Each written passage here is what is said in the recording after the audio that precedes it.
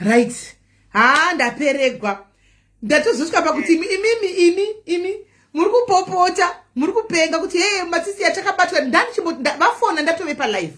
Guys, vafona vatove palive munhu ari kugwadziwa guys. Ari kusangana nedambudziko rake. Dambudziko chero rakundudza ndo riri kundikatyamadza guys. Problem asi vedu vanhu musadaro vedu. Musadaro imi majoke ku Cape Town. Cape Town. Ku Cape Town remad. Cape Town. Yes, Zimbabwe. Cape Town neZimbabwe vasikana. Zvakaoma zviri kuitirwa muwedu vasikana zvakaoma vasikana. Zvakaoma. Arondedzerai henyu vanhu vawo. Rondedzerai. Ndandati private conversation but ivo havasi kumainda havo because munhu ari kurwadziwa. Handiti havasi kumainda zvavo. Saka ndikaiva kusanangurira ndo zvavari kutaura ndokutaridzai munhu ari kuita izvi. Kadzuri. Mirai muzviwiri. Pamauri vanhu pa comment section apa pamauri papa. No problem. Tungoya kwauri koko. Taurai madha. Taurai. Ndangotorerwawo murume ndisina chandinoziva. Murume akatiza ndobva aenda kuSouth Africa. Pakuenda pakuSouth Africa paya ndotoona vanhu vatotambirana paairport vakatohengana vakutoita sei vatoisana pamaprofile picture wakubvunza unzi unobvunzire chii ndatomubva oni neupenyu hwangu.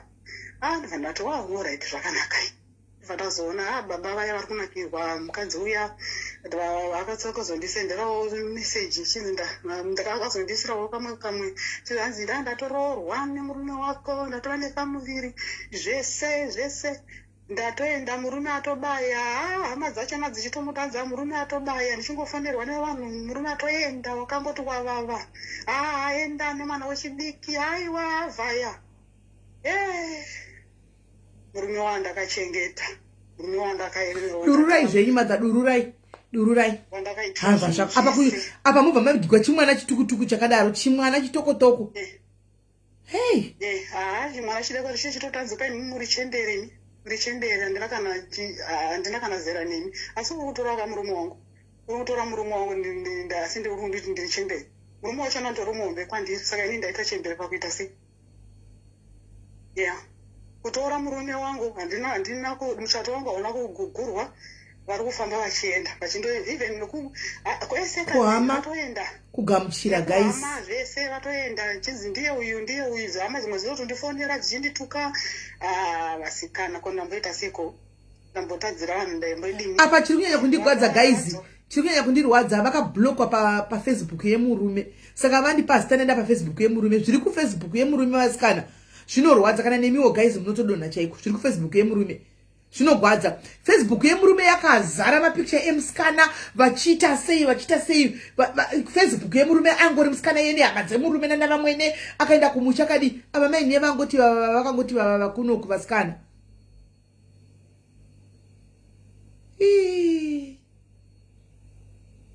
Saka izvozvi imimi muri kuti murume akachivata mubedroom. Imi makaziva riini zvinhu izvi naima inini? Izvi ndakazviziva pangaenda kunhingekiri kumusha uko. Vaisa pamaprofile picture vakutodada kachitonzi vanhu vakatobatana vakaita sei. Zvarini muna August gore rineri muna August paakatiza achienda ikoko. Saka kasvika katambirwa kamuso kutambirwa vanhu vakutokanda pamafacebook pakachinyi. Ndakangopindawo kuno mumwe ndobva ndazviona ndibva ndati naimi ko munhu ane murume wangu uyu ndiani zvikanzi iwe unotibvunza iwewe nokuti iwe murume wako atadza kukuudza. Ndibva ndaramba ndichibvunza ndikati mubvunzi ndamuda nichinda kubasa ndikaona murume pasina asi ndakumuona ari kuAfrica. Saka akaenda kuAfrica asina kuudzai? Asina, akatotiza usiku. Akatotiza usiku wako.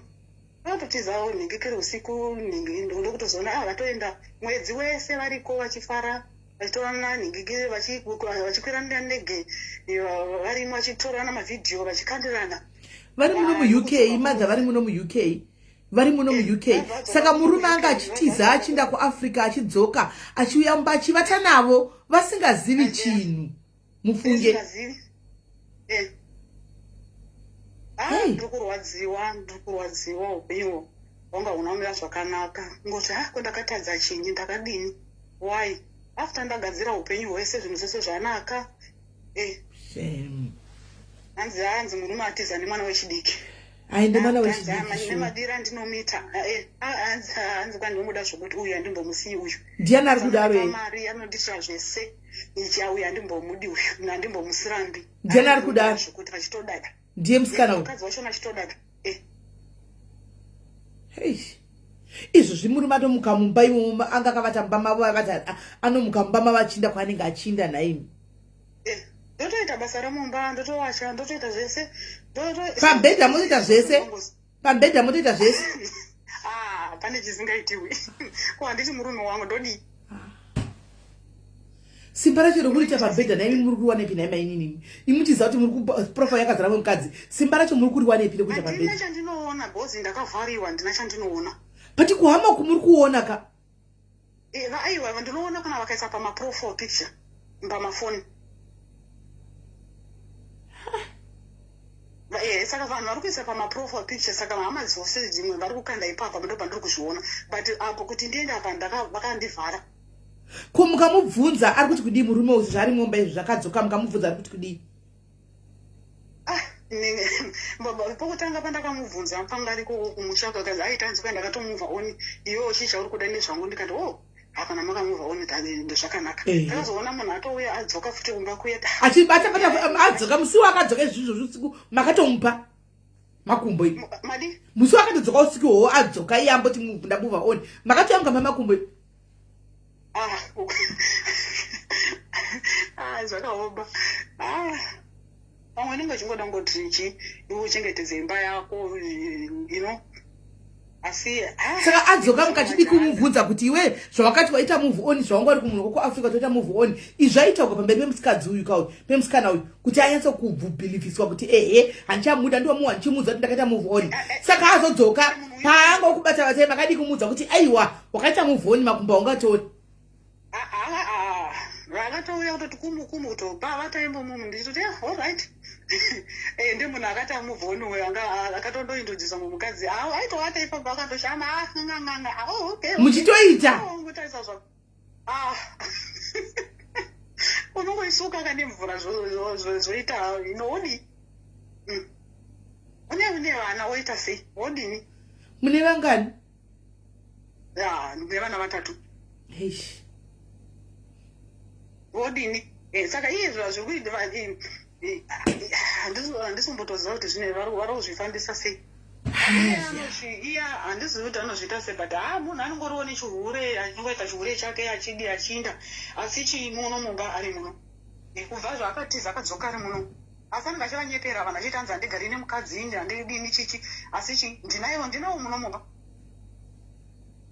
totowacha izvezvizvi vatobuda vaenda kubasa saka mukadzi wacho anototanzira last time aitonditanzi murume wako ndinotaura naye pafoni anytime yandinoda ndotoita vhidhiyo naye handiti ane mukadzi wacho ndatoona ini pakanoroogwa mirai ndatoona pakanoroogwa zveni akatosungira mazambia mirai akatosunga mazambia apo pane ndivamwene venyu ka ndivamwene venya vanaye vamwene venyu kuda nehama vatete hameno pane pandatoona akasunga zambia mirai ari kumusha kuda vamwene uko saka zviri kuitika ndikiri vanhu vazhinji inini havandizivi kumusha saka vamwe vanenge vaitofunga kuti ndini pavamwe vachitoti ningi ndomai vachona ningi saka vamwe vakazoti nohasi mukadzi wacho auya nomumwe mukadzi akadosunga zambia adori kumusha navamwene vakanomira pakati mota kumusha chaiko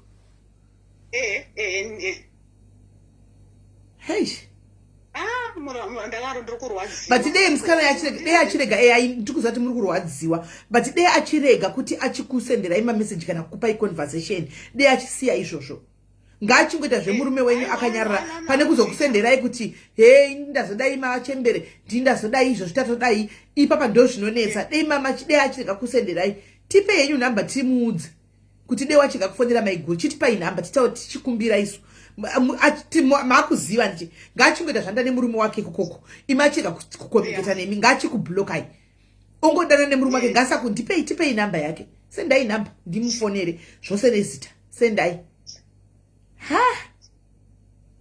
Munona zvikuitika pana mai ava vakarogwa nemurume nokuuya kuno kuUK kudhara handiti. Saka mapepa. Handimuzati vanogara kuno kuma 20 years vasina mapepa guys.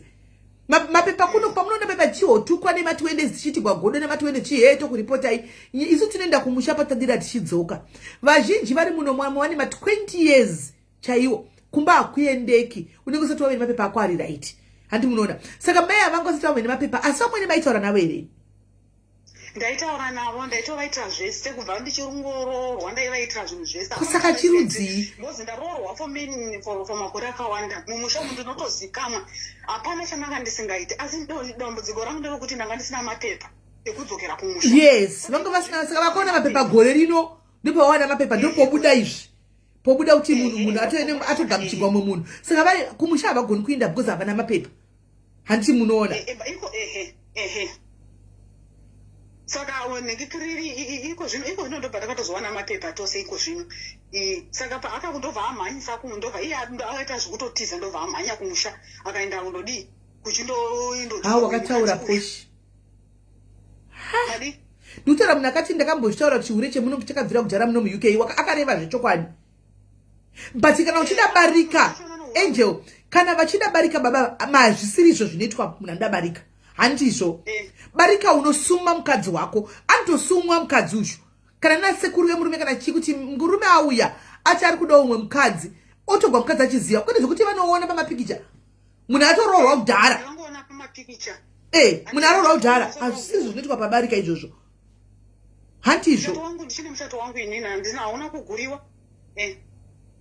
Saka iko zvino zvanenge vachitondita kwete toda kukusungisa toda kukuita sei wati munoda kundisungisa chimanga muchitiza nemurume wangu bosi ndakamuudza kuti uri kutiza nemurume wangu ndione murume wangu iwewe ndakuona une murume wangu ndoda kukusungisa ndoda kukuita sei ndikati unondisungisa nokuti ndakuti une murume wangu ende ari kutokudhererai musikana uyu ari kutokudhererai musikana uyu zvokutodaro ari kutokudhererai mufunge. Saka mungu inini shaye kutotanzi kwa musungise rimwe zuva nditori munomba kanzi enda nomusungisa toda kumukaurisa ndiri munondisungisa nokuti manga mainda kwaari muchindohura naye.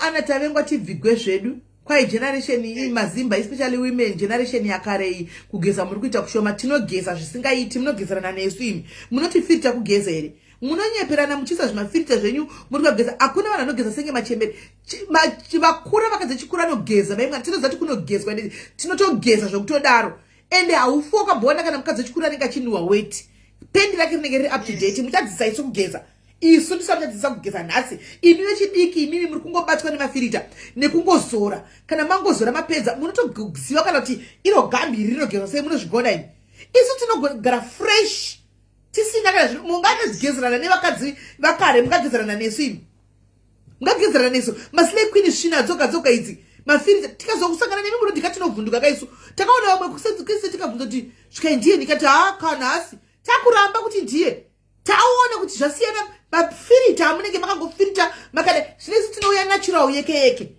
vazhinji venyu zvikumapikicha amunenge makaisaya mafirita nezvamuri two different people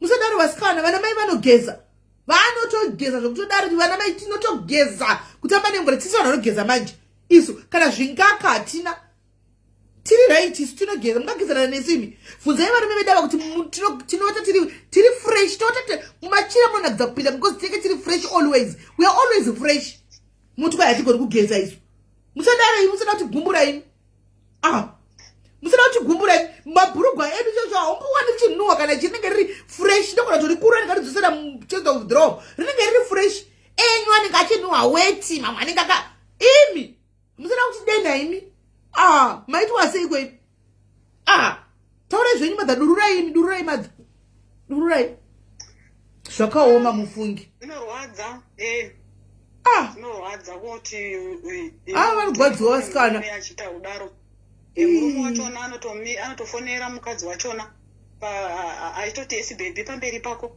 iye utoti hello sweetheart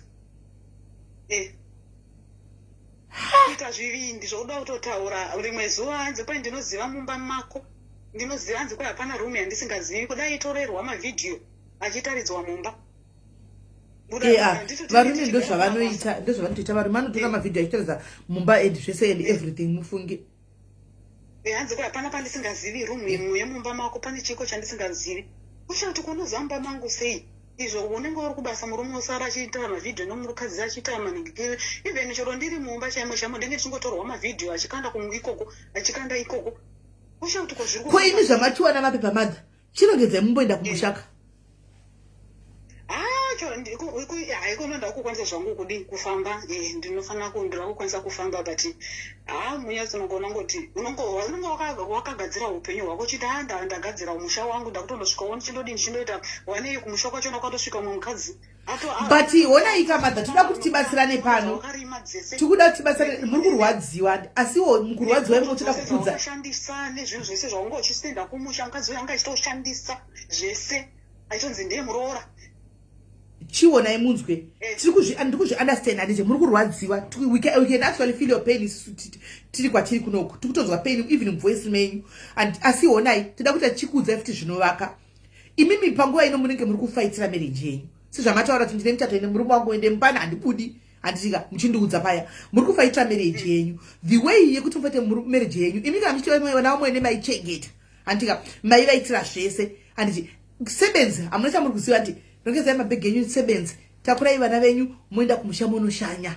handika sekusina chamunoziva munoona kuti vana mai vana mwene vanhu vakura vanozvigamuchira semoenda kumusha semuroora makarogwa handiti mukatochacha mune vana vakura vatatu indai kumusha ingoindai kumusha munosvika kumusha kunge pasina chiri hamusi kunobvunzana kudini indai kwavamwene venyu munohwa kutiyo vanoti kudini indai kumusha munoona kuti vachanotaura kuti kudii vachanoti kudii ingoendai kumusha murura hamuna kudzwa nemunhu hamuna kusumiwa aya tongoti right nawo makuhwa handika kubva hamusi kuda tatati inda kuti isiya ichibvai hamudi kubva murume haasi kuda kubva handika apa haasi kusumai zvine mutemo kuti ndinoda vakadzi vaviri ari kuita zvokuhura kwacho kana ari kumuna maininuko munenge muchitukwa achidza mainini zvese antimaona motukwazve saka the best way do the right thing indai kumusha hamuna chamuri kuziva hamuna just go kumusha kumusha kwachona ndiri kunzi hanzi kwai ndikangopinda kumusha ndakutosungwa imimi ndiri kusungirwei ndaita sei ndapara mhosva yekuita sei nekuti ndakuudza kuti uri kufamba nemurume wangu muri kungovhundusigwa kumusha hamusungwi indai kumusha hamusungwi hamuna mhosva yamakapara makabva kumusha kudhara hamunomo hamuna kana mhosva yamakaita indai kumusha imi munosvika kumusha mama ndiri kumwendesvika kumusha mama ndauya vamwene ndakazoona mapepa agandodzana vanhu mugore rino iri ndati ndiuye ndionewo musha ndione vamwe kunge pasina chiripo muchaona kuti zviri kufamba sei mozoona zvinorwadza munorwadza unogara mumba for many years ndichizikamwa nemhuri yose saka iko zvino ukaona pafacebook pachona panenge hama dzichitaura dzichidini veduwe asi vanhu vanga vachindiziva mukubva madha hamugoni kurova here zvibhakera chacho kwamungazaa mungatadza here munogona ndi zvibhakera chaizvo mungazvigona ndi right imimi chindai kumusha kana angouya zvibhakera madha hakumusha kwamudondi wari ifaini chete ifaini 20 dombi yenyu bikai munhu madha musamira kana maindai kumusha kana kauya kumusha kwenyu kumushaka defend yourself bayai munhu nezvibhakera madha kana musirinyatsogona kukanda zvibhakera ka izvozvi muchiri kuno kudzidzirai muchidzidzira kukanda zvibhakera mudzidzira kukanda zvibhakera mudzidzira kukanda zvibhakera akangouya chete jebhu munhu fayai munhu madha afayai munhu 20 dombi yenyu chete munobhadhira fine but musajairigwe madha makanyanya kuita too soft you are too soft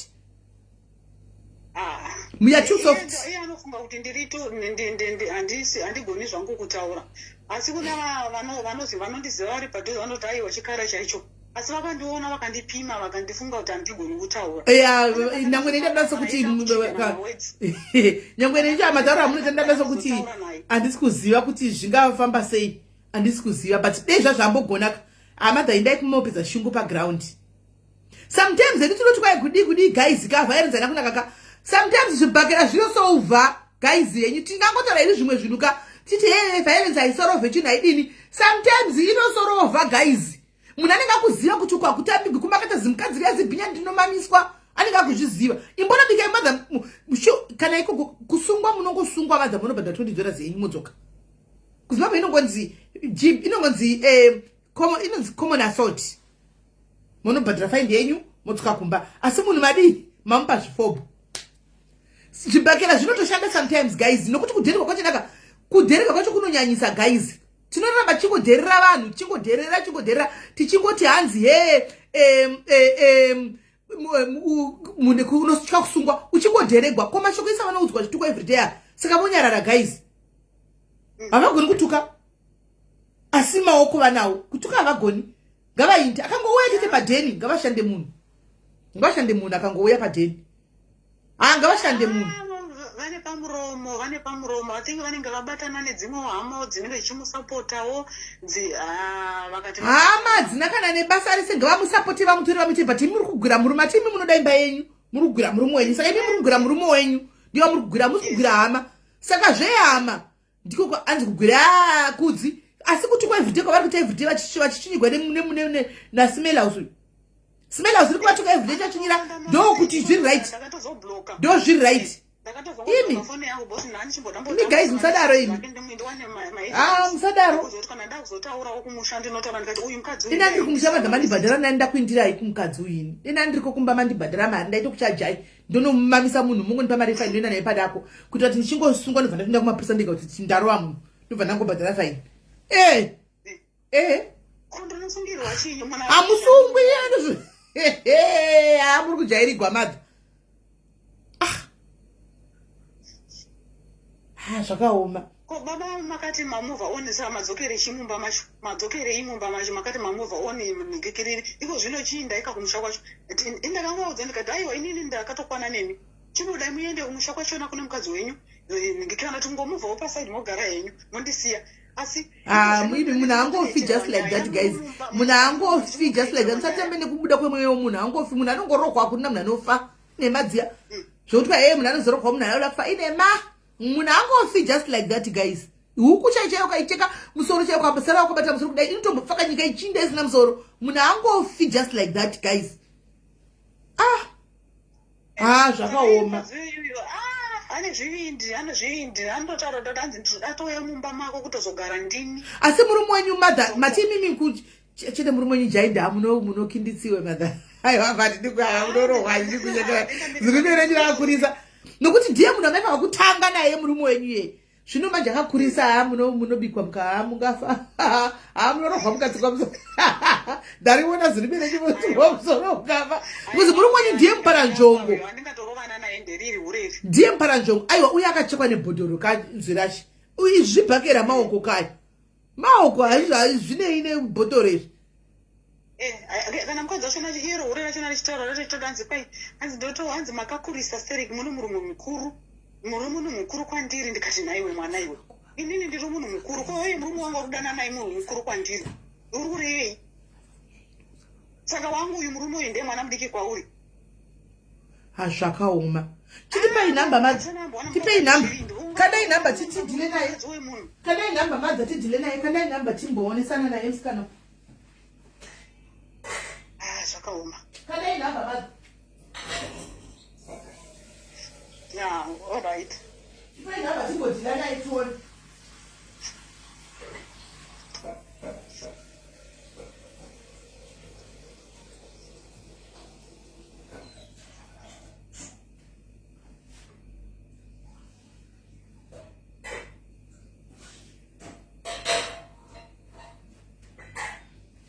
Tipei namba. Maisa. Mother.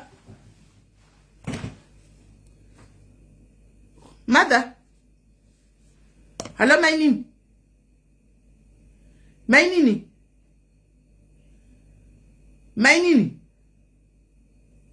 Hello. Tipei namba chituone. Tipei namba tuone titiwe kuti aputichi. Kandai namba dzake.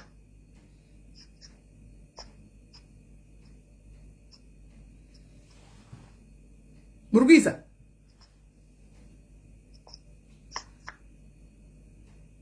Maidini. Ndiripo ndikutarisa. All right. Zvakaoma. Kusaiziwa guys, muza kusaiziwa kumukwacho akuiti. Kusaiziwa akuiti guys. Kusaiziwa akuiti guys. Haiwa. Zvakaoma. Handisi kuzati ndodzinyora pai.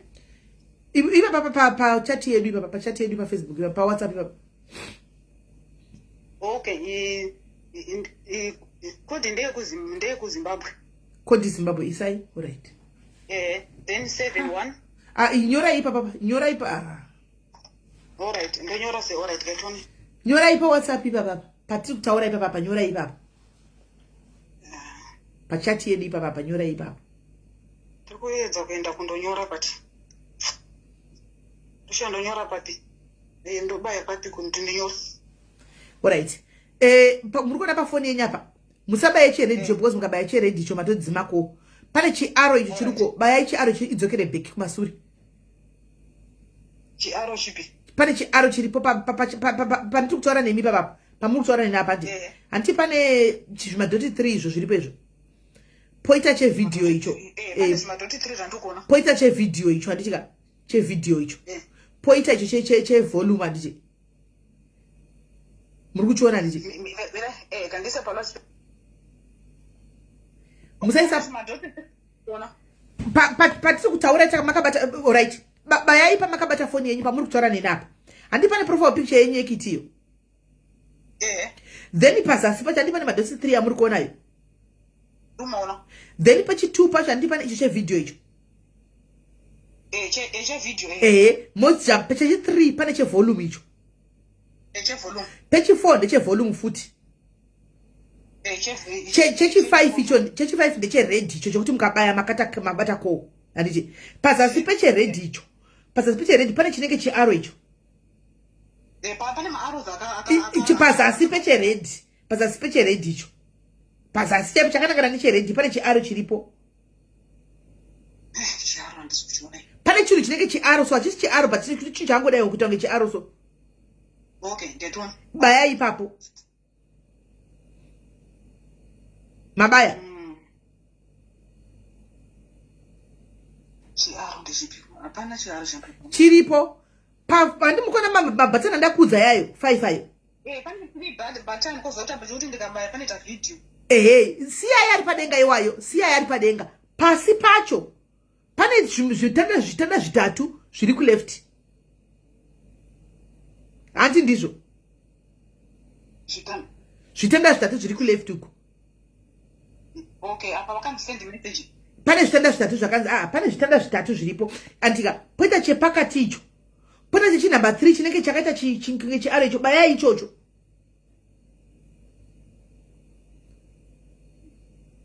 Machiona. Inobva yakudzosera iback pandakupai mapikicha apa. Ora segai ndinyore nditi moroi. Okay, all right. Ndapadzokera. Apa ndanyora kuti moroi.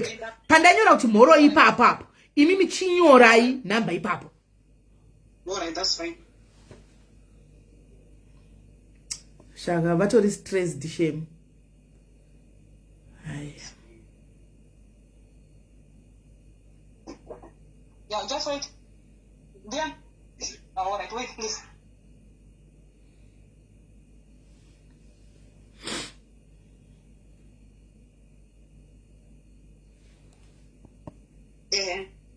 Mira mtesa ndanyora yeso anaka. Ndanyora. Afanda I receive ilipi. Right. Ndisho so magona manje. Chiregai ini ndichitora number ishi.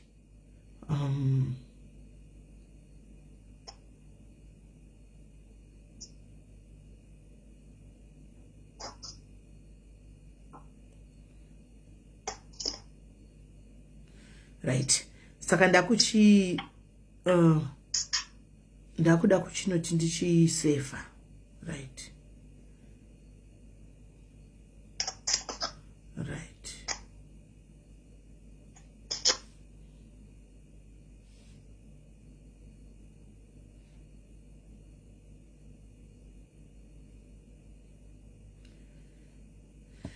Yeah, zvakaoma.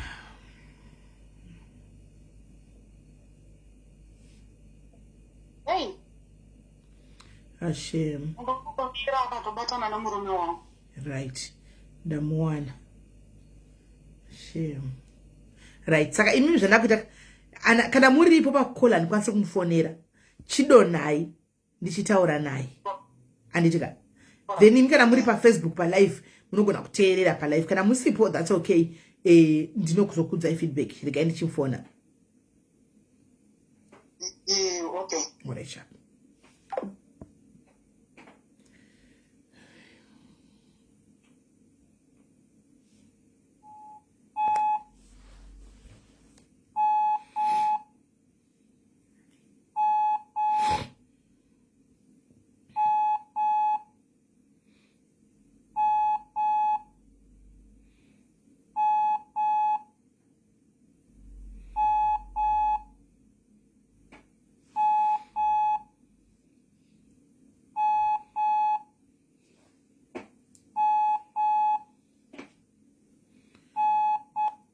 Right, haisi kuti ringing ndaisa message yapinda same time aiwa hakutukwa takatozvipira break tisichatla kutukwa here nai Priska tichatla kutukwa tisi takatozvipira isu kutukwa tokotukwa everyday tichavhunduka vari mufona ngambomira haisi kupinda iri kuti calling haisi kuti ringing.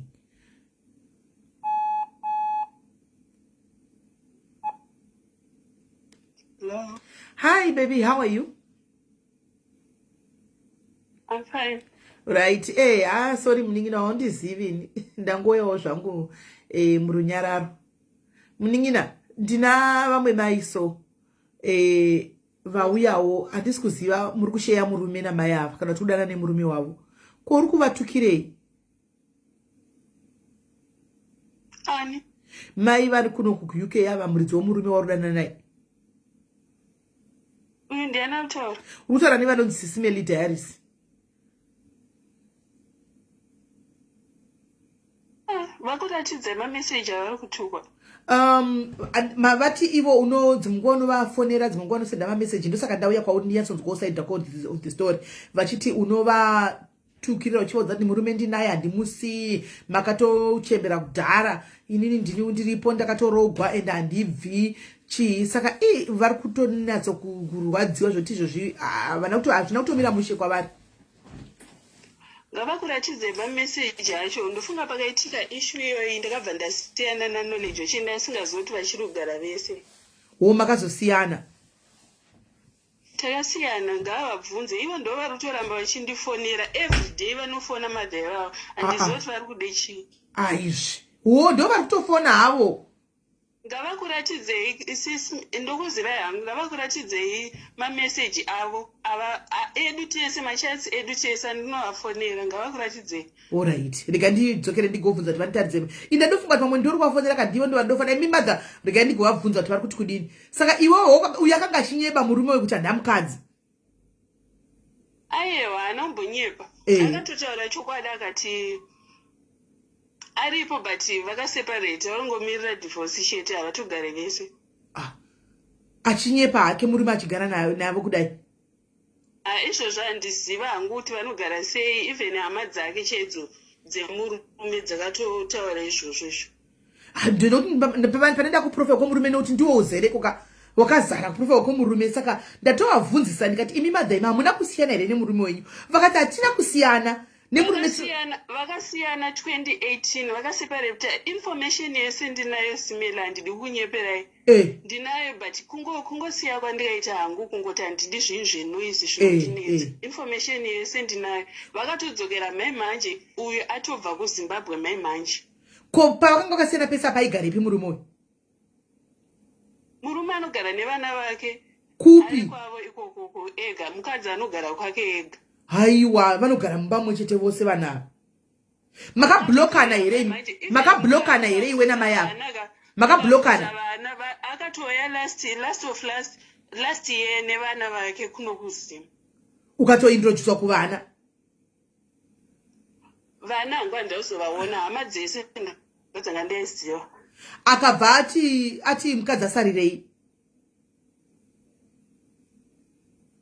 Izvozvo handizviziveni nokuti ivo ndavabvunza ini kuti ko kana muchiti mimi kunogozereswa umwe mukadzi kumusha musikana uyu kumusha imi muriko andiko imi handisina mapepa ekuenda kumba makore ese ndakaona mapepa gore vanonyepa vanonyepa izvezvi ndikakusenderai mamessages avaitukana vakatanga kuenda kuna baba vangu mai avo vasati vauya kwandiri vasati vatombondi-approacha vaindonoshunguridza mudhara ane 81 years.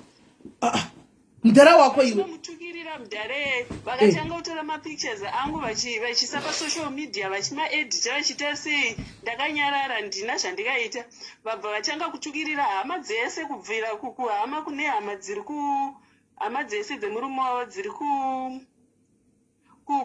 kuamerica kusouth africa kuno kuzimbabwe vese hapana kana vavakasiya vachitukirira ivo ndivonga vachitukirira ivo ndivonga vakupei mameseji angu navo handiri kugara ndichivafonera even makozi acho kubvira nekubvira ndombobvira ndavafonera because ndatovabvunza nekuti saka nemurume wenyu wamuri kuti chapa ndikavabvunza kuti wai makaenda kuna baba vangu kana vaisira mameseji ndatovabvunza kuti ndavabvunza ini kuti nemurume saka muchiti teme yangu kutaura navo ndavabvunza ini kuti kana muchiti nemurume uyu muri kuwirana ndiudze vakadoti bota nhasi chaiche vatoraviwa nemurume wavo nhasi kuseni vatoti ndakwirwa nhasi chai vatodaro kuti atokwira muno izvo zvatondikwira nhasi achitobuda achinda saka ndikati saka manje zviri kufamba sei asi munoda kuti vakadzi 2 kukana chiteta vakadzi 2 adini kuti akuudzei kuti ndinoda tamwe mukadzi pane kuti akushungurudzei muchifonegwa nemukadzi nemusikana uyu handina kuziva mirai nokuti mavidheos ese avanotorwa vachituva murume wacho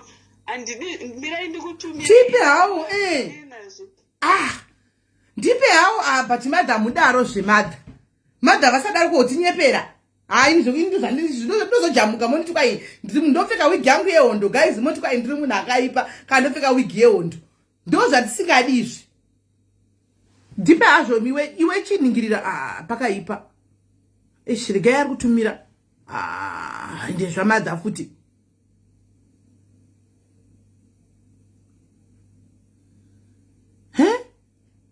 madha madha muri kuitei madha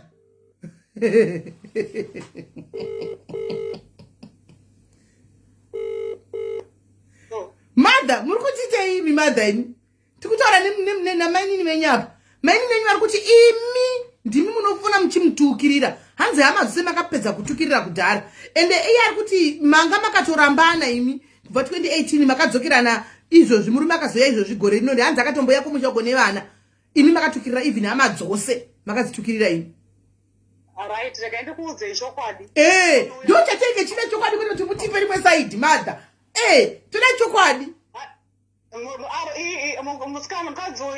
musikana uyu ari kunyepa handina kurambwa ini ari kuti hanzi 2018 kupi 2018 ari kutaura kuti ndakarambwa 2018 kupi hanzi mamusingagari mese imi maigara kwenyu yaigara nevana anonyepa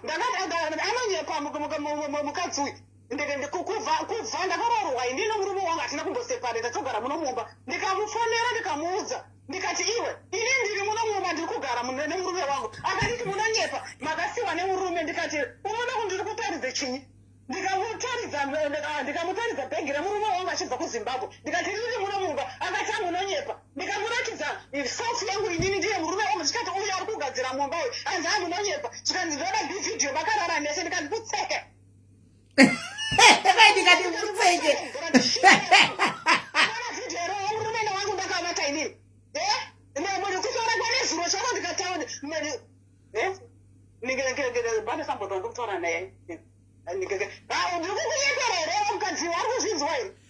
ndiri kuzama kumuedha makabhuloka nai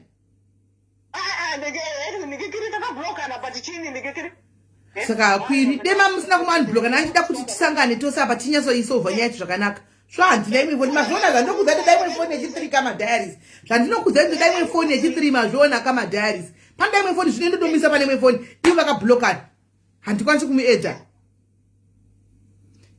mune machatsi ake here musikana achikutukai madha mune machatsi achikutukai here musikana ane mavidhiyo ane maaudios aakandisendera chindikandirai maaudio iwayo tione kuti anoramba achiti ndipe maaudio nokuti iye ari kuti kune mavidhiyo kune mavidhiyo ari kutaura kuti hanzi kwai unawo hanzi kwai wakataura muna baba vangu ndakataura muna baba vake ndichida kuvaudza kuti murume mwana wavo ari kutaura ari kuhura nemurume wangu inini ndikati baba tsiurai mwana zvaari kuita. Hanzi makatuka baba vangu vane 8 hanzi makatuka baba vake vane 89 years. Handina kuvatuka, ndakataura navo zvakanaka ndikati baba taurai nemwana zvaari kuita kurara nemurume wangu, kutora murume wangu from muhiye achienda naye. Tsiurai mwana zvakanaka, murume uyu murume wangu atiza achienda ikoko.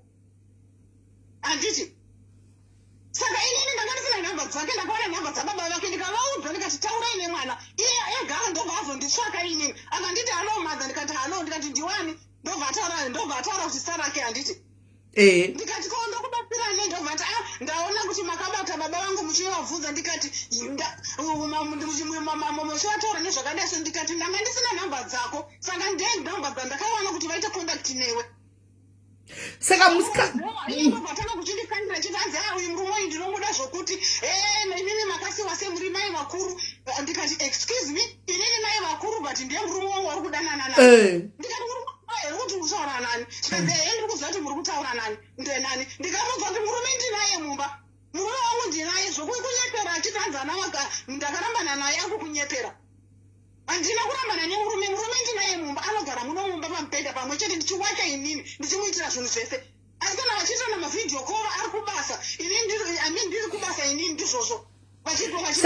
hapana pamakambogara makasiyana nemurume, hapana pamakatombooti mwe ari kugara kusepareta nemurume wangu nevana vangu tinongotori navo. Ndakatomuudza ndikati uri kunyeperwa nehama dzako. Murume is living a double life guys.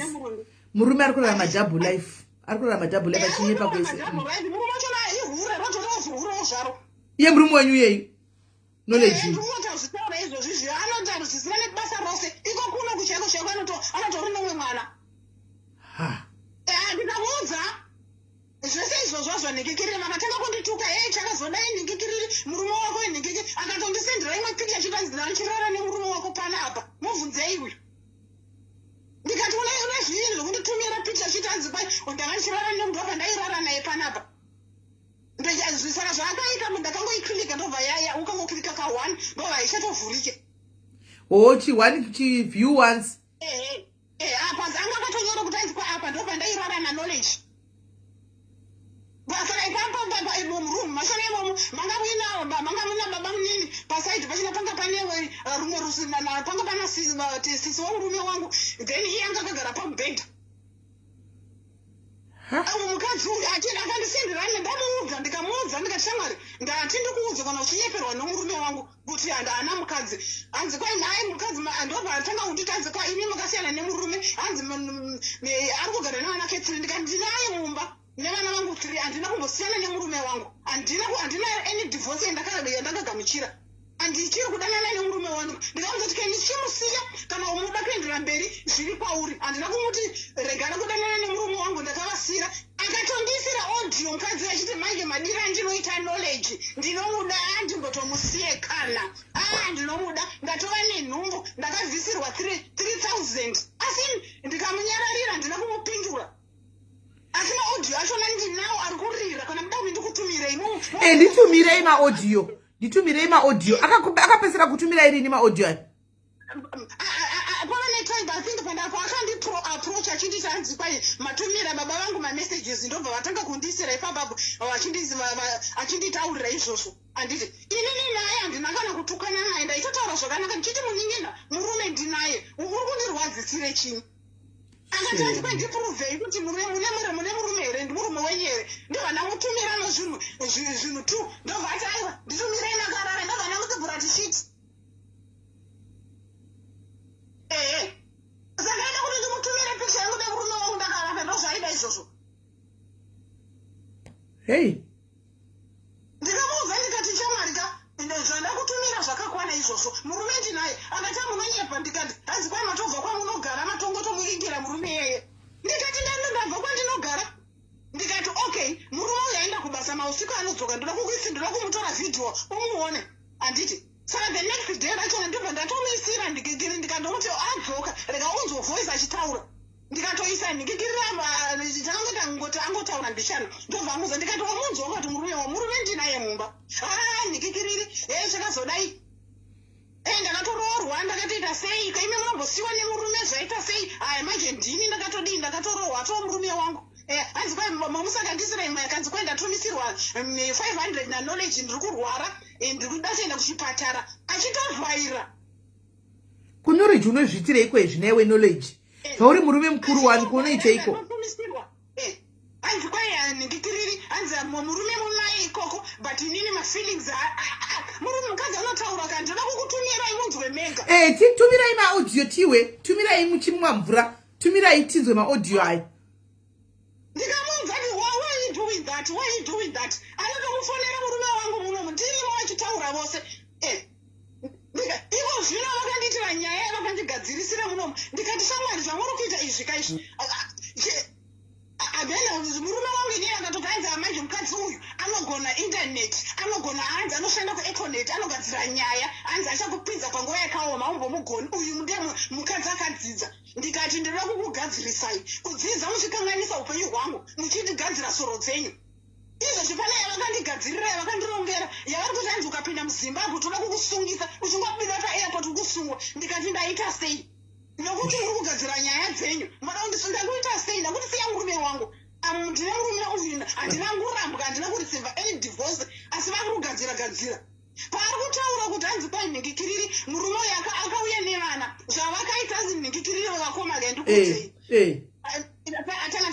tanga tisina mapepa makore osawa saka murume wangu akakurumidza kuwana chimapepa akakurumidza kugadzisa passport yekuenda kumusha inini ndabva ndanonoka saka haana kundikurupa vakagadzirisa nhingi yachona ife ndekuti ati mapasipoti ode ose oenda kahwani kundogadzirisiwa akabva atora mapasipoti akabva agadzirisa yake ndobva agadzirisa neyevana inini yangu ndobva waisiya saka pandakazotiona kuti munhu uyu ndozvaakaronga zvaakaita ndobva ndakazotanga kusevha hangu mari dzangu ndichisevha usvo ndagadzirisa imwe ndaitisa pasipoti yangu saka mukuva ndakapasa life in the uk inonzi chilife in the uk yeya tinoita munomu musi waakatenga tiketi rokuenda kuzimbabwe bozichi akatenga matiketi ekuenda kuzimbabwe nevana ndikati kwamakuenda kuzimbabwe ini ndatopasawo tachititenda pamwe chete ndanga ndichaudzani akabuda nevana vangu ndichichema muno mumba ndikakudzai vana vangu ndichiridza mhere ndikambobata mabhegi ndikati made kuti tiende tosarisa ndakambosiyana nevana vangu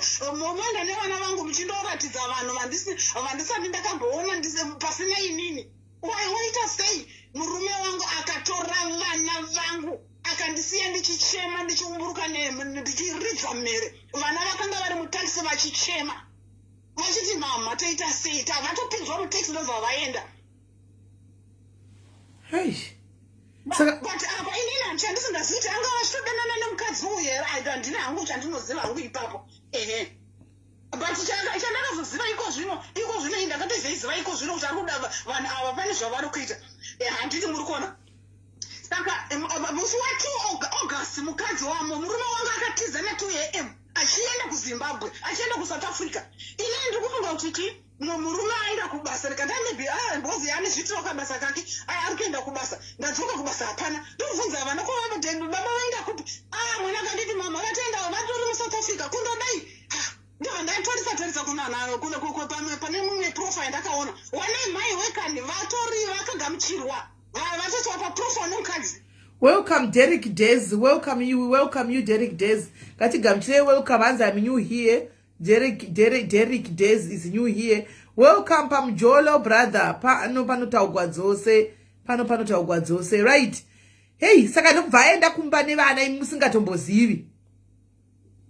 Ndobva aenda nevana vangu ndisingambotozivi kuti mushakone bhozi ndanga ndisina passport indanga mapassport ake nevana vangu ndakatanga kubuda inini yangu isati yaita saka ndasingakwanisi kutravela ndobva aenda navo vana vangu handiti asi akandisiya mwana ndichichema ndichiti kupembere nevana wade kungomira tisunge tose murume anga atochinja anga asingachandinzwe kana kuita sei akasumuka nevana akandisiya ndiri paimba ndichichema ndichiridza mhere chiti wazviitire chini izvo handizivi kuti kumusha kwanga kukarongwa chini. Hey, saka muri kuona kuti murume wenyu knowledge ndiye dambudziko hombe chairo. Ndiyo dambudziko harorani zvinhu zviri straight. Saka ndakapata life in the UK wakade kumira ini tienda tose akaenda akandointrodusa vana vangu kuhama dzake inini ndisipo iko zvino life in the UK ndo chiko akundointrodusa mumwe mukadzi inini hakuzi mapepa angu asati akwanisa kuti nditravele handiti ndangandingakwanisa asi aichaitiza shi iko zvino ndingitisha musi wa2 August akatiza na 2 AM ndikamuudza mukadzi uyu ndikamuudza musikana ndikati murume wangu wauinaye uyu atiza kumba kwangu anditi akatenga tikiti akatotiza akanokwira ndege musingatozivi zvavakaita kana 2 AM vakabuda munomumba tisori muno mune vanhu ndikati hamini ndaenda kubasa the next day ndobva ndabuda ndikatoenda kubasa ndikadzoka muno ndikandoti maybe aenda kunetaxi here kumagaraji kwake kana something like that. Welcome benzi renyika nondikuwelcome hangu vaenzi nondikuwelcome hangu vaenzi vari kuti tiri vaenzi pano ndikati welcome saka inini ndabva ndaenda kubasa ndaona murume haana kudzoka hana kuti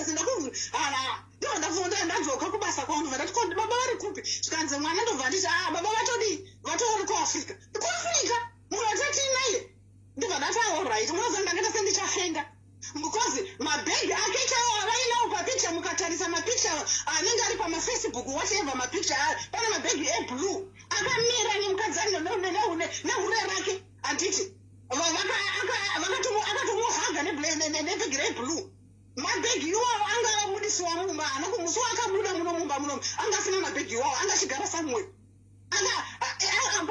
pandakaenda ndorara ini nanga nebhegi rake rekubasa kasicho kake muri kundizwisisa tikunzwisisa mukaenda pafacebook pavo pane bhegi rane hure rake iroro rekuzimbabwe nekekiriri whatever nderekuafrica vakatohagana vatambirana paairport mabhegi iwo vaigara muno mazvipfeka handiti muri kuona aipekerwa zvinhu zvose zvakapekerwa muno nezvimwe zvaitobiwa zvichiiswa imomo ndichinotarisa ndichitora mavhidhiyo angu ndichitarisa nezvinhu zvangu zvaibiwa zvichiiswa imomo mabhegi angu zvese vachikanda imomo handiti muri kuona then chinhu pavavaida kuenda pokutanga ndobva ndazvistopa vakasiwa nendege baba saka vakasiwa nendege ndikikiri bhozi zvanga zvaindobva mapurisa zvazvaita sei ndobva adi akanga mapasipoti murume uyu ndobva asiwa nendege pakazodzoka ndobva asiwa nendege ndobva aenda ayo ndobva adzokera pakadzokera ndege yange yaenda handii muri kuona saka aenda kudari mabhegi aya ainawo nemukadzi nehure rake raainaro iyo akamasiya akupuko panzi ndobva adzoka ari iye ega handii muri kuona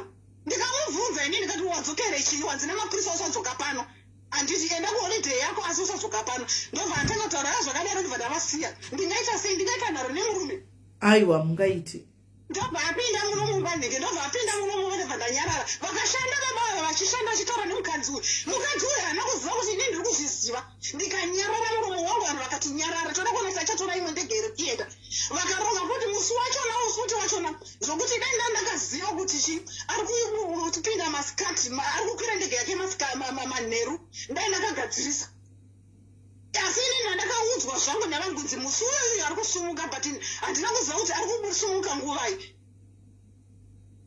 handiti pondakangodovata murume ndobva atobuda na2 AM bhozi ndege yake yakatenge yange iri ya6 akati ndikuindepi achikudzai haana kuoneka akatiza achienda akangotiza kwekuenda ndobva ndanyarara zvangu ndobva ndatanga kumutsvaka ndikamutsvaka kuna amwe tete vangu ndikamutsvaka kuna vamwe tete vangu inini handiti ndikati nai tete ndovanga vane proof wa picture yachona iyoyo ndikati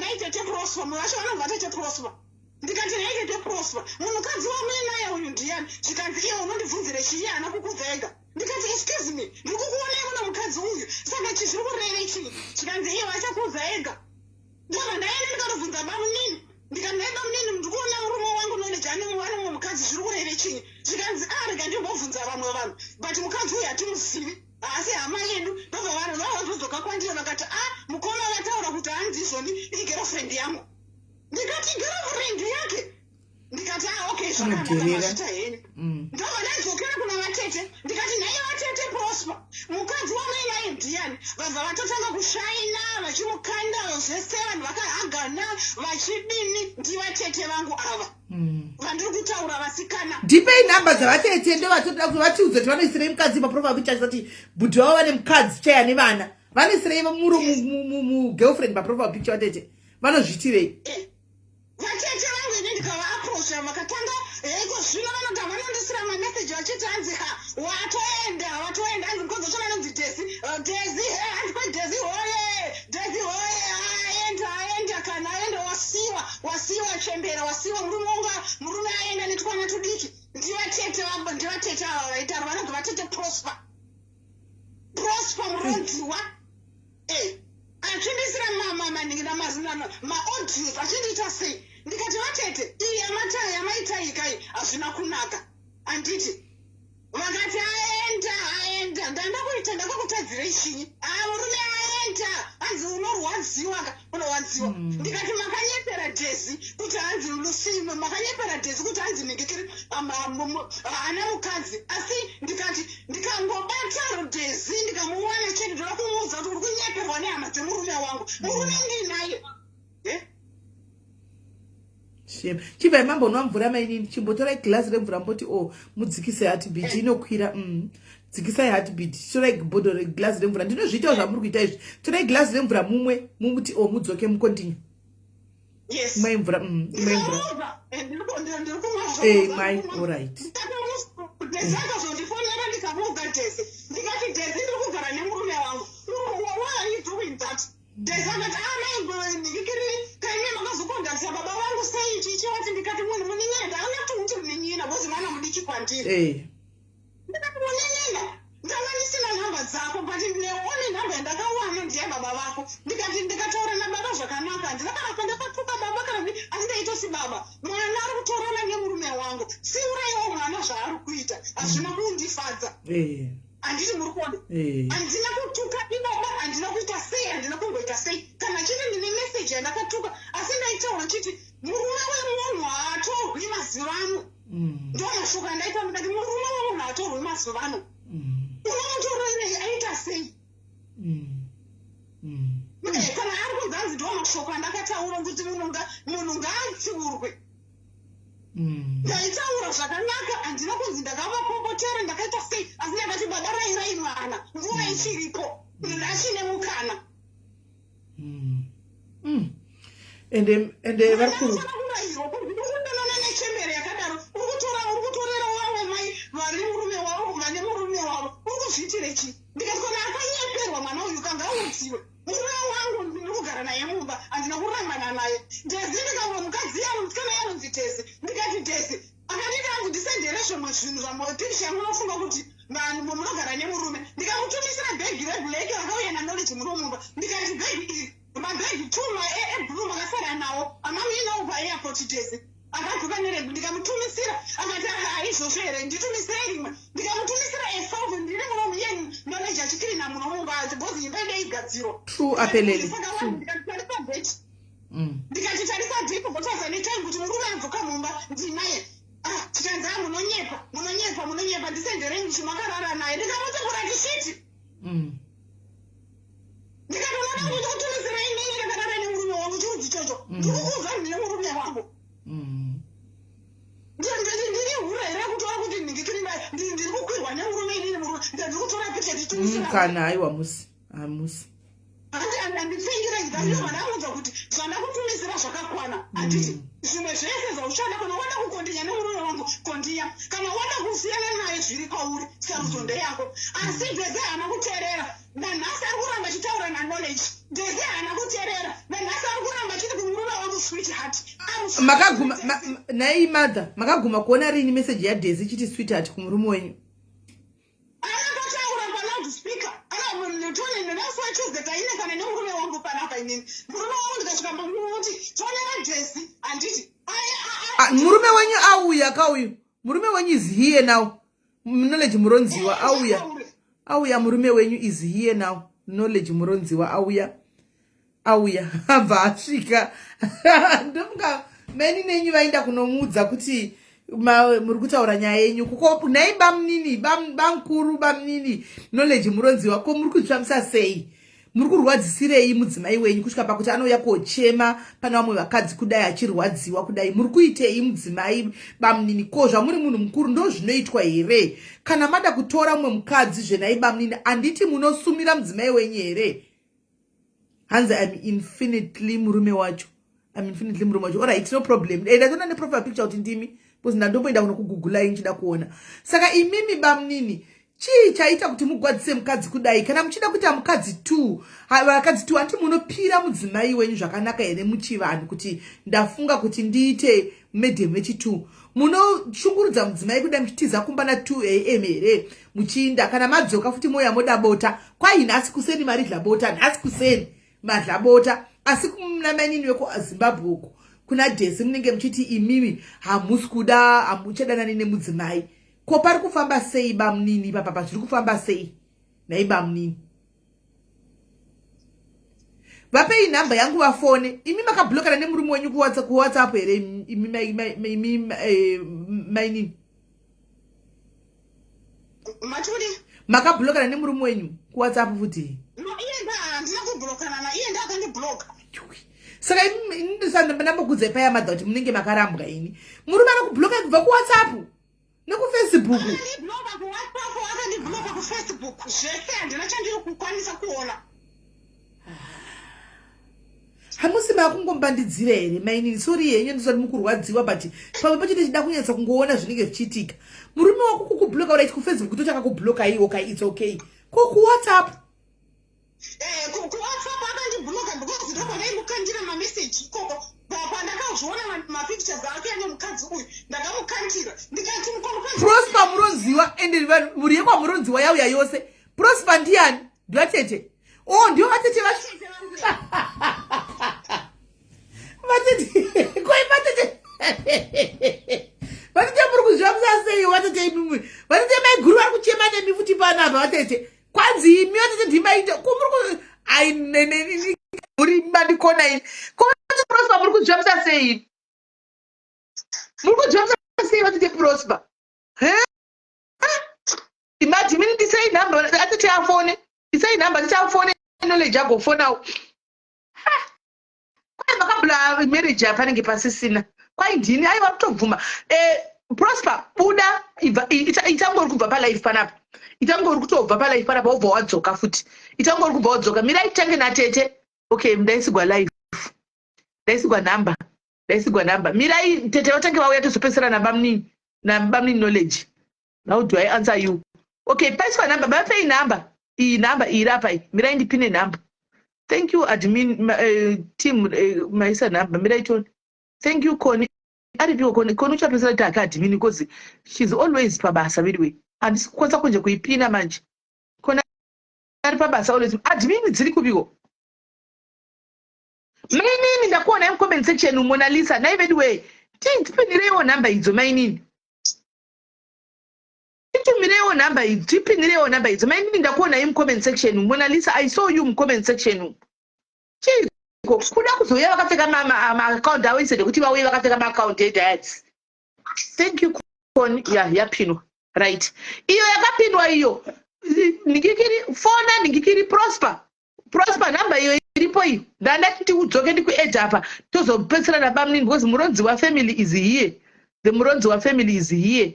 That's reminding sorry yenyu ndosati ne stress but pana pachigadzirira kudzwa chokwadi. Ani muri kudzwa mainini? Yes. Chigadzirira kuti chokwadi chinogona kutobudira pano. Kana murume angari kunzvenga achikuwandai chokwadi chinogona kubudira pano. Chigaye magadzirira moyo wenyu kuti munogona kunzwa kunzi I love you my wife. Kana kuti inini nezvako chakatopedza chani. Mochigadzirira kunzwa either one of the two. Mochigadzirira kunzwa ipapo. Right. Negaitinzwe. Prosper fona tuone kana kuti send a request. Prosper fona tuone Prosper adzoka here Prosper. Right, Prosper is big. Let me try Prosper. Don't Eden. Prosper iri kuti fail connection failed. Alright, fona Prosper itazokufona.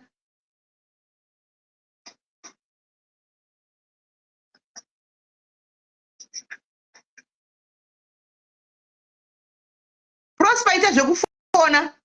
Itazokufona Prosper itazokufona. Hapana chafona so far. Pana munhu akanzi Steven. Akanzi Steven kuti ndiye. Akanzi Steven kuti ndiye. No. Oya anonzi Prosper. saka pane munhu akufona akanzi Steven saka munoti ndiani? No, ngakude muniye afanenge ari munoni ngifini Prosper ngapinde. Hey.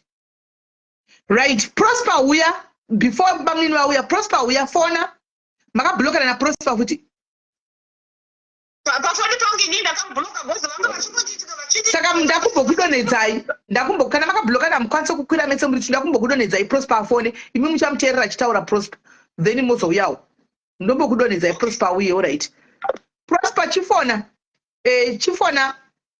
Prosper chifona tione kana wazofona Prosper then tichazopesana na bamini knowledge vacho the so called Mparanjongo.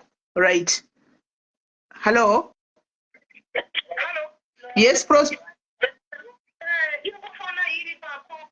I don't know what's going on. Okay, let me save your number. Ndikufonere in WhatsApp ndikutsvage WhatsApp. Okay, sure.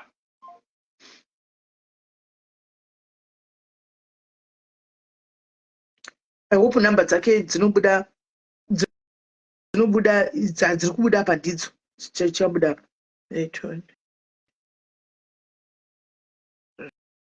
Right. Prosper, accept.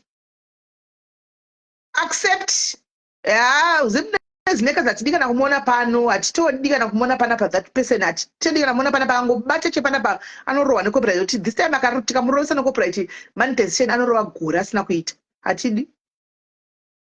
The person is not up to good to that one at all. Right, accept her Prosper, accept her tone, accept her WhatsApp yangu yo Prosper, accept her tone ndakusendera kuti invite saka ndakuinvite, accept her tone.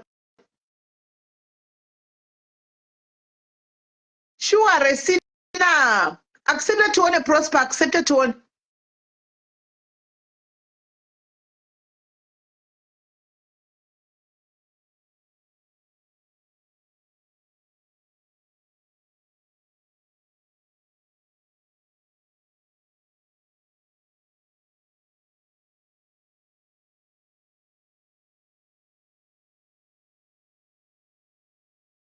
Dzekuchinja mavoice dzatesina kudzifambira guys akachinja voice iri word to word iri panapa ndikatora word to word iri pano nema word to word akakachinja voice ndikaisa kwaziko kanorohwa necopyright kurohwa chako necopyright tikatora word to word dzinenge ririko neword to word riri panapa tikaisa anorohwa necopyright zvokuchinja voice zvashandi tinenge tangosiyawo zvedu but kunyadzozvigarira pasi chako hazvibude.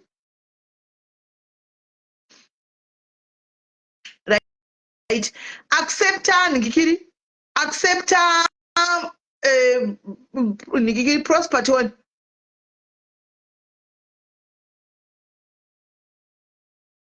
Right, Prosper trek and we fair per life pap. I've sent the request. Let me add. Right. Yellow what? Hey, makadizve. Did it right to say? I was no farais. Kunzi manetsa kaini muri kurambanisa murora wenyu nenabhuti venyu. Akazvirambisa kudhara marriage. Okay, chii kuita vakarambana here vana? Vana vavakara iye kuti arikungoramba hake kurambwa ndosaka achiita zvezvaari kuita izvi. Okay, vakarambwa rini maiguru venyu? Vanotori pakati pekutosainirana madivorce papers any day any time izvezvi so umwe nomwe ari kutonanga kumba kwake umwe nomwe ari kunanga kunoita zvinhu zvake. Okay. Kutaura kuti kwanzi azorarwa nhasi nekuti inhema dzari kutaura kuti vakaoda kurwadzisa uyu aripo uyu inhema mubvunze kuti vakapedzera kusangana rini naKnowledge inhema dzake ari kunyepera iwo kusangana as now kutosangana as murume nemukadzi vari kurarama life yavo as business nhasi vasangana nhasi iye ari kunyepa kweunodziva sei varimwe here mubedroom tete mamuripo but I know their situation. I know ndotori ini ndosaka nditaura anondivenga nokuti ndomudza chokwadi. I know ari kukunyeperai munhu iyeye ngatogara imi mori kana munza dai anga achidiwa wezi mukadzi ari kugara mumba ungablokwe kuFacebook woblokwa kuWhatsApp uri mukadzi uchiri kunzi mukadzi warembo woposterwa futi girlfriend yako zvinomeka sense izvozvo angatogara azoziva kuti haachatombodiwi iye wachina ari kutaura izvozvo tinomuziva kumba kwedu hatimzivi kumba kwedu izvo But kusamudziva kwenyu naitete kusamudziva kwenyu karizeni ari kutaura musi muri kuinzi makamboiconsider here. Andazitangira pakati ndatorwadziwa nezvaangaitaura kuti kwanzi Tete Prosper ndowakaputsa imba yangu. Akazviputsira imba yake haana respect. Hanzi kusauya kumusha makore etaya. Zorikodzodzori murume wako pamberi pevana hazviiti. Attitude yake ndori kumupa kuti arambiwa asiwe nemurume izvozvo. Hanzi kusauya kumusha all along apa ndandisina mapepa. Ndakawana mapepa gore rino iri. Inema dzake kani. Inema dzake dzari kutaura dzese dzeinema. Ngangobvuma chete kuti arambwa hapana ende zvese nyange akaposta nyange akaita seka hazvikonesa hanzvadzi yangu kuroora days izvozvo. Ari kutomupusha kutoti atowedzera ende next year tikutoenda kutonomuroora next year but one or this year tichamuroorera izvozvo. Izvozvo ndinoda kutoenda kutonororera days izvozvo zvaari kuita izvozvo. And then I never change hapana chichambochinjisa knowledge kuti hanzi kwanzi achinja nekuda kwokuti aisa aposta days kusocial media never. Chera akafona akafonera baba vaDaisy murume mukadzi ane pfungwa dzakakwana. Unosoro posta girlfriend yemurume wako pa profile pic yako. Mukadzi ane dzakakwana. For what reason? Saka vana muri kuti kuita sei naitete Prosper vana vodi. Aiwa vana vachaona vakura vanoona kuti vanoenda kuna baberekwa kuna mai. Last born ane makore mangani? First born ane 20. Kuzova vanhu saka vana vatori more than 20 years vari vese ka. Vakura asi mukadzi haana hunhu. Ngatage hunhu hwake achanowana mumwe murume mberi. Neniwo ndiri mukadzi I feel that pain. But nehunhu hwake ka auyo aticha. Ko naitete Prosper. Tete Prosper. Uri munin'ina wangu iwe. Uri munin'ina wako. Uri mwana kana munin'ina ameno. Tadini kuti zvadai so panguva ino handiti zvazviri izvi. Mai ava ndikunyatsoza zvakutaura kuti havana hunhu, havana respect, vakachenama, vanobaya murume handiti. Ende kumba vangasati vauya ndofunga reason kusauya kumba iyo tinogona kubvumirana kuti zvinowanikwa muno muUK handiti. Tadini kuti kukumbira mai ava vari kuda imba yavo tadini kuti vape another chance my sister. Ndandikumbirawo vagadzise zvinhu, vagadzise relationship dzavakapwanya kubva kwauri kusvikira kumurume kusvikira kupi vagadzisewo kama kuti iwewe uchiita point of conduct kune vabereki mupei chance ane vana 3 vana first born being 20 is not easy my sister. Sis, I know. Mai ava mashoko avakataura ka ende nezvo dai zvainzi ndokwanisa kuposta any all mushaudhiro wakaita kubvira kuna mai vangu. Chero ndikada kuti vanoregerwa neni ndingavaregerera kana but ini kwandira ndimbofinda kai over my dead body handifinda kavaregerera never.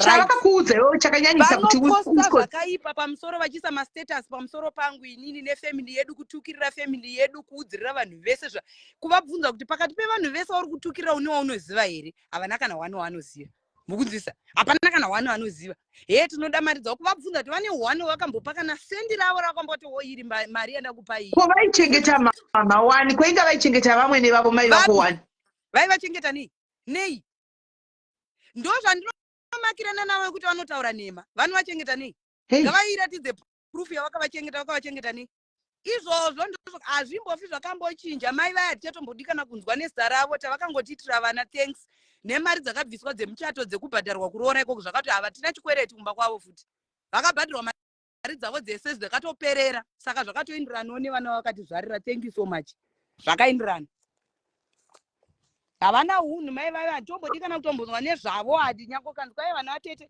vakataura mashoko anondigumbura kuti kwanzi endota basa rekuhura vana inini vaivepo pane vanenge vakandibatira ndichikwirwa imbwa yemunhu havafungi mai vaya havafungi nyange vakakumbira vakataura tanzi kwai bhudhi vangu igrave. What is that? Unoda grave varoda grave varoda uridii vari kuridii grave for what? Ngaarege grave rinde akati igrave anoposta zvaanoda pamusoro pabhudhi vangu opedza murume pane murume angabvume zvinhu zvakapusa izvozvo never. Zvakatokona ende wedza akaposta zvakaita senyange akachinja ko kunopostera Daisy ndiye atova muroora wangu ende any day any time pamwe akatotsvaga zvimwe zvekuita futi kwete izvi haizvi ngaatowesti ngarege kuwesta nguva yake. Tete muri married here? Handisi. Asi muchazororawo tete muzati zvamuri kuzosangana nazvo izvi? Hazvina kana mabasa hayi muchengete zuva ranhasi tete. ende nyangwe ndikasangana nazvo Ndoda kuti vaonega muzorirangarira zuva ranhasi. first ranhasi kwete riri rauyu riri remukadzi uyu andimbofi ndakarirangarira iri ndinokwanisa kurangarira madays kwete rauyu reuyu mukadzi uyu never. Chero akada kundisa chero pakaita sei chero akada kunyora zuva ranhasi ngaarinyore ngaatozviziva kuti knowledge aenda muvakadzi ngatisaitai unhu hwekuti kana tapinda mudzimba tozviudza kuti tava vana mai vemumba. Respect your husband, respecta murume wako, kwete kutora murume kumuita kunge chitoi pamberi pevanhu, kugara uchingonyadzisa murume wako kuita kunge stupid. No, zvakatokwana paakamuitira makore akamuitira iwawo zvakatokuindirana. Knowledge haachatombodi zvakatokwanirana zvakaindirana. Izvozvi zvatoita zvokutesa pasocial media ndo zvimwe zvacho izvozvi. Nyange angada kuregererwa hatiregereri munhu akadaro. Mumba medu muite pidza vanhu vakadai so. Chero akazoita zvakaita hatina basa nazvo tikutambira days. Prosper, mira tinzwe kuna iwe imi mother mainini mother my knowledge vanonzi mai ani kondo ya vatete venyu vari kutaura ndimi muri kuvanzwa. Vatete venyu vari kutaura pane zvamungada kupindura here? Vari kuti havabheja vatete. Ndambozama kuda kutokupindurirai regerero kuti kuda pangatangwa panyuwani but munenge makaporonga. Ndoda kubvunza kuti murume wangu ndakarambana naye rini? Hamuzipa makarambana, muda ndibvunza wamunoziva mukwanini. Manzwa mukandite stupid handiri kubvunza zina basa. Manzwa taurai zvabvunzwa apo kuti murikudei mune zvamuda kutaura, musandibvunze zvokurambwa muchiziva kuti makarambwa kare. Manzwa wai muchinyepa mamborerana knowledge nasimu ndirini ndakarambwa nemurume rini? Makarambwa kani kodema musina kurambwa mamuchiposta pasocial media. Kana murume achikudai imimi mudai, kana mamuchidwa nemurume munoblokwa kufacebook, mugoblokwa kuwhatsapp, mugoblokwa nemumba macho futi. Munotaura knowledge mumba imi? Ivi munogara mumba munomu? Okay, izvozvo nyange ndikasagara mumba macho asiza kuti knowledge asiwa. Knowledge aenda wangu. Whether you are wasting your time, whether uri kuposta pai, whether uchaposta pai sezvawakangoita kubva kudhara, izvo hazvimbovi zvakachinjisa knowledge kuti aite atore days one. Ngatidakarambana naknowledge rini? Ndimi ndinokurambana naye. Iwewe ndosina kumuramba asi knowledge akakuramba. That's all. Sinalinda kumbira umbotaura 1 minute. Berega vambotaura tutetele murora berega vapedzerana nokuti vakabloka chirega vachipedzerana ipapa vachiziva chokwadi ipapa. Right. Zvakaiwa shamwari yangu umwe wangu tatiraina nemazita evana kana kuti nezita meno asi wakarambwa. That's all. Wakarambwa kana unga usingadi chokwadi chekuti handakambokudza futi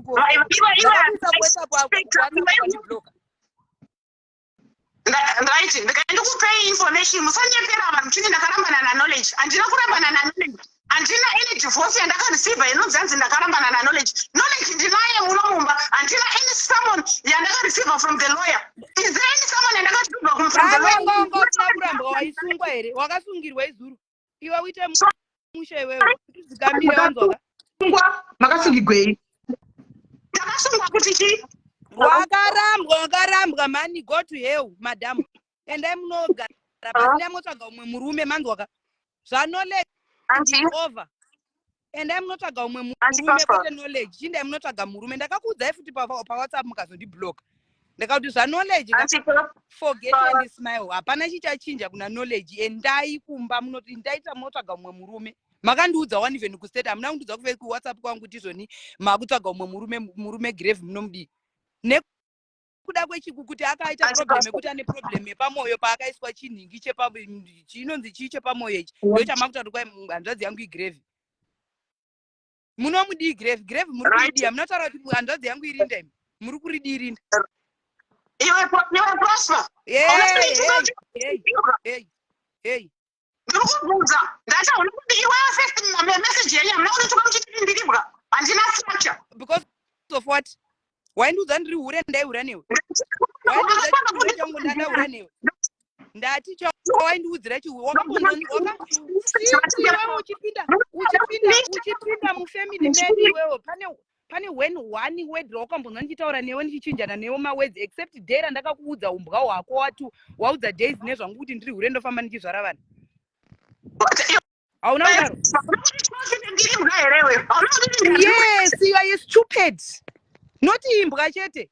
You are full of nonsense. You don't think. Unofunga nematsoka ufungi nemusoro ufunga la iyo ndakakudza kuti mwana wangu inini ane 8 years ka anofunga kudarika iwewe. My daughter, she's 8 years now, but anofunga kudarika iwewe. Wachifunga saka ndosaka ndakazokuti vatete prosper muri kundituka ndakuita sei waituka days pamuneza rangu ndandakuitei ndine one word randakambotaura newe wakamboona paunonyarara ndisira manoma wajosi tindituka ndanakutuka here kawaiudza days wewe nezvangu kuti nindofamba ndichizvara vana pane ndichizvara vana unenge wakandibatira tochi here kana unenge wakandibatira machira ndichiitwa? Answer my question. Pauri kuudza zvokuti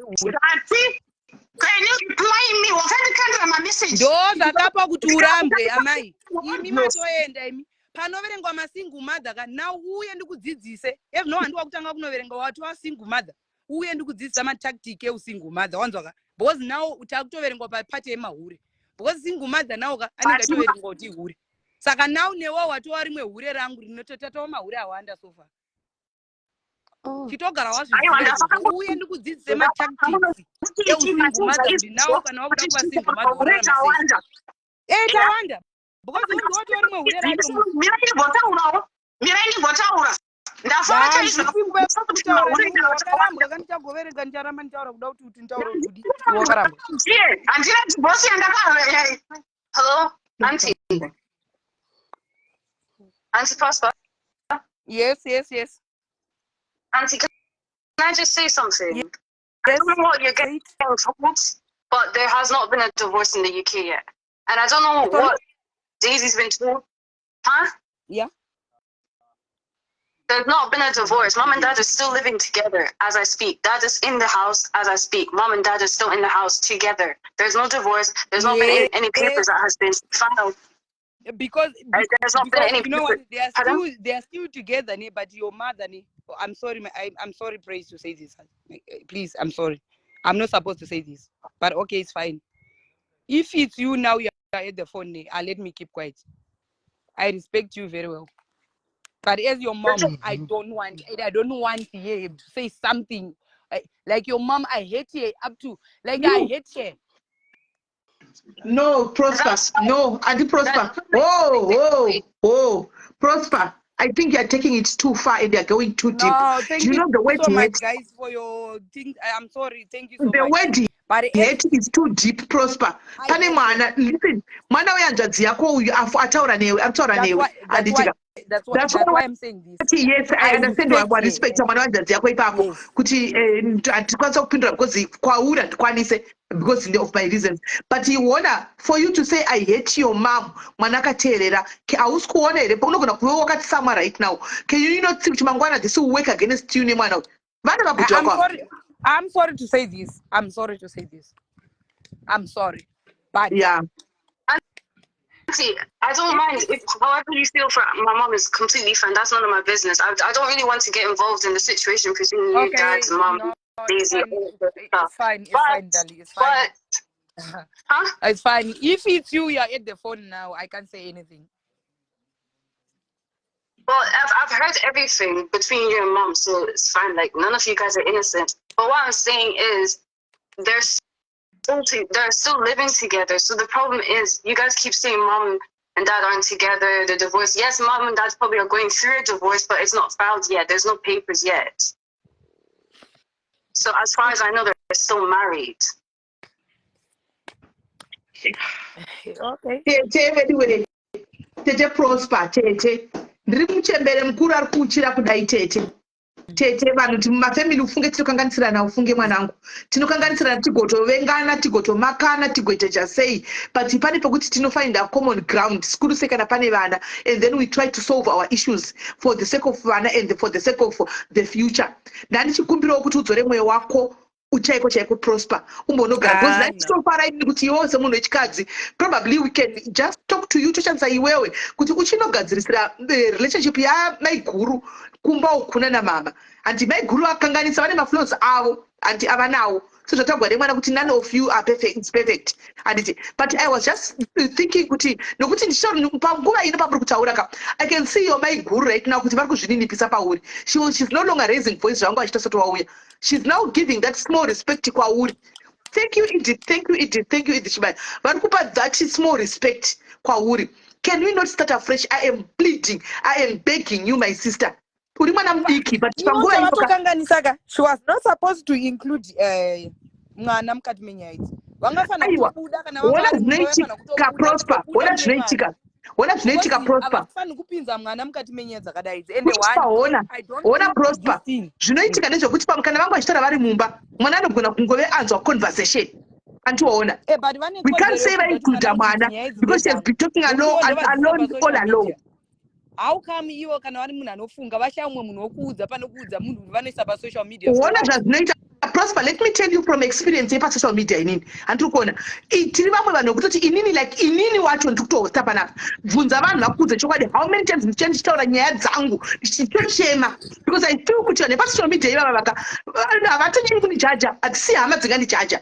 Social media yakauya ikaitora vana ikaovertake vana tete vedu because hatichina natete hatichina nambuya wedu tiumai ava handiona kufamily kwacho kwenye hakuna wauri kutaura iwe wataura wega kuti hakuna anovada saka vanga vachienda kupi at least masangana nawo handiona tiri kutry kuricha somewhere handiti hatina kuya kukutukai kana kuti ndakatozvininipisa kuti nditaurirewo mai ava handika on behalf of ye kwauri so that tozoenda kuna knowledge iwawo tokutumawo kuvabereki kana pachiripa voripa please for the sake of vana 3 please prosper uyu igirlfriend Daisy uyu Daisy girlfriend for now yakaurega sisa ndimbodi kunyepera ishiri mukanzwa ishiri ichirira ichiti nyenyenye never kuzoinzwa yaburira kunge njiva never hazviiti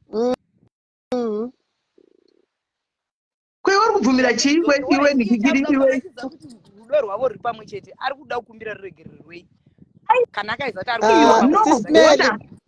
wona prosper ruregerero nderwekudai so handiti zvakaoma kudangana nemuri maoko chete hama dzemuri maoko dzisingawirirani newe hatiri kuona ndosaka ndati takuda kuti prosper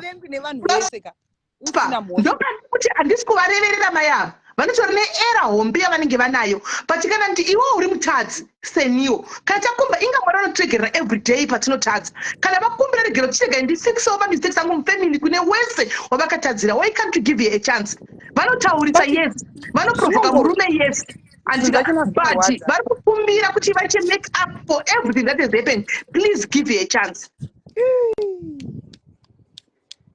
Please give you a chance. Sisa wangu handidi kurevera nhema ipapo hangu inyangwe ndikati ndingavape give chance kabati kumuridzi wacho iye wacho naroda kugivhirwa chance wacho ndiyasadzori trimbo but aiwa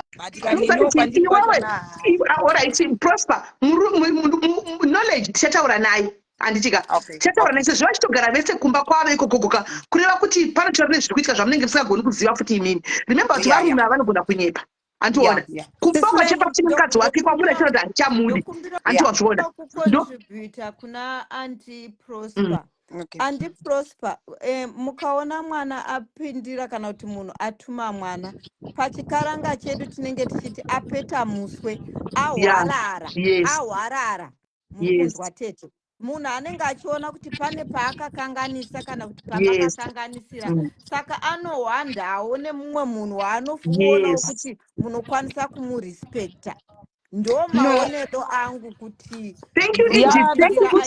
maona because inini nemwana wava ndina kana problem naye iye anotozviziva nyange akatoona nyange ndikataura point of correction prosper point of correction iwewe nemwana wako mwana wabrother wako mwana wako usati mwana wavo mwana wako the blood that is flowing in your veins ndo blood dzikuflowa kwauri iwewe mwana wako yes Alright. tana ndikukorekta ipapo toda Okay, kuumba ukama ndataura pano muromo hatina wako kuya sega mwana kuzoputsa wangu. ehe toda kuumba ukama hatisi kuda kuputsa ndosaka tiri kutokupa chigaro chako ende tiri kutozvihwarara tiri kutohwarara tiri mambuya kune mambuya ose arapa takahwarara pamberi pako Prosper uri mwana mudiki chaizvo but takahwarara because tiri kuda kuzama kugadzirisa ukama mai tinoporonga tiri varoora kudai so vakaporonga but please give me another chance. Only take a one word kubva kwauri Prosper Yes. rinoteererwa nemukoma wako ndosaka waona amai guru vauya nekune mwana kuti vahwarara tete Yes. imba yangu ndiri kuida ndakatadza pese pandakatadza chindiregererai. Madzikoma angu kana kuti vana tete ka apa kapa handi kunyeperai vangauye kwamuri vagozvinipisa zverudzi rupi havana imba vari kuda mai ava vedu ndokumbirawo nemashoko angu andiri kutaura ndosaka tikukumbira kuti can we give you a chance please let's give you a chance then iwawa now you know me now I gave you my number ndakuinvita kuwhatsapp then kana 2 weeks vakadzoka you're free just to contact me kuti andakakudzai kuti chisismeni mai vaya vatanga kukumbira let's give you a chance kana tisina papa chance you can never know guys inini nyaya iyi kaya handina chandingambotaura nezvayo. Thank you so much guys mandinvita katatu tese panapa but hangu zvangu zvokuti hanzikai ndingadzose maiguru vangu zvinonetsa zvibuda. Sisineli ndokumbira kumbotaurawo tete vasati vaenda. Taura navo. Prosper, inini I respect you hangu as much as vanhu vari kukutonga. Tiri kurarama ira vakadzi vari kushanda, vakadzi tiri kuuya kuno kuEngland. Tiri kurasa respect yevarume vatiri kugara navo ladies. And it's not fair. Thank you so much for that. Unotanga nokuti une mari yauri kuhora. Unotanga kudisrespecta kubva kumubereki wemunhu guys. Chero vanhu vari varombo vanhu. Marriage yamaiguru naProsper tete havangambosolve problem iri mumba mavo.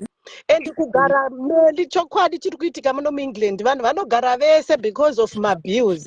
Not kuti vachiri vakaroorana. Mamarriage akapera kudhara. Thank you so much my sister. Thank you so much.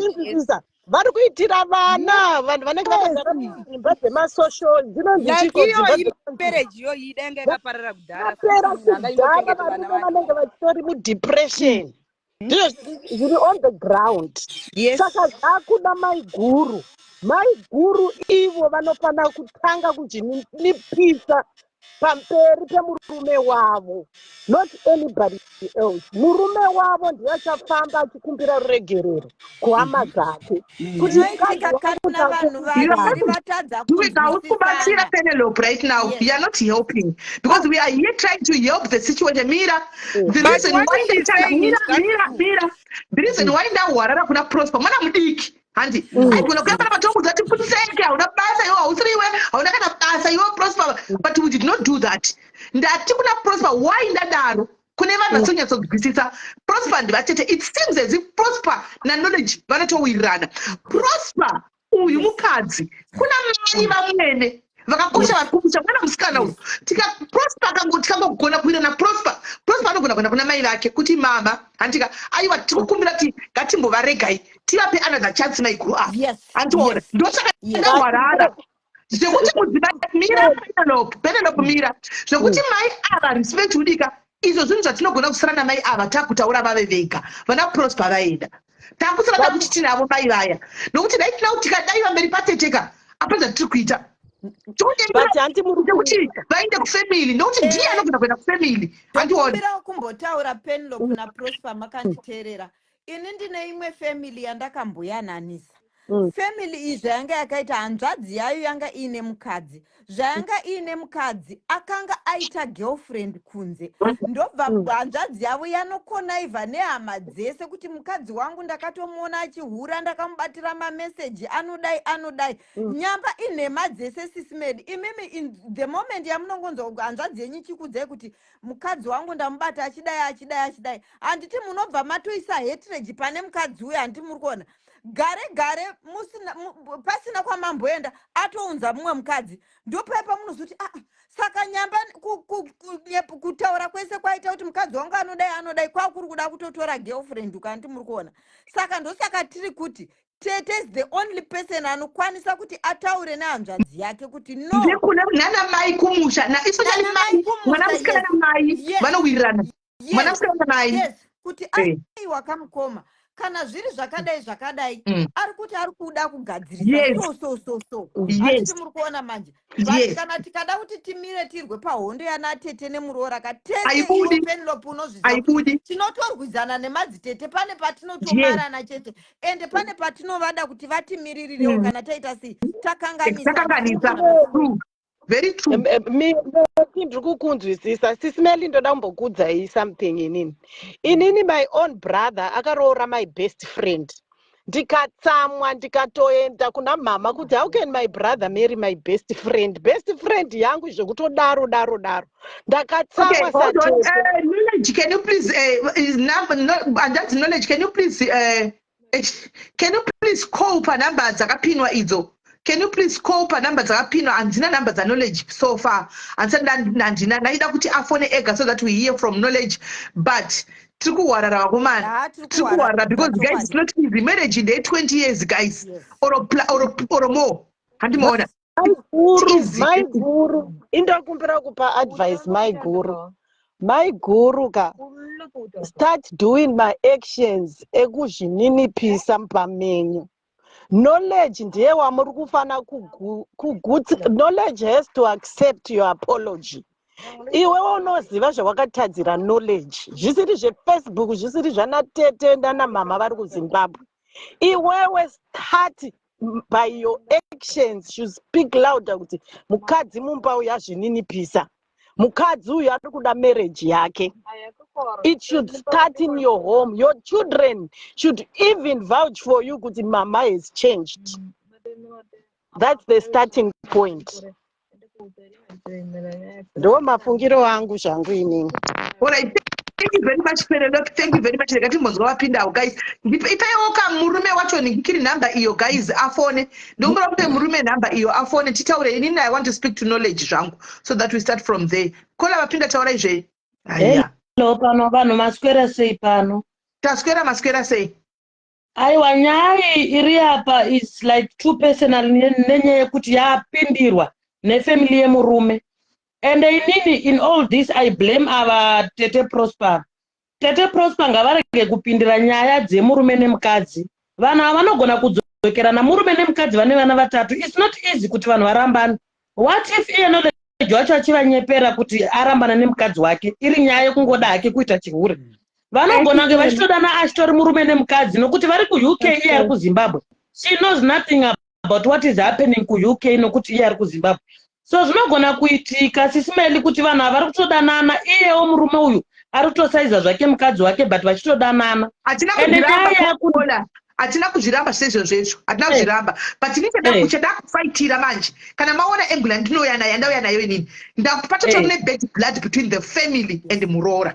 So because of that bad blood relationship yavo kana vachidanana vachagadzirisana kana vasingadana vachagadzirisana but now because vatete nefamily iri kumucha vari kutogamuchira umwe musikana mumucha andiri kuona mira because of vari kuti ivo muroora ane hunhu usina kumira zvakanaka anovatuka anodini ndosaka ndatitenge tagadzirisa ukama ihwohwo tikagadzirisa ukama ihwohwo then Dezu uyu hapana paanokwana ichokwadi and inini ndotoblema murume sisimeli murume ndiye anotoita kuti mukadzi avengwe nehama.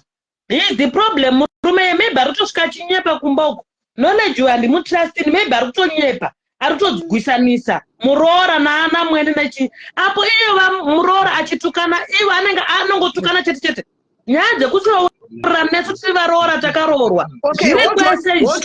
Hold on. Hello. Hi, hanzvadzi yangu, how are you? Sorry zvenyu tisitanga kuzokungokuya haijeka ikudai hanzvadzi yangu tiri kutozvininipisa pamberi pouto hwenyu hanzvadzi mudzimai ari kuchema. Endaiswa pa social media mai vari kuchema vane stress kutofunga mweya usina kuururama kuzviuraya. So kuuya kwavaita zvavo vauya vachichema vakazvimirira semukadzi vachiti vedu imba yangu yaparadzwa zvinhu zvakamira zvakadai pamangu hakuna pisi. Ndakutongofunga kuti maybe kufa kuri nani. Then mukudaro imomo ndo matazotanga kutaura kuti chii chiri kuitika kuzosvika varondedzere nyaya kusvika tisvike patasvika panapa. So varondedzera kuti nemurume wangu isu tinowirirana tinodanana, asi kune musikana ari kuZimbabwe anondisendera mamessages achindituka achindiudza every move ranenge aita nemurume wangu.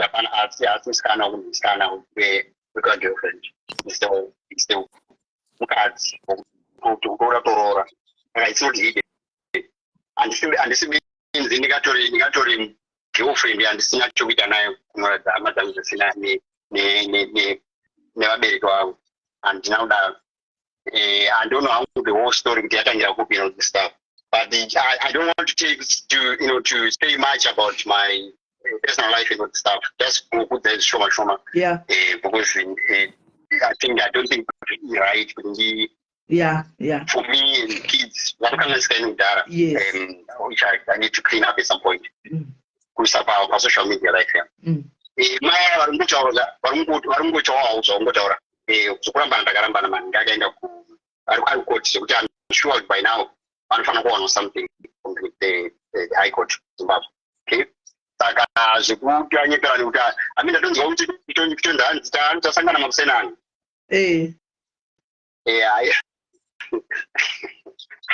ndodzinonzi nemashes because indorara pasofa living room iyo vanorara bedroom. I left the bedroom. Saka handisi tasangana ku maybe zvespirit I don't know. Saka chinoita ndechekuti pane couple of things andaita point out.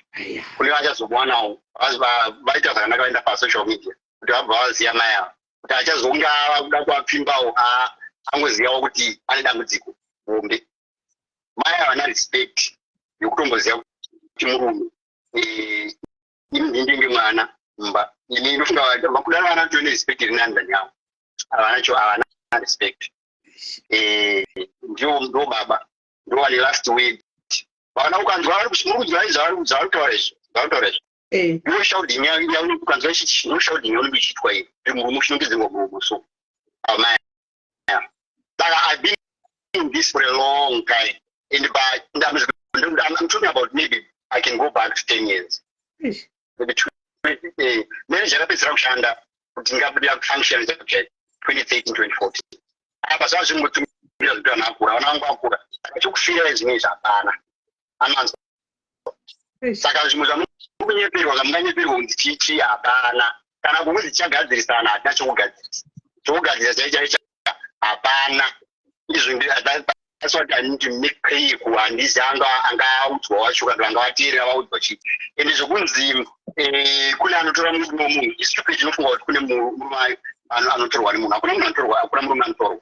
Vese vangataura zvavangataura I don't think vamwe mavhiews avo but kuti ndikudzei chokwadi vane masituations akadai so murume haatorwi, murume anoenda neanobhesi nemasituations ari pamba. Saka izvo vakadzi muzvizive kuti kana murume anangozvitora for a certain period of time but kana azoita tired anoenda. Saka vadzivi kumba uku uchiziva kuti murume ende mukadzi wangu inanga asiri wekuti ugomubudisa naye mapoto ndakatoroora ndikapedza mukadzi andikatoroora ndikapedza ndikachata naye. Saka but munhu maybe akarizwa oke zvakanaka but that's what it is. I accepted that kuti chakarizwa zvakasiyana haana respect yaanybody. Munhu wokuti anofunga kuti zvinhu zvese zvofanira kuitirwa inini kana zvisina kuitwa zofanira kuitirwa inini zvofanira kuitwa neni ndinofanira kuda pa decision kana zvisina kuitwa neni zvisina kuitirwa inini zvisina kupa decision chinhu wrong.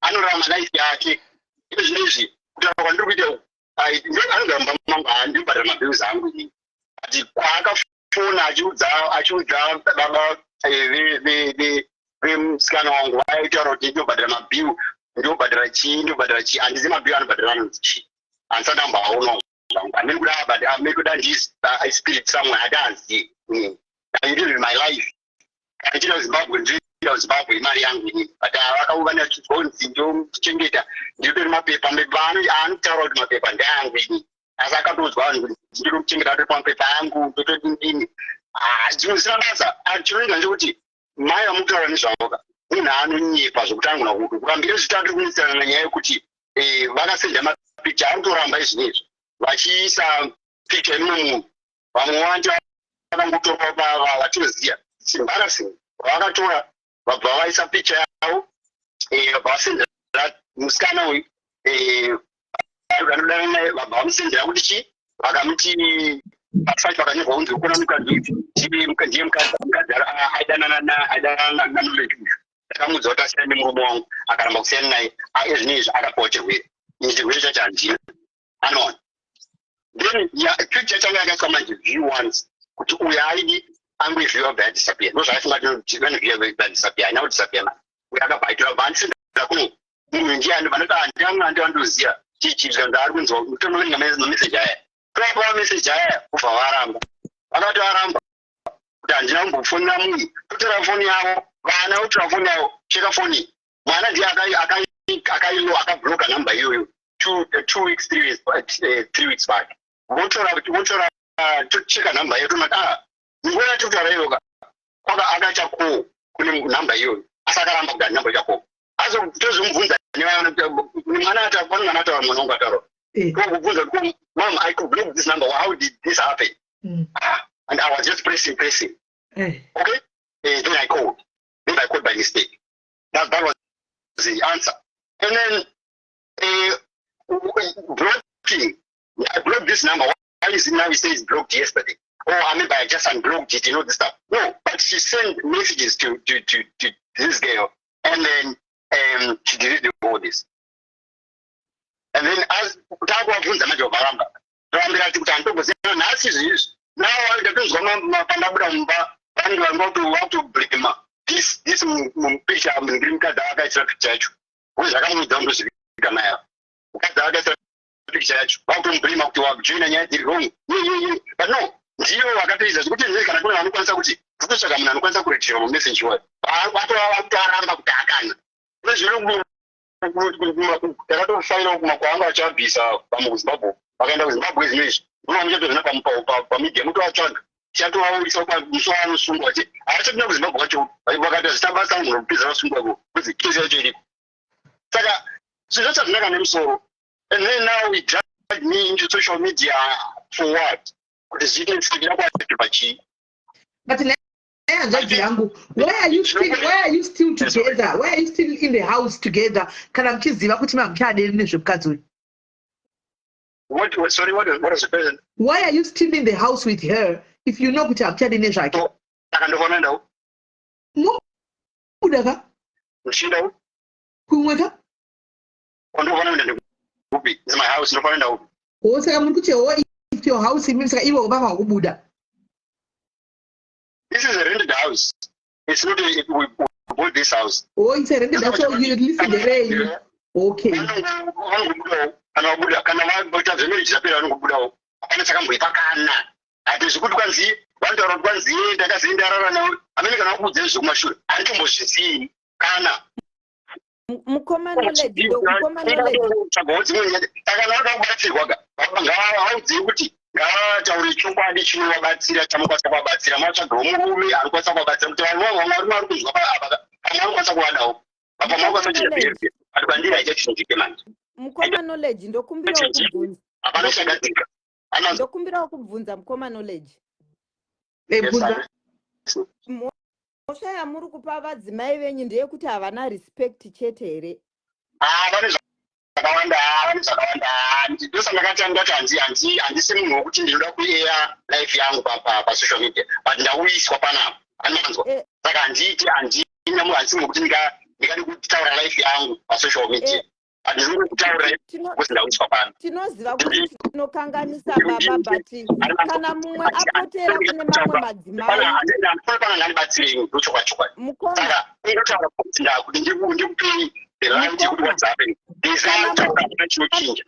munhu apotera ahwarara mukoma kureva kuti ari kuda imba yake uye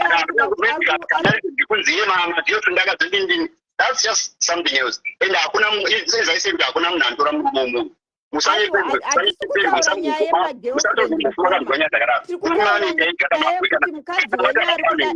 mukadzi wenyu ari kuda imba yake ende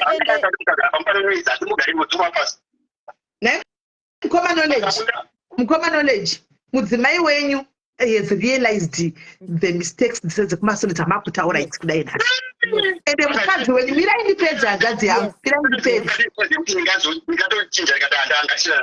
mirai ndipedza hanzvadzi. She has realized all her mistakes and she's apoterawo kune vamwe vakadzi kuti ndoda kufikisa marriage yangu.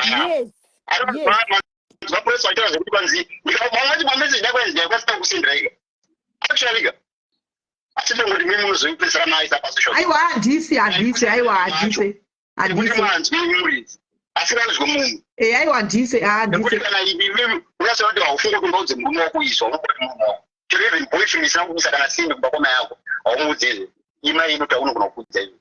aiwa handisi angu pasocial media asi kuti chida kungoti tione kuti tivaonesewo ndaivo mari saka patisinawo here kana kanai hanzvadzi yangu hanzvadzi nole ndauchira hanzvadzi yangu dzisisi vahombe vari kuuchira ava hanzvadzi hapachinawo here kana ka5% zvako ka5% naye hanzvadzi knowledge ka5%.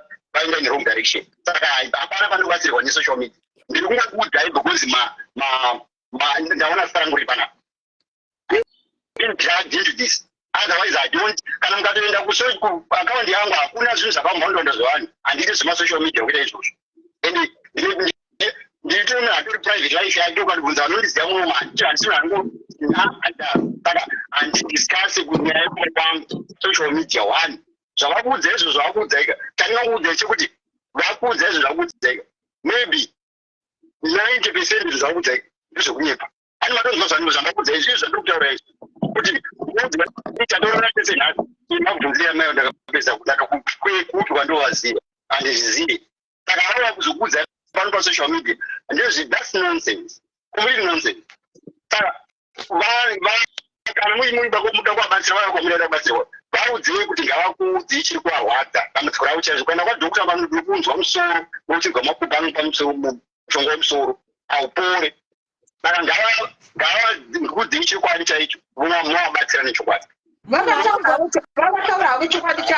vavataura havo chokwadi chavo kuti ndikuda marriage yangu ndiri kuti just to cut short the whole story kuti ndaunda basa nyaya iripo ndeyekuti one namai hatina kuva tichaenda zvakatopera 2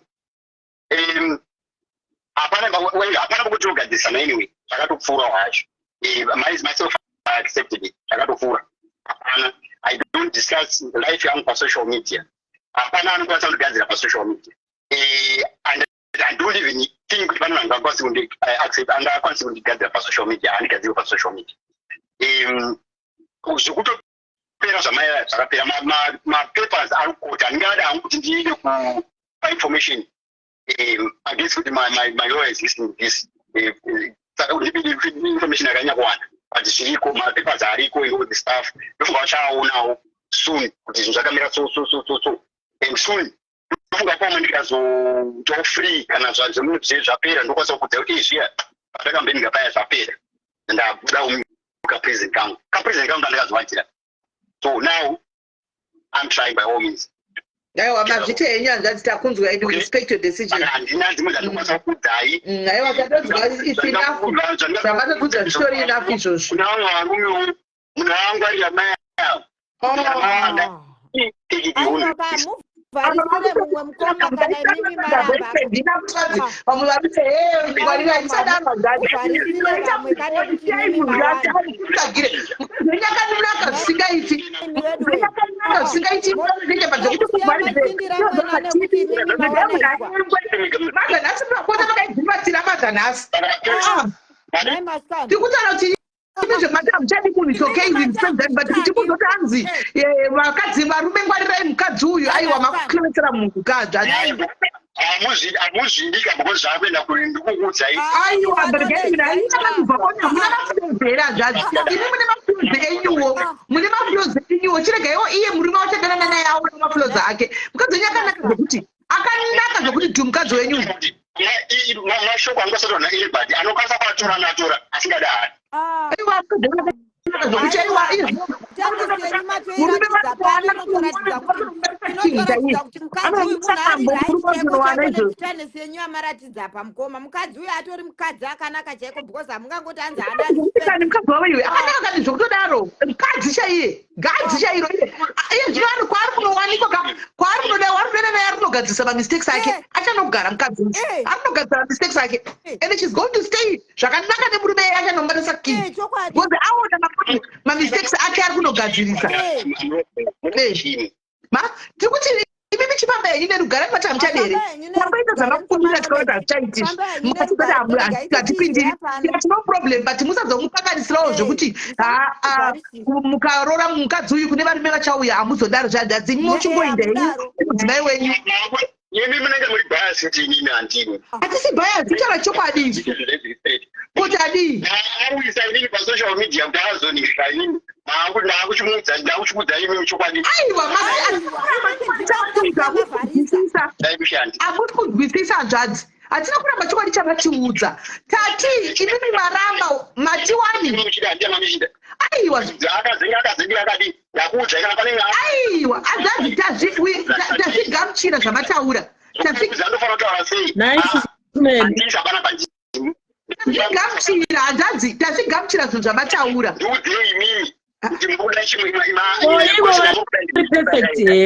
Ivo pachavo vari perfect here. Iro riri hapasina chekubvunza hapachina hapo hapachisingatodzwa matotaura wani kuti handichadi zvakatopera ndopana chitakunzwa iwani hanzvadzi and we respect your decision tikati asi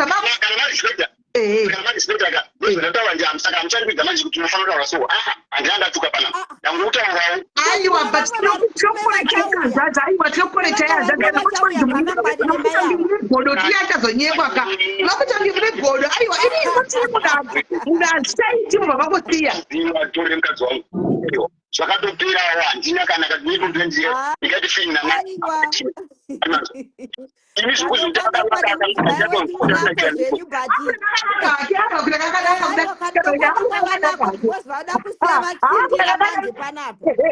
vada kutsindira kuti vamwe varume vasaenda kuindia maya manje mama amainini kana makanditarisa chemai muchienda seambulensi muchienda seambulensi amai kana makanditarisa akuita muvuoni amai saka chemai muchienda seambulensi musambomiswa musavharisirwa naknowledge. Chemai muchienda seambulensi munhu akafa tikachema tikaviga wani tikapfeka sori zvikadarika musatsindirira mumwe munhu kana imimi musingachadi famba zvako ende knowledge hazviko zvakadaro naisi tiri kuti munhu ane mamistakes ake imimi mune mamistakes enyu munhu ari kuda ari kuti ndipewo second chance. madzimai ari kuvava madzimai ari kuvava kadzadzi knowledge madzimai ari kuvava madzimai ndapinda mugadeni nenyakichokwadi sori henyu unapinda mugadeni wemadzimai kudzidzisana kwenyuka dzidzisanai kuti kana muchienda mudzimba respectaitisatakutange kuti respectai varume angava murume akashoreke kana ngwadzimwe ngodzidzai kuva respect. Aiwa knowledge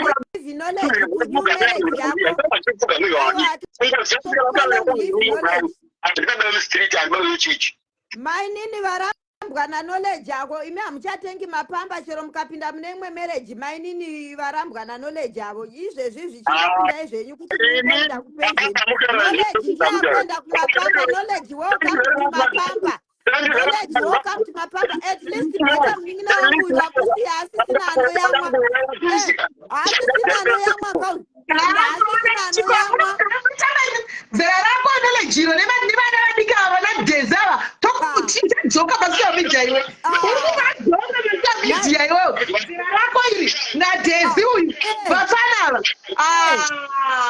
ini muda muchiri kutsedzera makaladzi enhema kuti asati magara mese muchanogara mese you will see the true colors.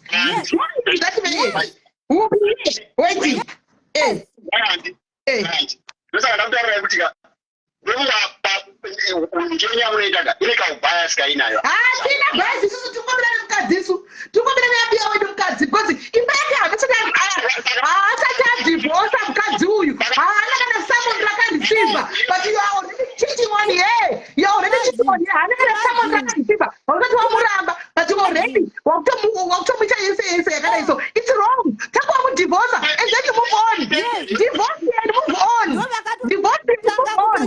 vachirimo mumba macho. cheated on ye.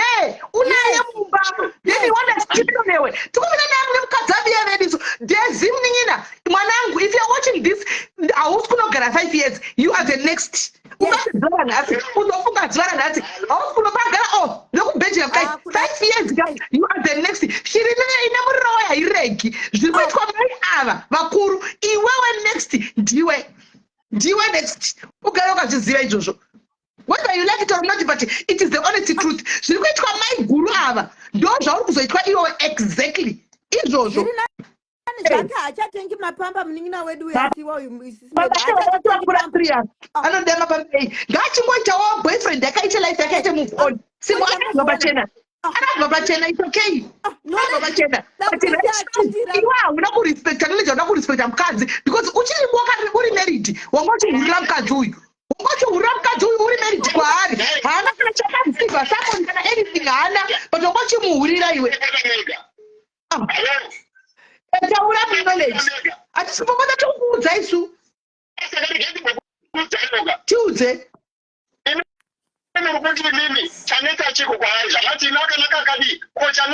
wagwadziwa nei kuti chakanaka hakezvi ko wagwadziwa nei kuti munhu akanaka ndochokwadi akanaka iti munhu akaipa yakanaka iro uyai taurai mira akadaro knowledge imbonzwa murume go ahead. Mr. Knowledge, how are you? Hi. Handingotero nyaya yamuri kutaura zvenyu on social media. I believe zvangu semachinda, you were not supposed to stoop this low. Unoketa. Kana madam vabai saka. Unowana wawirira naye but itama processes wobva wasiyana nemunhu umusunungura otanga zvinyohana ukatanga zvinyohana mukati mezvimwe pedzisira waipapa. Yes, and that's cheating. He cheated on her. I know you bomira kuita noise. I'm just saying the good thing was you were supposed to just tiri varume gozi nengo chino nechicho from a woman.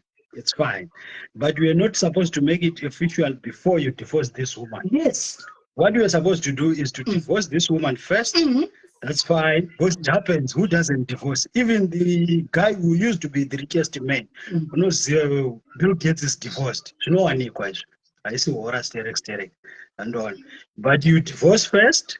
After divorcing, then you move on to the next. Because at law, you don't start problem. You were cheating because there's evidence of you cheating in marriage. You understand? And this life is the proof as well. Don't despair to what's called social media. What happens in this world right now as we are speaking? Period, I think you are in the age group. We used to have problems and go on and all the stuff. Now, when we have on social media to a trusted platform, you're only going to trust that I can get help. And for your own information, I was listening to this case when it started. Your wife to be ex, as you portray to doubt ex-wife, how we are that everybody outside kwake. After that, it moved ikaenda kwa Anzwadzi kwako. Anzwadzi yako said what she said. And people are people. They always try and judge what they don't know. You know better. Your ex-to-be wife knows better. But fortunately or unfortunately, the person you are putting in the picture, Argunzi Dezui, right now where she is, she might be in doubt, she might not be in doubt, but you are starting on a wrong footing. Yes. You understand? So the wrong footing, it will not changaga. Inoita kuti pasaite in the house kana pasina proper foundation wangu unoziva kuzoti zvisimbe zvogona kunetsa unogeta manje. So I'm not saying the decision is yours, remember, but the good thing to do is on these social platforms sometimes listen and get advice and follow it up. What happens is unogona kuti mukadzi wauri kuti iye achadi. Remember, there are 3 kids now in this relationship, and these kids are old, right? I know love, gonna pera, and affection, gonna pera, but at the end of the day, nyadzozvitarisisa wangu chinonzi mukadzi anongove mukadzi. The only reason if you are Christian yaunogona kusiyira mukadzi kana ahura. Yes. You understand? Anything else kana achiroya tinoenda kumadzibaba unosvika tapisa piwa manje. Kana aine disrespect inoda kuudza chawani. Unoona kuti umboro pasi kana 2 weeks kuti andori disrespect. Unobuka kutaura mwere unogara uchora. Iye paanenge aona kuti zveshuwa apa ndanchi disrespect uchamuona achiona kuRadisson Hotel achikudza kuti hawangu I'm very sorry. Sezvaaita apa because ari kuona kuti zveshuwa shuwa iminute. Ndosaka aona akapotera. Kana asina kuhura wangu consider. Wangu ndoda kuudza iwewe pawakasangana namai vana vako vamuchitanga. Wangu unoziva zvakaitika kusvika musvike pamuri yeshe 20 something years. And ndoda kuudza zvinezvi. Unoona mamiriro akaita nyika yedu inoti Zimbabwe. I'm not trying to be political here. Economic situation yatiri wangu ukaisa message kumunhu weZimbabwe kuti ndiri kuUK. Havana singadi. Wangu. All right, I'm going. Sorry. That's nothing about it. Bongo ataura. Bongo ataura nasi. It's up to you, but this is coming from another man. On the man's point of view, wakanganisa pakuti watanga. Okay. Tapanzwa watakanganisa admit that takanganisa. Good, that's good. Yeah. Achizwa ndakanzwa ndakuti mukuru wangu ataura akakanganisika akaitika maybe pressure anditi but zvinakwanisa kudzokera kwatakabva ndo izvo tiri patiri kozvinezvi property. This is the situation now. Property kuenda ndakunzwa ndaanza saka mukuru wangu ataura I respect zvataura so pakakanganiswa but it's just unfortunate to go back there. Ndo patiri kozvinezvi takuenda kwatakuenda ndo zviripo izvozvinezvi. Zvakanaka hanzvadzi yangu zvakanaka asi I just hope kuti imimi semunhu wechirume hanzvadzi yangu tinde munogara pasi nevana vanonyi vakura and explain the whole situation to the kids. Aiwa izvozvo musanetseke ndori munhu zvamakangoitawo izvo mungoitawo kuti mazeiva I do the same. Ndori nemanhingi yangu nemaculture dzekutoziva zvamunongoitawo kumakwenyu ndozvataura zviya kuti it's just kuti hameno kuti vanhu muri pasocial media mungari munobva maziya stereks. Besides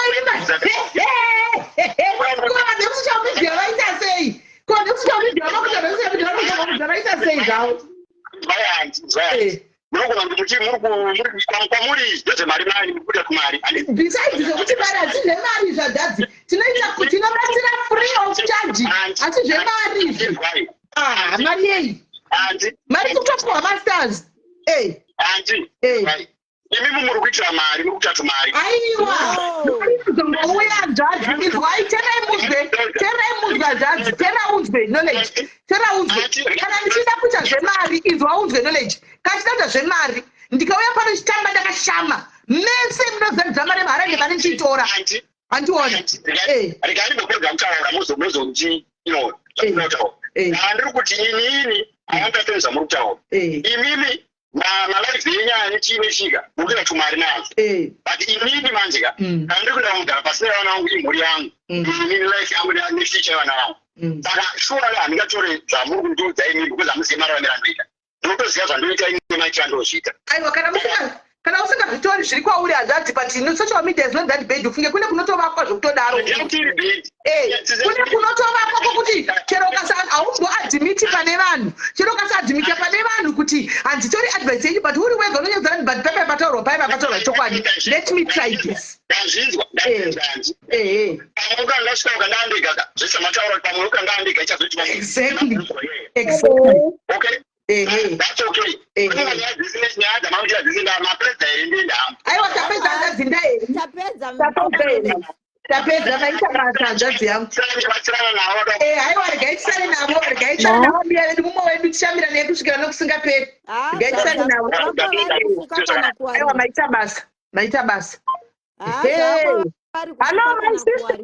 Dzokai zvenyu my sister vanga varipo. My sister dzokai mainini uyai.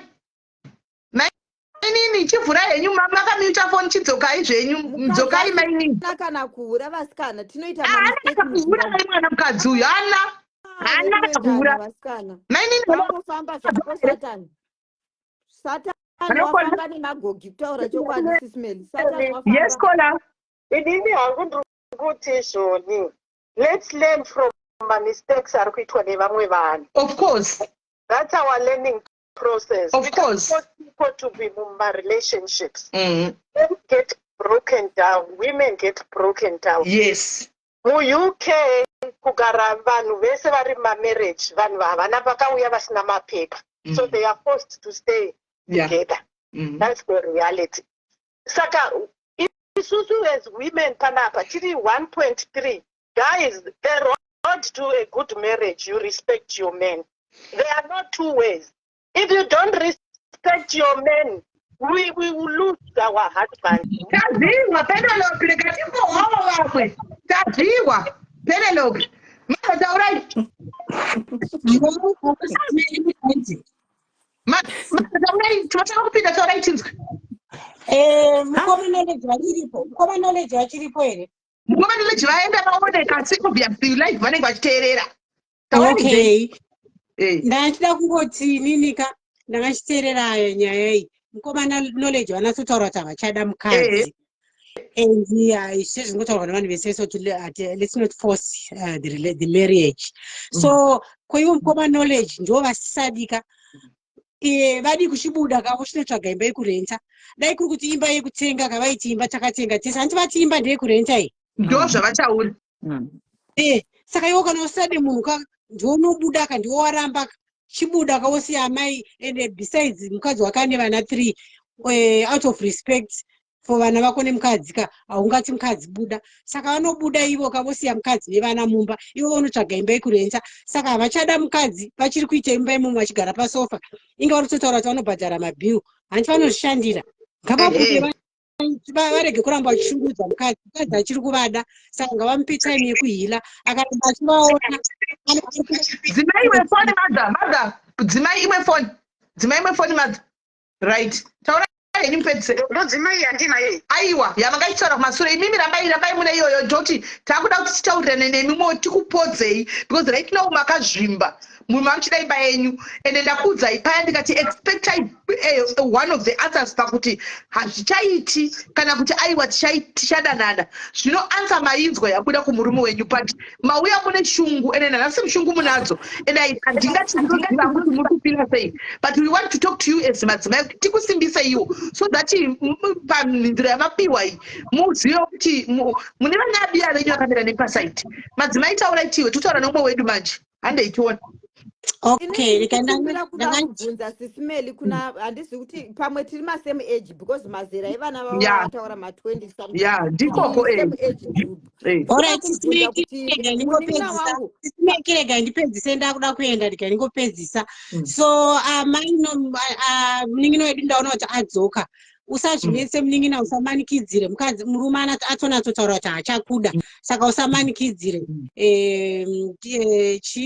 Ichizvitambira asi mukoma knowledge ndimi maramba mukadzi chero even dai muri marambwa asi mukadzi ndiye ane vana ndiye anofanirwa kusara pamba. Imi chibudai matotaura kuti munobhadhara munoshanda munobhadhara mabhills budai mutsvagire one room yenyu kwete kuramba muchisungurudza mukadzi achiri kukudaika. Saka kana achikuona muri kureiza mahopes anofunga kuti pamwe zvichaita. Saka chinatozadzikisai neaction yenyu yekubuda mumba muchiri kuita kumba muchirara pasofa munhu anoshanda muengland.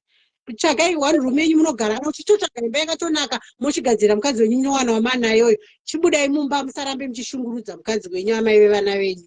Alright, sisimeni. Right, thank you very much caller, thank you very much. Right, next caller andei. Ndanga ndichida kubvunza sisimeli kuti munin'ina wangu uyu anobika here murume achitodya chikafu kana kuti murume anotobva adya ongozoya achingorara pasofa nekubhadhara rent nokuita zvimwe zvaanoitira. Mirai vapindure. Madha musamute phone toda kuti munzo zviri kubvunzwa pana pamubva mapindura. Vhurai phone musamute phone. My praise vhurai phone. My praise vhurai phone. Musamute phone kuti vanhu vakuru mukurumidza kunzwa. Mabvunzo mubvunzo. Inini ndiri kuita madzichizi angu andakagara ndichiita kubva ndichiroorwa handimiri. Zvananga ndichibika ndichisuka ndichivuita zvona ndichiita semukadzi ari mumba make. Ari kudya here? Hanzi ari kudya here? Hanzi ari kudya here? My praise. amene kuti chiri kuitika. Alright, chimene tivatisa. Asana kana achiti ndikubika afa unga achidya. Anenge ari kudya. Then marriage yavo iripo. I guarantee you that Sismeli.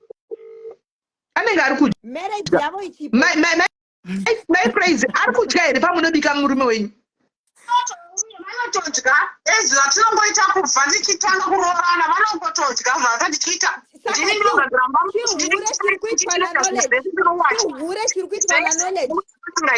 asi vaneka basa rokunyepera dhezi vachida zvakanai vachiita madzidzokoa vachiita nhikipiro vachinyeperana zvokunyeperana handinitiwende kuda kuoka dhezi nokuti dhezi ari kurwara nemurume wangu ndinoramba ndichiti dhangu kusvika zvanzi amen panoperera muchato wangu ndopandinomira Zimbabwe kudi ameno zvaataura murume wenyu. Masango achona akanzi nanhasi akaenda kuZimbabwe kwachona nanhasi asati auya ndinongotaura kuti chibva eni Samuel handinoti mama kana muchiita majuti zenyu muchibika muchiwachira murume my praise ndimbokubvunzaiwo mubvunzo mava nenguva yakareba zvakadii maproblems aya matanga kuona kuti mumba hatichawirirani zvava nenguva yakadii zvichiitika zvakatanga iro musi wa 2 August knowledge akatiza na2 am inini ndiri na2 am ndichingogona ndovata ndobva atiza akaenda ndakumuka ndikutya kumuronga apoda agoka aenda kupirika funga kuti aenda kugaraji nemotikari here kana kuti arwara bhoza anenge anogona kungoenda kuchipatara. I was worried ndikaenda kubasa ndikadzoka ndakubvunza futi vana baba vaenda kupi kuzonaisa baba vatori kuafrica kunaisa ndobva ndakatarisa ndikatarisa pafoni yaprosper handiti vamwe vachiti yavatete prosper ndobva ndaona vatete vangu prosper vakaisa dhezi naknowledge ndikavabvunza vatete prosper ndikati munhu wamaisa munhu ndiani naye vatete vatete prosper akati unondibvunza kaiwa wandi kubvunza murume wako ndikati murume wako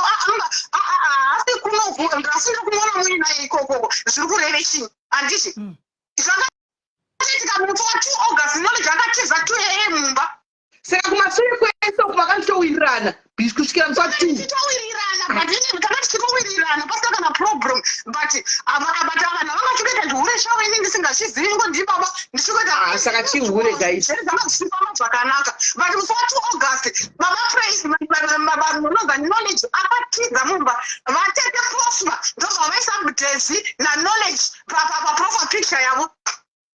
Saka imi sekuona kwenyu muri kuona kunge pachine potential here yokuti maybe tikamupa time akapiwa time murume wenyu maybe is under pressure right now kuti zvinhu zvangoti boom pasocial media or whatever sezvanga achiti haiti zvesocial media mukuona pane potential here yokuti akapiwa time vakaisa dhezi pafacebook vakaisa dhezi pafacebook vakandibloka vanhu vakatanga kundisendera mapictures vana dhezi pafacebook muri yose yekumusha kwacho neikoko handiti ndibva ndaenda pafacebook inini pavo ndikakomenda ndikati munhu wamatambira murume wangu ndinaye muri kureve chii ndobva vandibvisa kuti vandibloka dhezi akandisendera message akandisendera eldrachanzi ndakatoona knowledge kuti anga akavata ndibva ndataura kuna prosper ndikati muka knowledge mukadzi wake aisa message pafoni then chiknowledge paakamuka ndobva vani adzisa dhezi achindisendera audio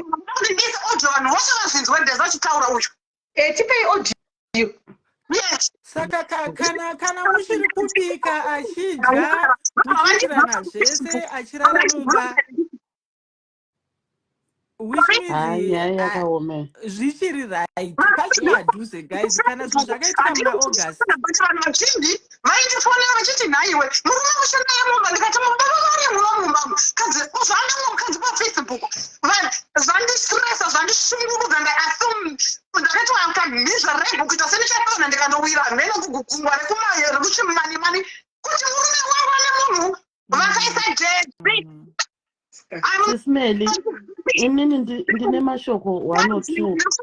Ndinoda kuzvitaura murume wandakachengera durure munhu avasingazive ndakatambura nemurume uyu for many years vanhu vanozviziva murume uyu achirwara ndichivata ndakati ndakagara pasi vakatora vakamisa pafacebook. Facebook is not social media. Hai social media zvenyu imi vakamuisawo pasocial media kuti muone watakapopota chii kuti mauya nenyaya dzedu kusota iwe Knowledge ndiwe wakatanga kuisa Desi pasocial media iwe ndiwe wakatanga kudi tiri kumira nemaipraise isu ndiwe wakatanga kuisa Desi kusocial media saka iwe wega kuya kutora pasocial media nemhaka yei. Yes. Knowledge is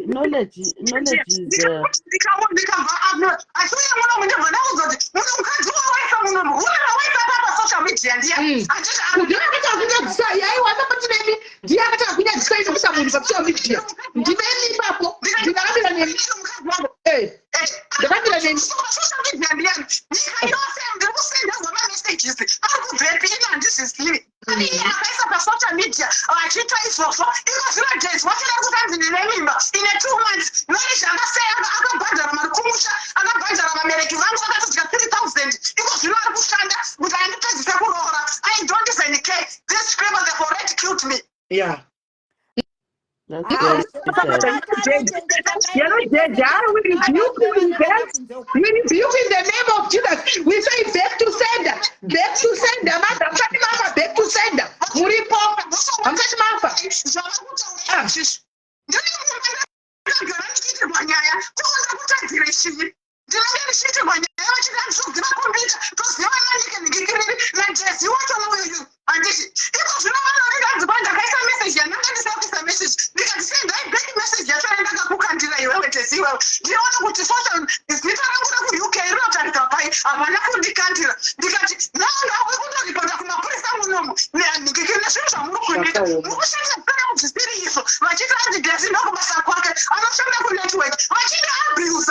no, I'm not taking this abuse anymore. I'm not taking any abuse anymore. Stand your ground, mother. Stand your ground. We are behind you. It's not fair. Yes. Kana uchiona kuti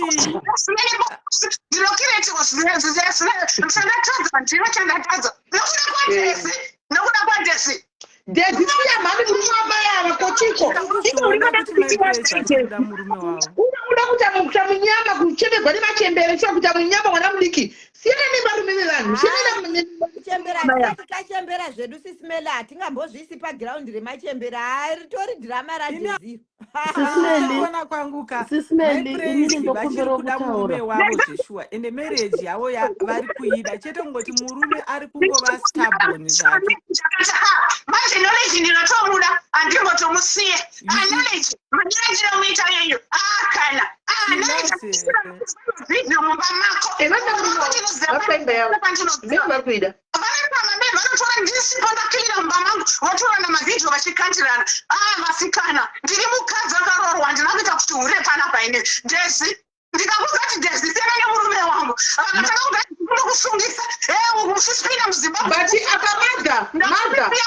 mother ndaichibatsirane Desi haisi mhosva yake Desi apa mhosva ndeye murume wenyu ndiye ane mhosva because ndiye anoenda kuna Desi uyu achinoita zveke izvi saka enga yenyu ngatiisei kuna Knowledge ngatipisei Knowledge ngatisiyei Desi tipise Knowledge nemachemba timbotaurawo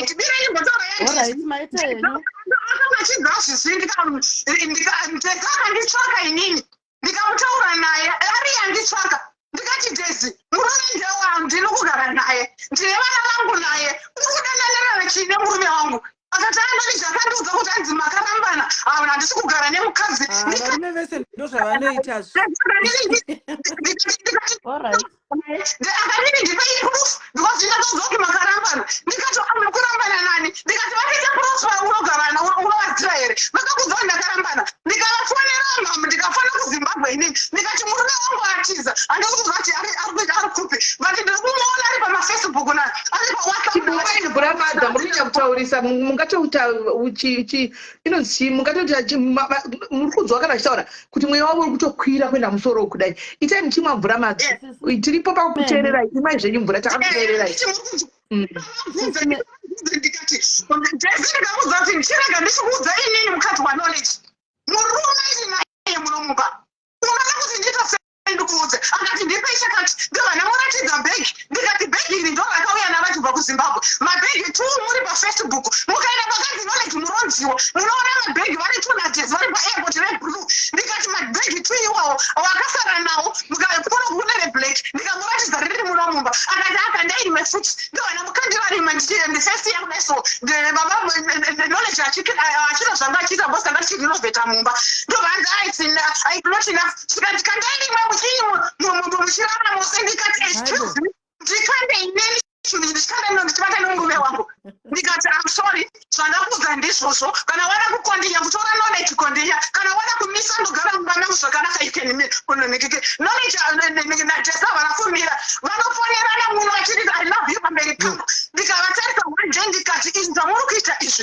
muri kutamba nemoto ndibva ndavanyararira ndezanga vanga achitaura nemurume wangu achimuita mavhidhiyo vachiita sei ndikati zvamuri kuita izvi hazvina kunaka ndikavaudza vakaramba kuteerera handiti vana vanoziva kugadzirira nyaya dzechibva kuzimbabwe toko vachidzikanda kuno vachiti hanzi mukadzi uyu adai handiti vakatanga kukiriyeta muno munyika muno vachiita zvinhu zvavanenge vachiita vachitikiriyetera nyaya dzandisina kumboziva ndandoita sei ndakutadzirei kana imini muri kudanana endaika henyu mosi henyu raifi yangu ndambozvitaura paya sisimeli kuti mukaona vanatete vachipindira vachiita sei vanenge vapiwa information yekunyepa because munhu anenge aona chaanenge aona handiti muri kuona kutaura chokwadi sisimeki ndokumbirawo kutaura one word sisimeli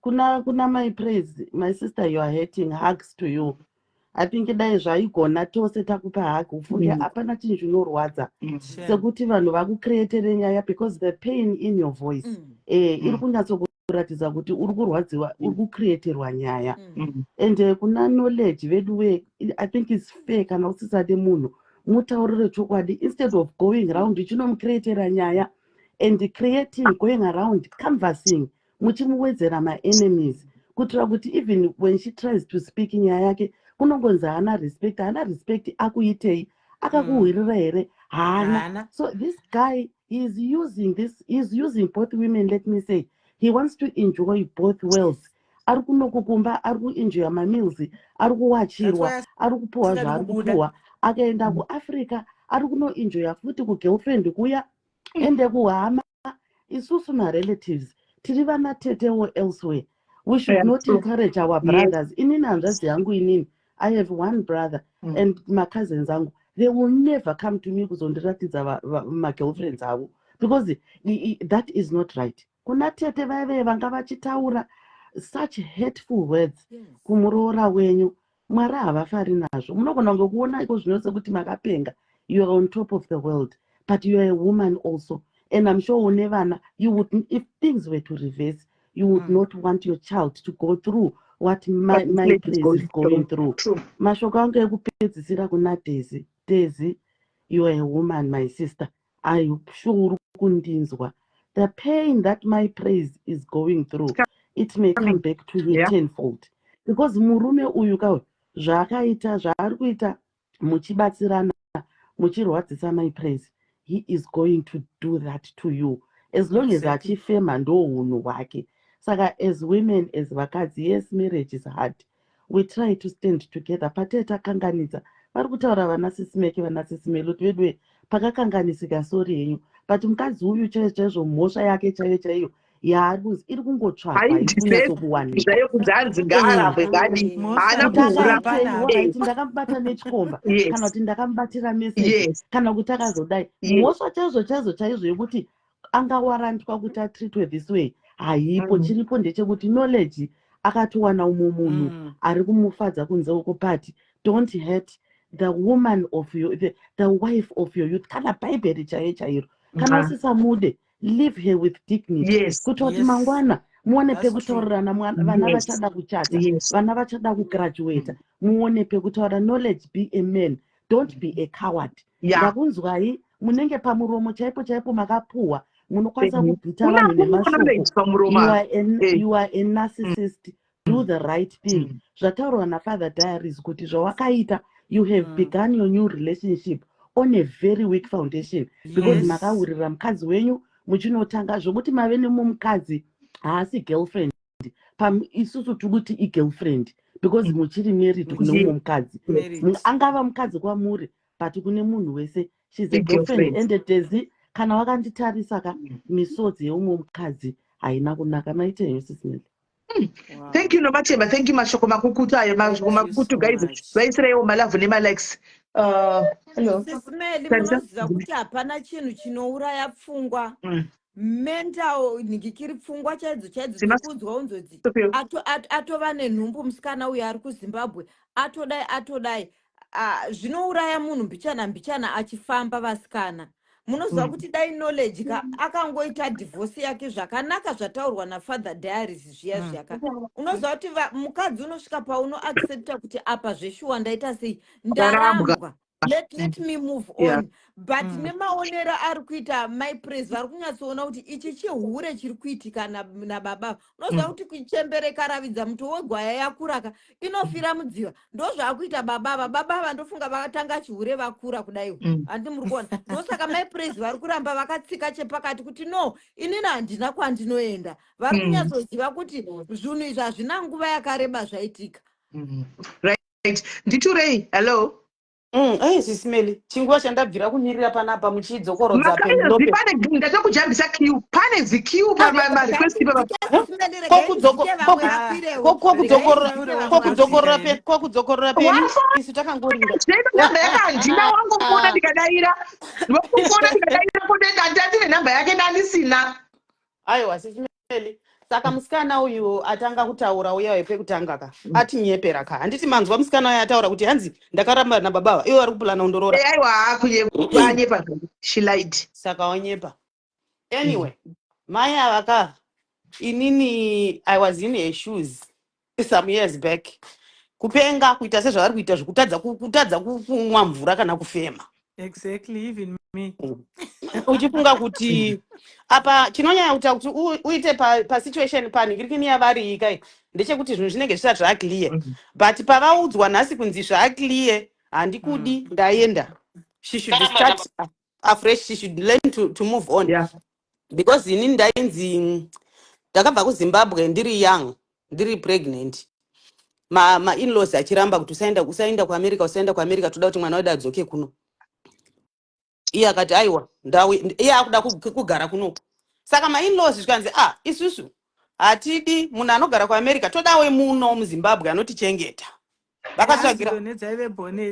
Vakatsvagira hama yavo mukadzi asi ndofunga munhu waaidanana naye already but vakamusapota kusvika apinda zvikanzi haya kusvika apinda vanhu vatorana. Ini ndiri kungopfauma yowe nekuti ndasingazi kuti zvii zviri kuitika. Pandakangonzwa kunzi kune munhu kuri kuitika muchato ndakatanga kuita put together myself kuti hapana chichaitika pano. Saka it's me against the world. Takuenda.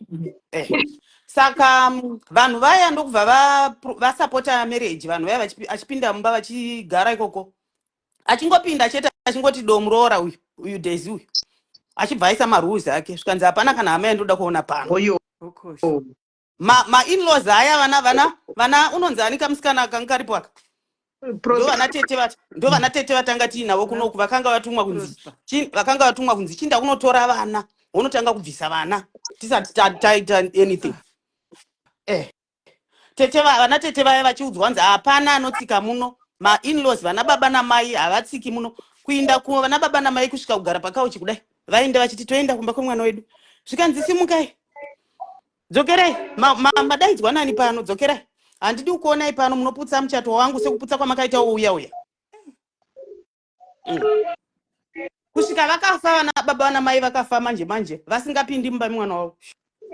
Saka hama idzi dzekwa vana muronzi wava aiwawo enda henyu makadaro hakuna chinobuda ikoko. Avo mai avo ngavazvichengetawo vanodonha neBP. Vanodonha ndizvo right. Tibatai makanda timbonzwa yafona apa. Hello dear Minnesota. Hello, hi Sisimeli. Munina wenyu ndi Comfort. Yes, we say Comfort. Yeah, ndiri right. Nyaya yandinozi handinyanyo kugara palive zvekudaro, but nyaya iyi yandifungisa nyaya yangu inini personal story yangu. Ndati ndoenzosapota mukoma wangu ndimuudze kuti hapana chicha pasi pezuva. Vanhu varume zvavanoita kana vatanga kudzidza vaita musikanzwa vakura, vanodisrespecta mai vakazvara vana.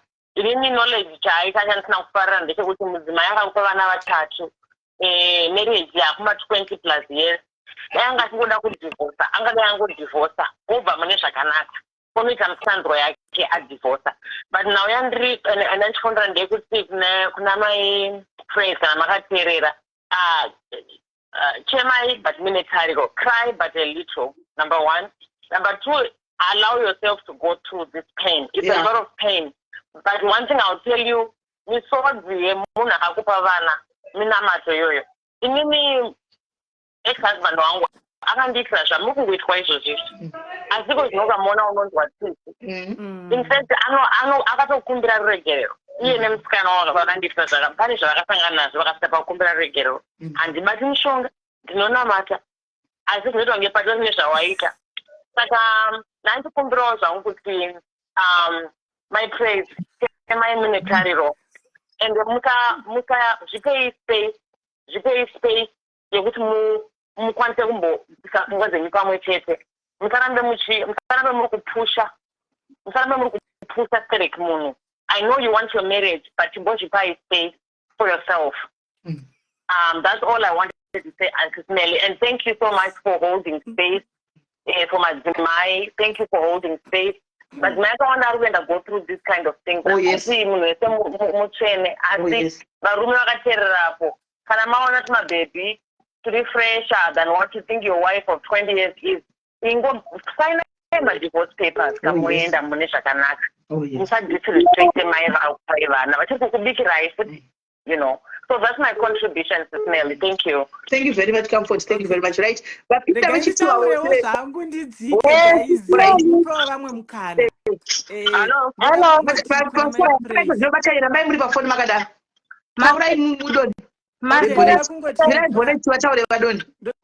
Ndoda kungoti kuna mai praise mwana wamai vangu, we love you. As all women, we are behind you. Whatever the pain you are going through, we support you. Kana uchiona kuti pachine mukana wekuti nemurume wako muchadzokera, because I can see kuti murume wako uchiri kumuda, though iye zvake ari stubborn, muri kugara mese uri kumubikira achidya. Do whatever you can, if you can, to win him back, if it means. But kana waona kuti hazvichaiti, ukatry ukaona kuti hazvichaiti, just let it go. Mongo paradzana. Mumwe nomwe woita yake uchiri mupenyu, because hatidi kuti uzouraiwa munhu ozotaura ndakambenge ndaita sei ndataura kuti handishakudi what. So unoona process wega kuti zvakamira sei.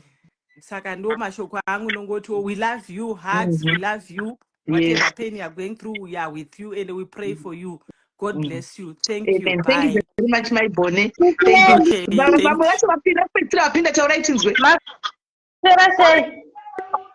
Mascara say. Tasera. Ndirakotaura kuna my praise. Ndichiti Bible inini sisimeli ndakamira, I'm speaking as a female pastor, as a lady pastor. Ndirakuti kuna my praise. Bible rinoti, what God has joined, let not man put asunder. My praise is zuara makachata iwewe, you know the day. And denga nepasi, they have witnessed the day of your marriage. What I want to tell you, my praise, iwewe, with the look of the thing, you still love your husband, right? What I can advise you, go back.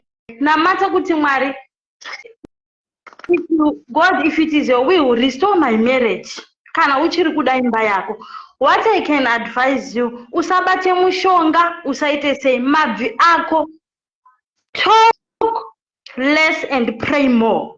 Namata zvakanyanya urege kutaura. Zvawataura out of zvese zvawataura chirega kutaura chisira Mwari. Uti Mwari pindira marriage yangu. The Bible says God hates divorce. So iwewe ndio uri kuziva kuti inini I'm loving my marriage whatever it is. Iwe uri kuziva kuti pamwe murume wako is under a spell. Just pray to God and he will answer you, my sister. We are with you in this journey. Tinotokunamatirawo. We don't want kuona mamwe madzimai achichema, stuff like that. And tinoda kutozoti uzouye pa social media uchipupura kuti ladies makandibatsira. And the other thing, don't ever think kuzviuraya. What do you benefit from killing yourself? Number one, kuzviuraya hakuna zvazvinobatsira kuzviurayira murume. Think of your children. Kuti vana vangu vanozowei. Ukatozozviuraya kana kufunga something which is bad. Wakutosiyira vanhu ava happiness. Vanotofara over you. You understand? So my friends, what I'm saying, Melly, is just to continue, Melly, even Kuku inbox, just continue checking on her. You know, right now she's under maybe depression whatsoever. Continue checking on her. Check on her. Uri say my praise. And just know kuti Mwari vanokuda. And urambe uchingonamata for now. Usatauri too much. Chinamata zvakanyanya. And Mwari vanokuda. God will never leave you nor forsake you. Whatever it is, we will stand with you, my dear. Thank you so much, Sis Medi. Thank you very much, Kola. Thank you. Hello, Kola, what's your phone? Yeah, Lady Pastor, our wrong advice. The Bible says God hates divorce, but at the same time, God doesn't like Munanita fornication. Yeah, that's wrong. We don't want to give this lady my hopes ekuti ukanamata ukadai zvichaita zvinoita naMwari, but kana munhu asvika pakutaura zvaataura izvi sometimes hatifanira kuramba tichingomupa mahopes ekuti zvichaita but haizi real point yangu yandandauya nayo. Zvandandoda kutaura ndezvekuti my praise, maane mapepa enyu, thank God for that, congratulations. I know it's hard, takasvikawo neso pakugara muUK tisina mapepa, but once marriage kana yasvika pakadai, murume kana achirara pasofa zvichinzi hausi kumupa respect. One thing that I want to tell my praise, munhu akarara pasofa achigara mumba mako achadzoka chete. Takazviita, takapinda mukuti munhu anoenda kurara mune imwe room, anoenda kurara pasofa, muchingogara mese achadzoka chete. But handisi kuda kunditi mugare muchifunga kuti achadzoka. Advice yangu, move on. Endai kugym kana muchinida kuenda kugym, even uri fit, find something to keep you busy. Kana anga asiri kushanda zvakanaka tsvagai basa, asango concentrate maybe pamurume iko zvino. Ane wana watokura, it's not like that achanga chisuffer from childcare. Ngazviitire life yake, azvishandire. The moment uchita busy, munhu achaona kuti haasisina basa neni. Anokwanisa kumuka adzoka akona kuti munhu uyu haasisina basa neni. And zvandikuona pamurume wake arongoda vanhu two chete kuAfrica kumba kokoko muno muUK. Saka handidi kuti maybe tirambe tichingomupa mahopes ekungoti murume chakati. She needs to keep herself busy. Ngazvishandira aite life yake. Tichangoona pamberi. That's it. Thank you very much, Kola. Thank you. Right, first Bugande. Hello, Nelly. Yes, what do you say? Ndiri right zvangu.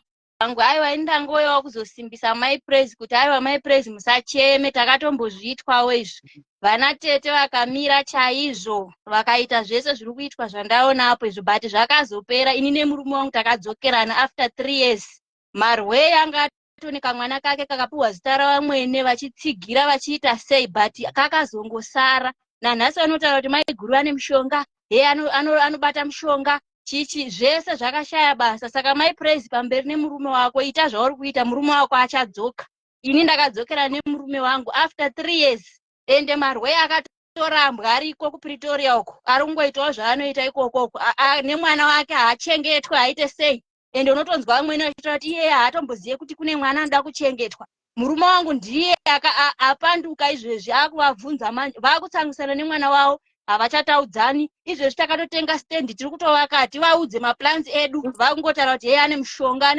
Ngavasiyane nana tete vasina order. Tete vanobhosta mabhostira vangu vachiita, ndo zvinoita vana tete vangu izvozvo. Vandoita vanga ndo vakakuroora. Ende chandoziya murume wangu ndiye anyepera, achivanyepera, but izvozvi tadzokerana vakunzi akadyiswa akadyiswa. Handizivi kuti zvinombofamba sei chaizvo chaizvo kuti vanotora blame yemwana wavo wavakarera vega wopedza kuti anzi akadyiswa. Unhu hwemwana wenyu munenge muchiuziva, munoda kubrema muroora akauya mumusha kuti ndiye akazodai akadyisa mwana wedu.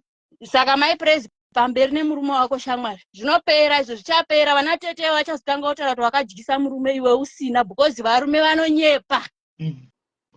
Right. Thank you very much, Mningira. Thank you very much, Mningira wangu. Thank you. And the next. Hello, Kola. Hello, Magadieni, Tiripo Magadi zvenyu. Tiripo, ndoda kutanga neku-apologize neku-explain comment yangu yandaisa mukajamuka mukati isu ndisi tinogeza. I wasn't literally saying imi, but majority of vakadzi vakura vema-ages ekumana 70 zvichikwidza kudai vakawanda kuZimbabwe havatombozvipe self care, havatombozvipampe their selves. Vanongo vachingoti tiri kuvaka, tiri kuzodai, tiri kudii. Chero mawigi avanopfeka makamaona mamwe munoshayiwa kuti pane akatomboita kaTikTok video achiwanzira manesi kuti kana vachichuza mawigi avanenge vachichuza, unonzwa munhu achiti ndaane madhigiri akati nechakati, but appearance yake, mazvibatiro anoita haaenderani nema-achievements ake. Ndozvanachida kuzama kuexplaina izvozvo, kuti dzimwe nguva tinofanira kuzvi-upgrade kuenderana nenguva. Kangani isisi meli muchinzi nevanhu dressing yenyu iyi haisi kuenderana nezera renyu. It's because you are upgrading nekufambirana nenguva. Ivo vanenge vachitarisira kuti munhu kana ane makore akati aramba achipfeka zvinhu zvisingaenderani nefashion, vozokusekai futi kuti ndosaka varume vari kutiza vachienda ama-2000. But nasingareverei izvozvo kuti vanhu havageza. Vanhu vanogeza, but zvipo nguva yekuzvibata iwewe pachezvako, and then back kunyaya iripo yezvinozvi. Naichingoda kutaura kuti kuna madha, sometimes it's not necessary kuramba wakabatirira pamunhu aunotoona kuti maactions ake nemaitiro aari kuita haasisina interest newe. Ini ndinovapa example ezimwana akabva mumarriage iyoise yavo yekuti baba vangu vakasiya mai vangu vachienda kune mumwe mukadzi. Mai vangu vakaramba vakabatirira for I don't know how many years, because isitakatokura baba vaingoita vachiuya vachidzokera. Asi mai vangu vaigara vachiti ndiye murume wangu iyeye, ndakatomumirira kusvikira amen. But dzimwe nguva Mwari anenge achikubvisa mumaproblems, anenge achitoda kukupa a better future. As I speak right now, my mom is the happiest woman ever. Vakanotsvaga munda wavo, vakatsvaga plot yavo, hapana chisipo. Isu vana vavo tinenge tichinovabetsera. I am so free kuenda mumba kwedu, chinogara navo chitaura nyaya. And what happened to that man? Baba vangu havasisina pekugara, imba nechine zvese zvanga zviri nazvo zvakaparara nemukadzi iyeye, including nevana vake vakawana naye vakasvika pakufa. I contacted one of mwana wacho akuda kuti tivabetsere, kuti timubetsere kuvachengeta, because burden yese yapaari, akuvarojera karumu ivo baba vaya. Asi it's because yezvavakadyara. Mwana iye akatoenda kuchechi akaudzwa napastor kuti mumba menyu mune kesi, ndosaka muri kutambura matamburiro amuri kuita, because we grew up crying nekusafiswa kwatakaitwa kuburikidza nemukadzi angatorwa nababa vangu. Saka mai ava ngavasazvinzwira tsitsi nekubatirira pakuti ndane 20 years, ndane 30 years nemurume uyu. Kana nguva yakwana munhu asasade, ngavaseparate mune zvakanaka, vachifara, vafocuse on her life, vana vavo vakura. Saka madha ngavachitawo zvekutsvaka kuti chii chavanoda.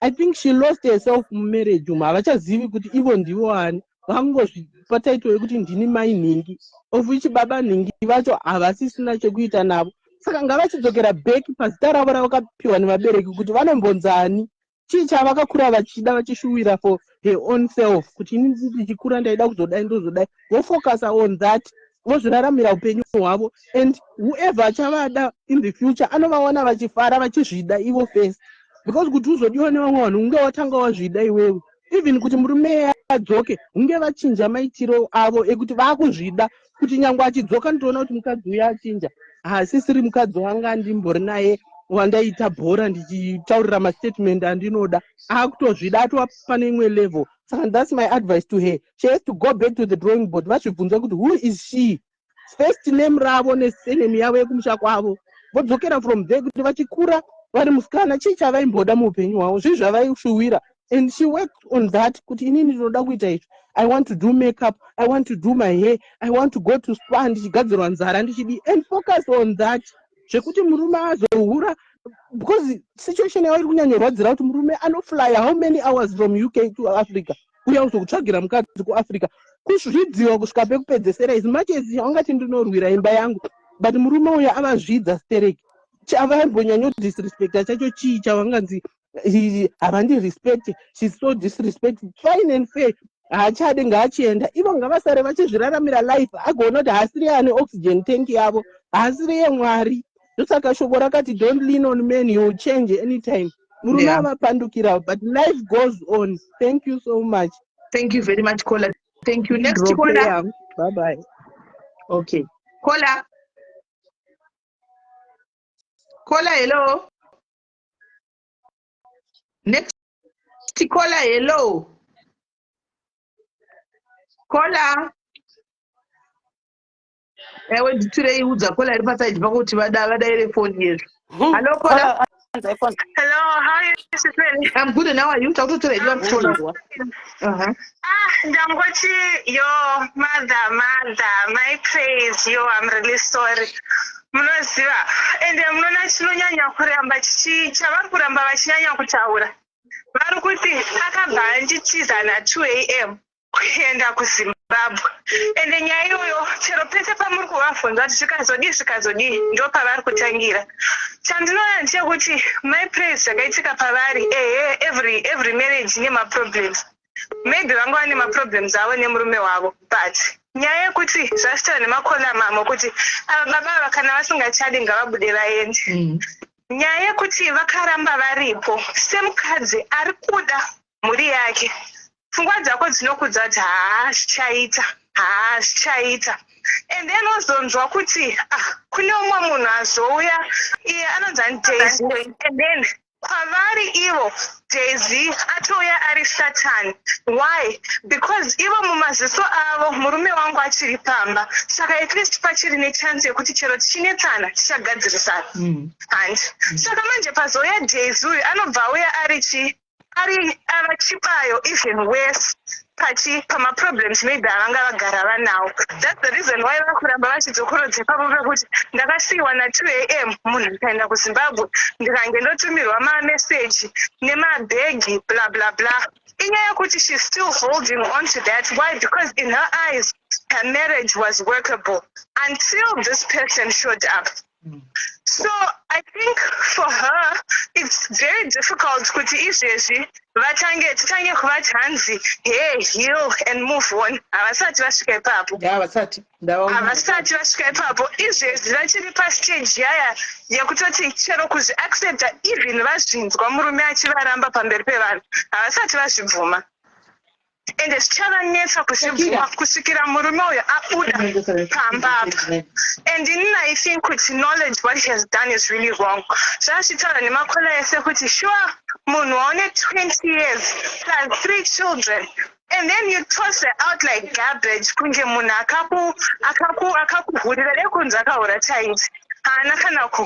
What he did was wrong. But all I can say to my praise is, you know what, take heart. Like people said, there's nothing new under the sun. It's painful.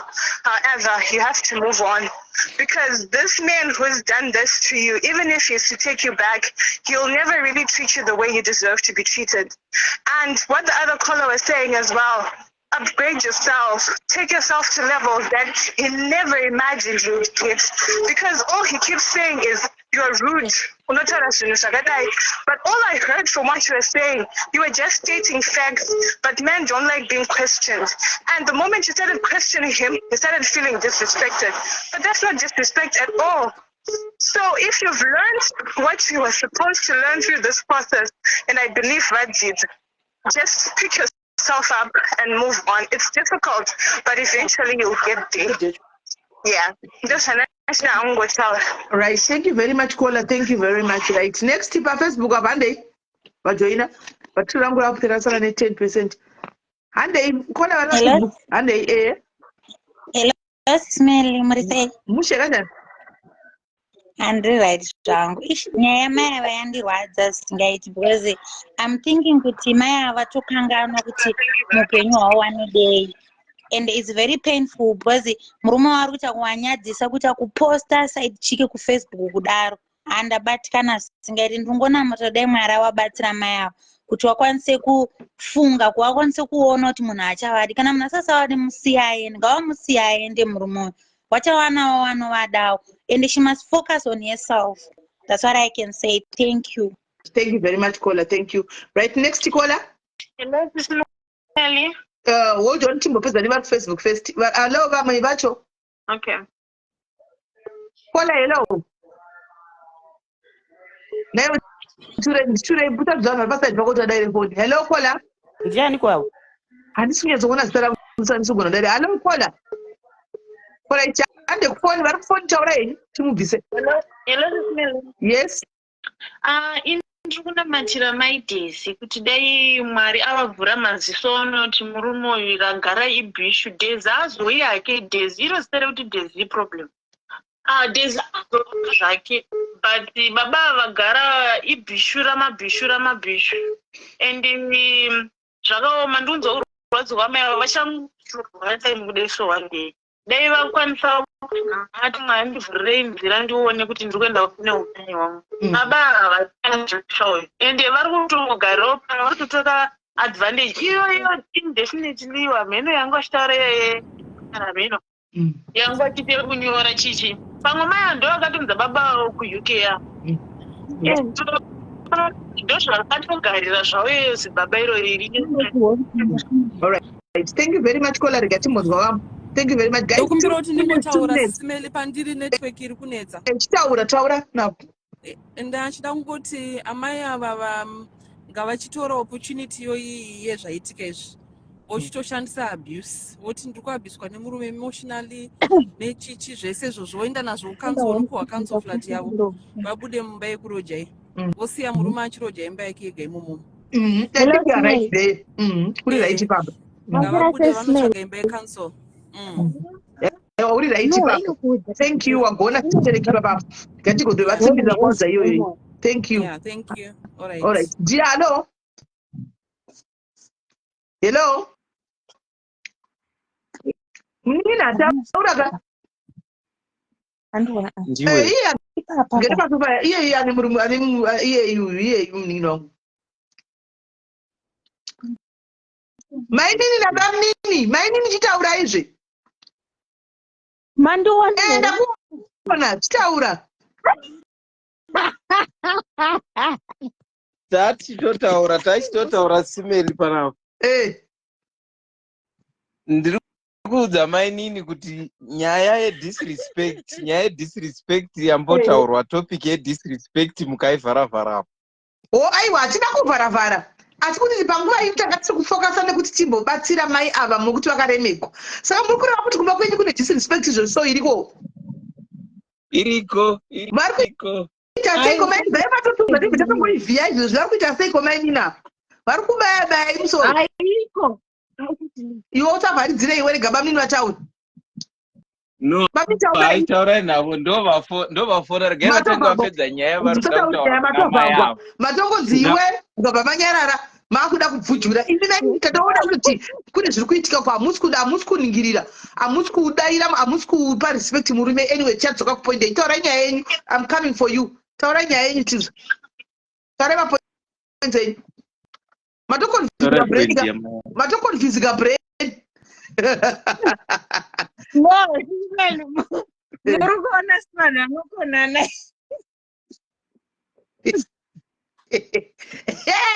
Hello, comments nje kusina varume uko. Hello, vasina varume. Hello. Hello, vasina varume.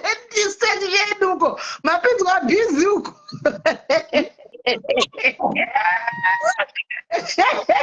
Kuna nanero. Sorry. Hello, Chasha.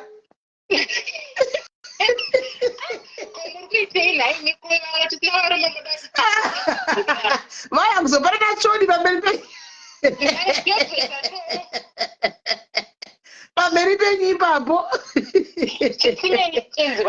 Don't judge me and you don't comment section in the judge for what I'm about to say. And it is. And so I'm not the only woman thinking about this right now.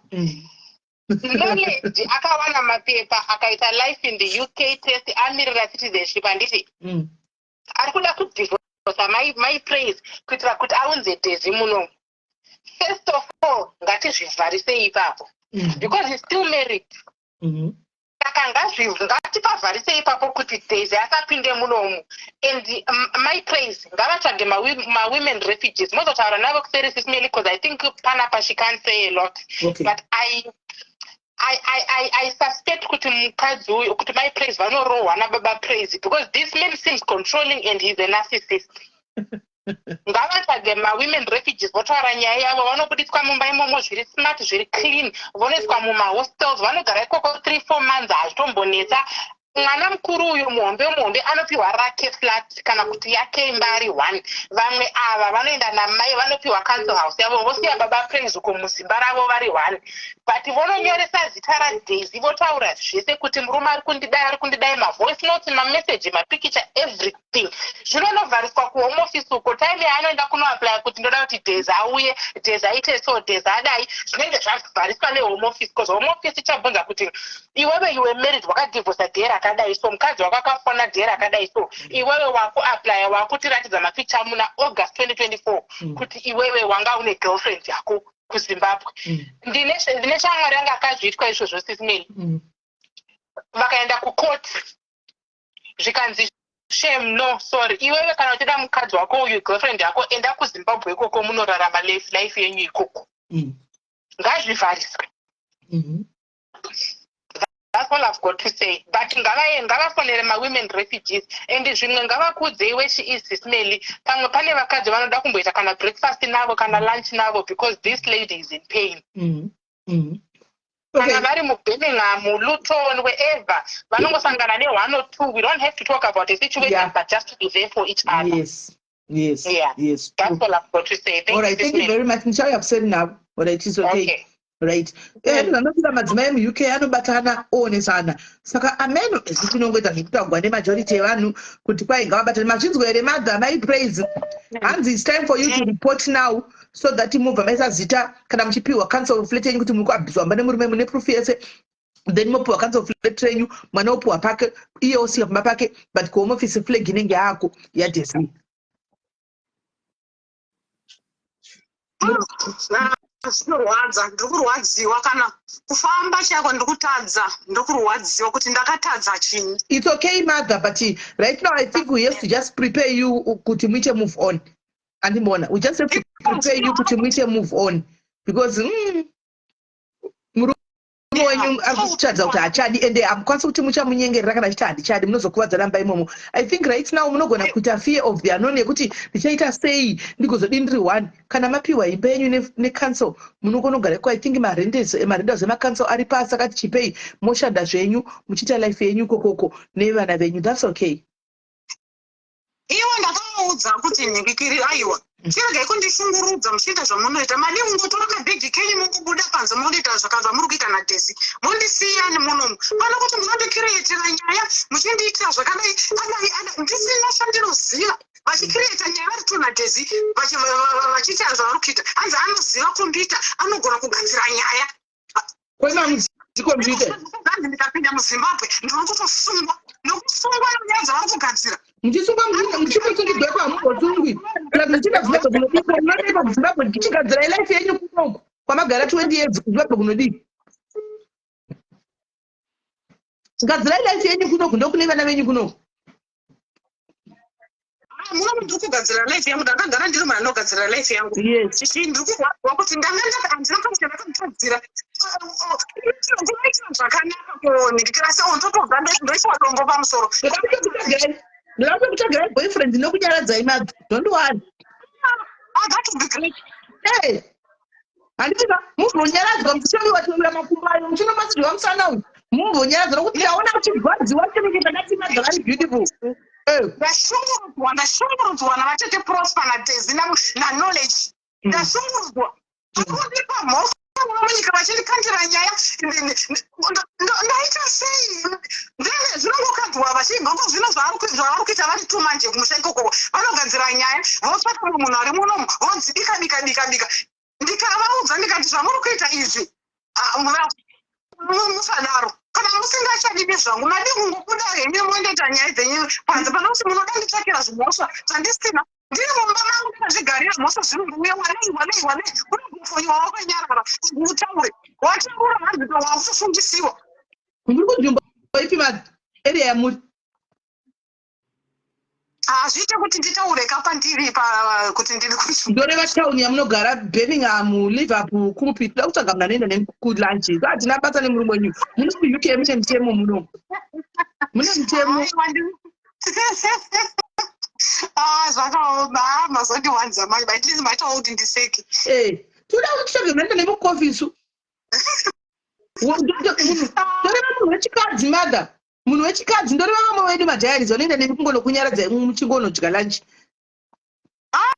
Zvinorwadza, zvinondirwadza, ndikurwadziwa. Upenyu hwangu munoziva kuti unenge wagadzira life uchitanga dai so ndiri kudii ndikuda. Uri ku Scotland, all right. Okay. Madi? Muri ku Scotland, all right. All right. Kushainirwa nekahure. Zvakanaka totanzi akatonditumisira 500 izvezvizvi nekuti ndiri nhumbi iri kutondirwadza ndambonoenda kwadhokta. Mumba muno hamuna fudhu, mumba muno hamuna chakadai, tinoda kubhadhara zvinhu zvedu asi ari kuona mari yekuendesa kumahure. Vasikana ndikanyarara ndasendera maaudios akadaro. Ndisa masters guys, uchikanda masters goenda kudzika maguys, sewo masters tisvike pa 10,000. 9 guys. Kandaiwo masters tisvike pa 10,000 amadza vachidurura muchiti nyara dzoona masters apa. Wenda kuti nguva indisina kana kubika izvo ndambobika ndigere nemipano. Isaiwo masters apo guys. Kana ndozoitigwa live yangu nafather diaries kuti handa respect ndobika leti mune makandimiririra. Taura zvenyu madzi. Yes, ndisina picture yangu akati ndobva mubhedha pandaivata naKnowledge apa madza. Pasaidi pachona pakagara vaseke Prosper. Pasaidi pachona panga pakamira vamwe vamunini vamwe vamudini. Ndikiti ndo vanhu vanga vari murume achiti ndobva mubhedha pandairana naKnowledge. Achimisira inini mukadzi waKnowledge inini. Ndinofira sei paya nepakati. Ndikanyarara handina kukomenta vakafunga kuti mai vachaifusa. Akandisira imwe message yakanzi kwai inini ndakanyarara. Asi kana ndakutaura ndinogona kutaura. Ndikamuti Daisy ndikanyarara zvangu. Haana kuziva kuti pandinotaurawo inini ndinotaurawo zvechokwadi. Asi akati anondikazi kwai uri chembere uri iri mbuya. Chembere mukadzi. Chembere mukadzi. Chembere kwandiri inini. Saka hura nechembereka. Akatozosema vana vezera rake. 29 years asana achiputsa munhu nevana vake. Andakatozvizivi saka urikufundira uchiita sei? Akutonzi kwai ndikuda kuuya mumba imomo ndotogara mumba nei ndotomuziva kuti mumba mei vakadai mamarumu osema munhikiki vanenge vachitadzira mavhidhio ndisipo. Ndiri kubasa ndagadzira mumba ndakilina. Anofunga kuti anouya tiribudisa munomu vachipinda munomu inini. Zvakaoma. Hazviiti havangondibudise just like that. Vanofanira kutanga vandiomesa ndokuti vandibudise munomu. Hazviite mumba mandagara many years ndotanga kufungudzwa nenyaya yaDaisy.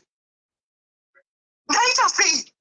Kuona izvo maenda iri kuAfrica chimboda izve magarirei. Zvakaoma. Vanhu baba ndakavabata netambo kuti chokwadi torai bhegi renyu muende mundopedza neDaisy tozouya. Kwete kuti vakuti social media yachona Daisy ari pasocial media. Vari tu. Asi ndiri mukadzi wake inini handina kurambwa ini.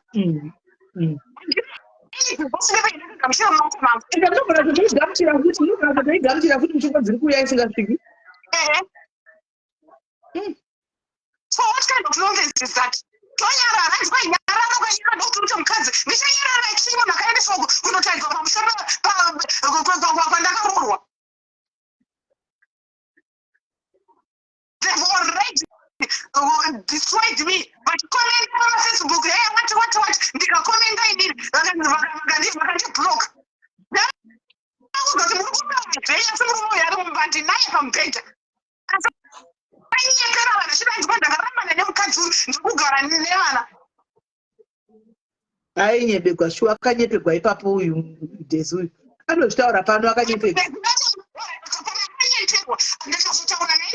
ini ndikati iwe Jesse murume wangu ndinaye mumba zvauro handina kurambana naye handina ini pepana ndakasaina handina kana ini divorce pepana ndakagamuchira maoko mangu wakazinzwa wako iwewe ndikasvika ndichikuudza inini murume handina kurambana naye ndinaye mumba munomu ndikikiriri manje vanzwa nenge mashanya kumba kwake ndikati kushanya kumba kwangu inini uneshuwa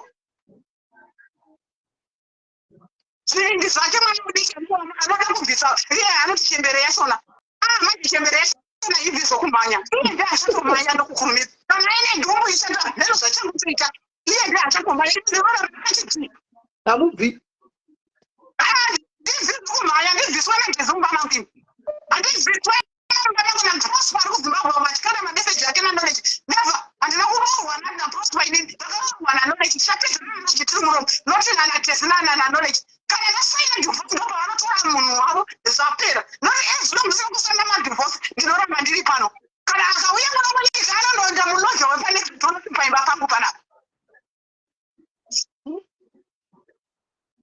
yes handimbofanira kujaivha handisina kajaisa izvozvo kuti vanonditi mazuva achitaura pamwanza ndikatamba ndichimugofa achata bp ini ndinomwa bp ndichimukokodza ndichimuka ndichitaura futi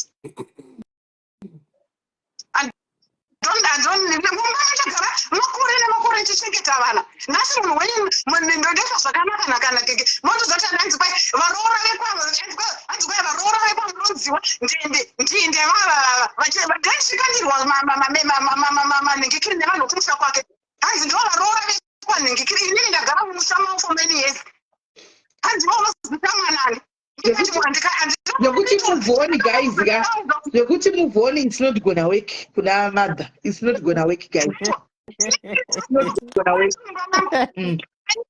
vatotaura kuti handibiswi nadhezi vataura kuti handibiswi nadhezi ende pana handibvi nadhezi so it's a no Smelly. Hello dear.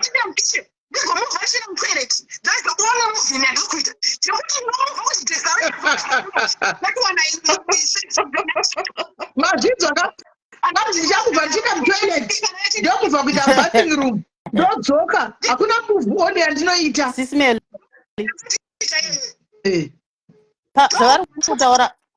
Zvavari kutaura madha vaka hanti manzwa zvataura father diaries kuti varume kana moda kumuvha on siyai masaina madivorce moita clear papa varume vavo vanoita zviri kuitwa nevavo vaka ndozvaita vaita panapa vanenge vachida kuita indedzoke saka kana uri ready for him to come back sure anodzoka anodzoka kana uri ready kuti achadzoka in 10 years kana 5 years anodzoka vepano vauya vachiti gogogogogogo kudai ndovaudza kuti imi ndofona Zimbabwe ndivaudze kuti muri padhoo pangu munopoizenwa madzokera enyu vanenge vachiningirira saka kana maya vachiti marriage yangu ndongomubva ndichinda kutoilet vari ready kutoita zvozvoka vavangogara mumba mavo nevana vavo vochengeta vana vavo because varume vekuzimbabwe for sure they will come back vatanditi and I'm sure there's Arkuona she's watching so there's just no and she's not going anywhere kutaura kwavari kuita vakutaura kuti ndichange ndiri pano handakwandoenda ngavangobudisa murume mumba ngavangoita polisi murume abviswe vagare nevana vavo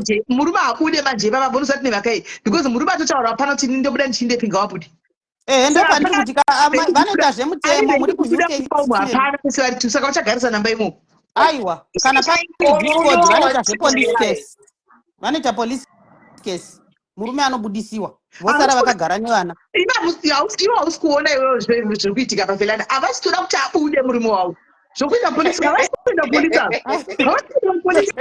polisi munodii avati murume wavo agadzisa namba imomo havasi kuenda kwaanakudanaripota saka umwe achaurayiwa papana achauraya umwe ipapo because dangerous situation manje exactly because mune moda kuseparata umwe ondogara murumu yake kumba kwake ndichifunga inini but right now she's not budging into that hakuna munhu anoita abude mumba havasi kubuda iwe murume wavo havasi panga kubuda iye hafanga kubuda hakuna munhu anoita move on vanogara mba imomo vese ndozvavari kuda barika racho vari kurida here sismeri barika havasi kurida handizozivi ipapo madha barika mungarida here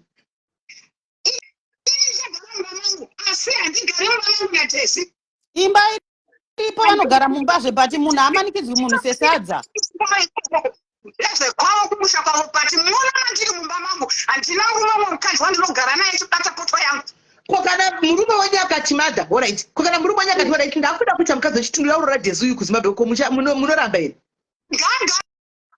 ngagare kumusha izvi ndizvo anotosvika kumba kwacho kumusha kwacho handiti angosvika achisuka maplate angu aiwa ndoreva kuti let's say azouya achikusumai nenzira yakanaka murume kuti ida kuda kuti vakadzi tu I'm going to take this day sekuti mukadzi wangu kumusha muchazvigamuchira sei That man said he's gone. ngatini murume handisei asi inini kwanangu afunga kuti akurora kwakikokokoka ngaroore asi ndandiri kutaura ndechekuti inini pano handibve nekuti ndakagarira munhu handisi kugarira murume ndakagarira vana vangu ndinofanira kunyorwa iyoyoyo saka iyokana chida kurova rodhi kurova ngaende rimwe zuva ndakavaga kuti ndikati inini handina kukunetsai kana musiri willing kugara iyo pano aiwa ndinurova irodhi muende vakati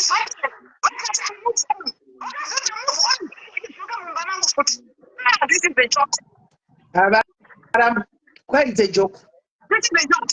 No, this is a joke.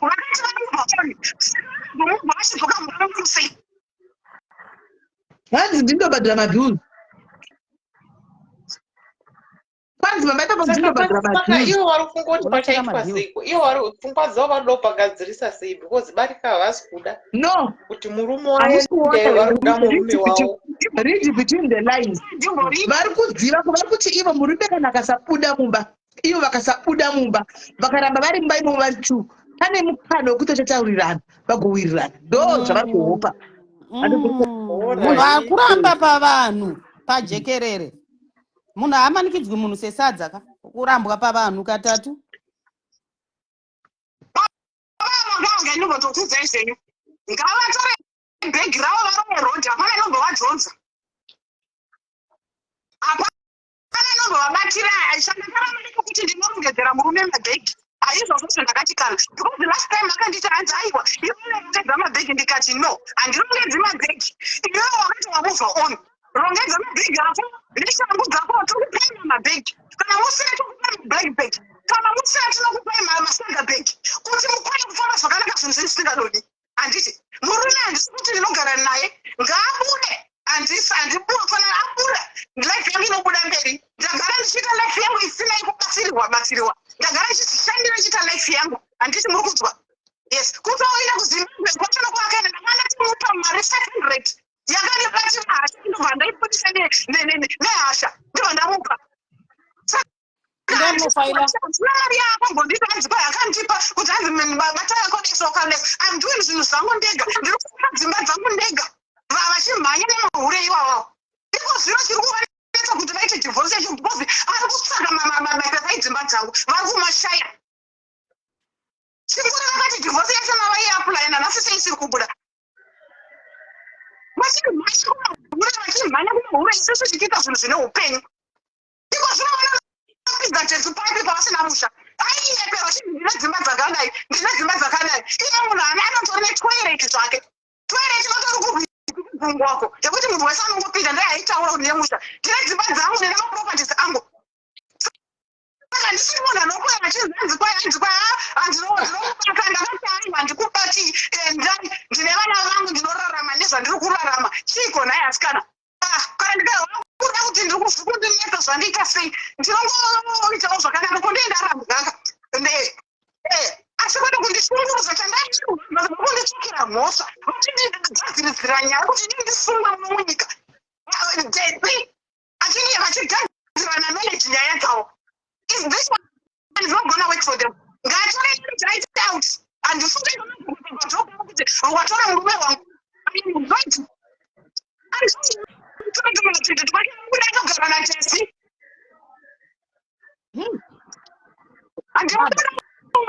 handibune ndinogaisa kudaiso aita zvaanoda kuita asi ndakamuza kuti handibune for the sake of kuti jesanagare muno muna vangu ndaisigara ndichiita toilet nini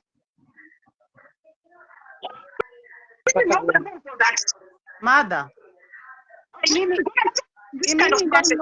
inde munofaila ningirikini report vabudiswe mumba pavanoenda kwaDaisy paya pamoenda neevidence monofaila vobudiswa mumba mosara mogara in peace then let him go. Kana vachidzoka muchiri kuvada mozokuvatambira henyu, but for now vabudiswe mumba. Aiwa. Ngavabude vanofunga kuti anzopaita negekeri pane munhu akagara asina mukadzi akawera akabuda muyopi. Vari kuti havabudi katemofaile vabudiswe by force. Ngarege kumabhiuza, ngarege kukiritosha muno mumba. Havasida kubudisa. Havasida kubudisa. Tosherechi, varikundobvunzirechi, ndaita sei? Ya, pakaipa. Havasida kubudisa. Pakaipa. No. Azvise. Right, regai tipozva samba vataura ichizwe vapinda vatione kuna vada kujoine chimboita zvokunobika tinenge takafita kuzodzoka time because hatina kuzoita program kayangouya wani kaurai madha ini ndino nyaya yangu handizivi kuti mungandibatsira sei. Alright, tiri pampengempenga ndizo panongotaurwa nyaya dzese. taura. Yes. Alright. Ndiri mwana wasisi wangu wakabayiwa nebanga pane mwedzi kugweru kungupa 16. Okay. So mukomana wacho nanhasi wari kutiza wasati wabatwa. Hamene kuti mungandibatsirawo sei ipapo. Ndiani akabayiwa? Mwana wasisi wangu. Akafa? Anonzani? Anonzi Bothwell. Asi ndiyo ndakanzozvinzwa kuti munhu akabayiwa nebanga kugweruko pamashopping center. Vanhu vacho ndivanani munovaziva? Makorokoza. Anzi akabayiwa nemakorokoza. Songo vati vari kutsvaga masene mbozi pandataura navo masikati ndavati izvo dai mamboona mapictures acho tava kuzama kukumbira sisi Medi. Makorokoza so vanogona kutibatsira. Mazita acho anonzi Terence, mumwe wacho anonzi Cephas, but mazita hawana. Makorokoza. Masene hawana kukwanisa kumaona, but mapictures vandipa. Makorokoza. Yanzi saka ndonyaya ndakanzwa kune munhu akabayiwa nebanga nemakorokoza. Mai makorokoza munongoti vapedza kana makorokoza hawaniki zvokumhanya, anozobatwa zvavo, but after a little struggle vanetsa mugweru makorokoza kumashopping center vanetsa. Mondipa mapictures acho ewayayo nemapicture yemwana sisi wenyu tiposte tione kuti vati vanenge vafamba vachingodi vaonekwe vanongokwenyegwa mapurisa. Makorokoza atonetsa mugweru zvokutodaro kutongonzi ngodai makorokoza ngodai makorokoza. Ndakaizwa nyaya iyoyo, ndakatoizwa. Ndakatoizwa chinzi mwana yanga nemakore 16, 17 yanga nemakore makanabayiwa. Wanga ni 25. Saka ndiye chinzi anga mufana wechidiki chiyabayiwa chichiyaka nemakorokoza akatiza kudi ndakainzwa. I heard that story. Alright, tinondikandira kuWhatsApp. Alright. Alright. Sharp sharp. Right, hello Rufaro. Sisi Medi muri right here. Mushe kanjani? Ndimbotaura namukoma wangu ava. Nai antizi vane makore mangani? Madha mune makore mangani? Kuma 40. Kuma 40. Yeah, ndazwa nyaya yenyu and at first ndangachingoti madha vari kudisrespectwa nefamily yemurume wavo.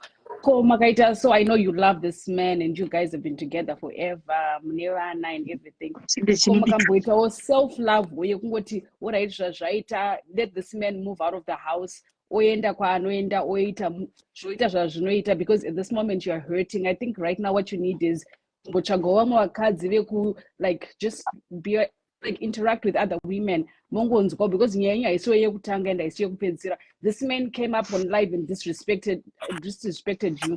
Kaenda kuprofile kwachoti kanodongorera mukadzi uya wamuri kutaura iye Daisy wacho akazara kuprofile kuratidza kuti family yemurume wacho yato accepta this Daisy girl. Pamwe ndivo vakatomutsvagira mwana wavo murume. I don't know zvamamuchitadzirana nemurume wenyu kumba kwenyu, but I think at this point, I don't know, sometimes you should just accept kuti you know what, we tried, we've been together 20 something years, azvichaita, and let's just call it a day and move on. I know it's difficult, it's hard to let go such a relationship, yagara makore akawanda, but you're doing more harm to yourself than good, because at the end of the day murume uyu kana varume anonzi chandagwinyira kana chatoti chinonziregedza ndochiri umwe mungagona kuinda pamusoro pemukati handibudi handiti sei, but the level of disrespect yaari kuupa nehama dzacho, I don't know kuti makabva kupi, makatangira kupi relationship yenyu kuti muzosvika pamuri ipapapa, but this man matauriro aiita, if there was a chance yekuti mune vana 3 kids, ingadai ataura kuti hai inini zvekuti nditaure nyaya dzangu nemi pasocial media handisi kuda ngatitaure kuseri there's room for kuti mugadzirisane. But the moment yataura kuti aiwa mukadzi uyu anonyepa mubvunze kuti aita so ende imba mari kugara anozoita this ende tete vauya vakakudisrespecta imi muri kunzwa makatuka mama. So I mean it's a long shot zvezvo zvakawandisa. Sometimes you just need to look inside yourself kuti do I deserve this kind of life? Ndiri munhu akaita sei? Ndakatangira kupi? Am I going to like just kupi tichiita so and move on? It's hard. And mama ati muri kuma-40 you can still find love. Find like groom yourself, gezai, find something that makes you happy. Go hiking, go jogging, look nice for yourself. Chenai, you meet somebody who's meant for you. Disrespect baba. It's not worth it. At the end of the day, you know, when we have a life, kids go to entertainment. Muchasara muri mega, muchirwadziwa, but is it worth it? Anyway, ndo sheka shandoda uta romantic quiz a first time for life, but hey, I think you need to look inside yourself and weigh your options and stuff. Anyway, thank you, Sis Mary. I'm sorry, something like for 22 years.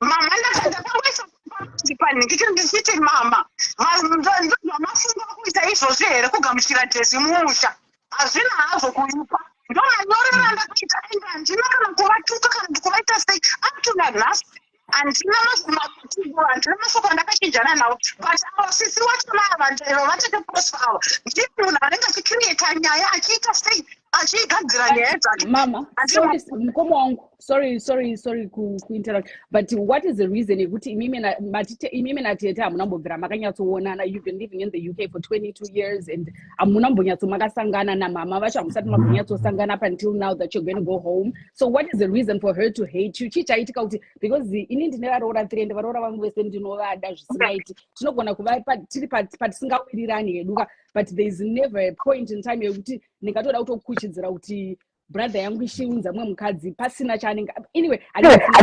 relationship brother yangu nemukadzi ipimo pachenyu maybe pane zvamakavatadzira zvamusiri kuziva, I don't know, but anyway ini nangu I mean I hope you find peace and I hope muchagadzirisana and one day you find kuti you are worth more than what's going on right now and move on with your life, and I pray that you meet somebody else who's going to love and trust and treat you like the queen that you are.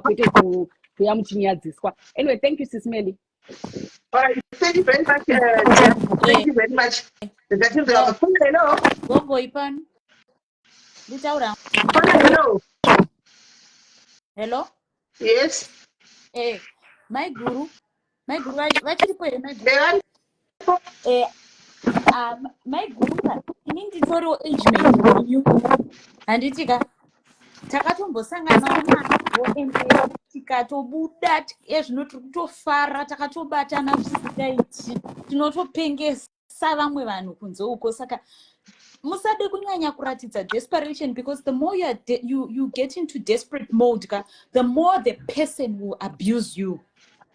Saka pari zvino garai pasi munyatso analyze zvaataura akuramba ipajekerere. He disrespected you. He's talking about you not respecting him, but Wachoka, he's a very disrespectful person. Why is he disrespectful? And this is the way do you this here in a person who walks with fools? You know the chief is here. Fools. Exactly. If you follow a blind man cannot lead another blind man because you all got into a pit. Exactly. Knowledge. This is to you. Knowledge. You are walking with fools. But hundreds yako yoka. Haivaki kana catch one. Kana catch one. That's why urkwana simba rekuita zvino putsa iwewe wacho. And then tukuna Daisy. You see, after this life, if you continue with the knowledge, unatsoratidza kuti uri munhu yawe wokuti haufungi, because clearly this is stupid dysfunctional. vatete vacho iye knowledge wacho, it says a lot about where they are coming from, because vanosapotana mune zvinhu zvisina kunaka. Kumba kwedu isusu tiri vasikana 8 tine varoora 2. Fungai kuti varoora vedu 2 ivavo pana ana tete 8 ngadai vari muchoto chakaita sei. But varoora vedu, they know we have their back. Saka iwewe Dezika ukakontinya na knowledge uyuka, ziva kuti zviri kunakidza nhasi, zvinonakidza 5 years, 10 years, 20 years, 30 years chaiyo unogona kutozonyatsoona kuti zvanyatsokumbinya zvaakurwadza. And knowledge, terera zvotaurwa naFather Diaries at the end. Father Diaries said, mamirira akaita Zimbabwe izvezvi, ukafonera munhu uri wepound, unotambirwa nemaoko akavhurika. Aiwa, taita vanhu vanganiko pano naikona vanoti ndikakirewo munhu asinodari kuchanda. Exactly. Why kuzodari kuchanda? Saka Desi, don't be stupid. You understand? Knowledge, kana wakatadzirwa namai guru, you are not wise. Why are you not wise? Because sisi vako havavaki chunhu, havavaki zero. Imi, deni muchimbonzwa zvatinenge tichiudza varume vedu vanga vakatiroora tiri tega ukoko, maitiramba.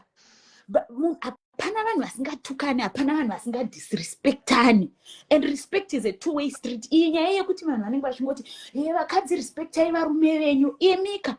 Bhaibheri rinoti we should submit, but kumusoro ukoko rinoti varume ngaidai vakadzi venyu. Saka iyi nyaya yekuti isusu ndisu tiri kufanira kungova tichipa respect. Unopa respect munhu anoda kupiwa respect. Saka mai guru, ini ndinongoti hapana chakamboshata pakuva return soldier, hapana chakamboshata kuva alone, hapana chakamboshata kurambwa takazviitwa tese, asi chisingaperi chinoshura. And knowledge, wakatombodawo mai guru zvekupengesana navo, and uri kupengesana naDezi, unogona futi kusvika papoint yatiri naDezi. Ndapedza zvangu. Thank you very much, Kola. Thank you very much. Right. Pakaipa, amen. Regarding Botra, pane namba yafona yawa yekuAustralia. Saka ndiri kuvadropa because kwavanofona kwacho ndokunani kunenge kuina madha. Saka ndinenge ndichiti vafone vauye kufacebook direct. Manje vanoramba vachingofona ipapa. Vachingofona ipapa. Makozo achawandisa.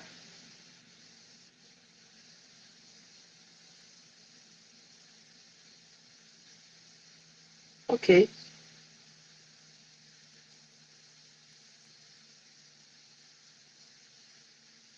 Right, Australia, phone a direct call to Australia, phone a direct call. Phone a direct call, Australia, phone a direct call to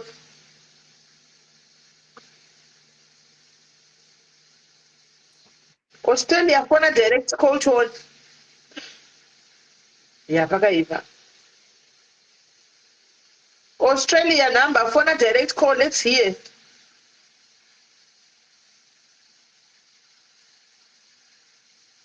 Yeah, and see. But kuna madha it's an answer madha vati no more kubuda bamao. Saka ipapo ndo patabati rice. Pavati mumba hatibudi.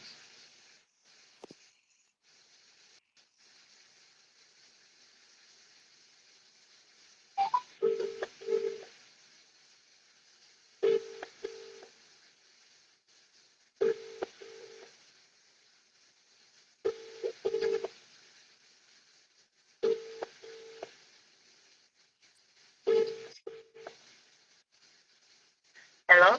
Hello, Taumfo, we are calling back. Thank you, my phone. I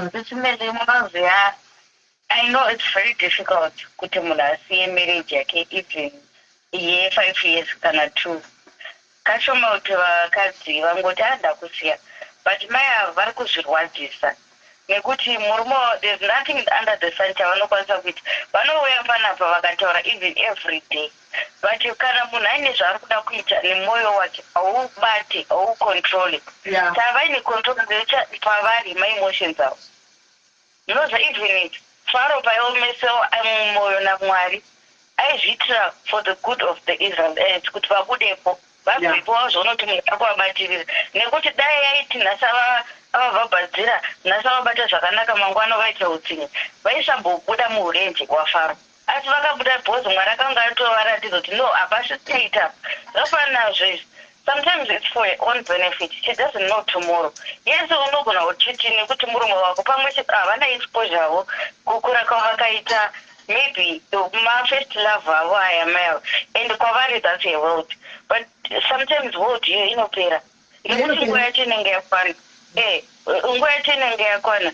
Havasi kuziva zviche izvozvi vari kufaita vari kufunga kuti vari kupinda ine battle yekuti inini ndini winner. It's not every battle that you need to win.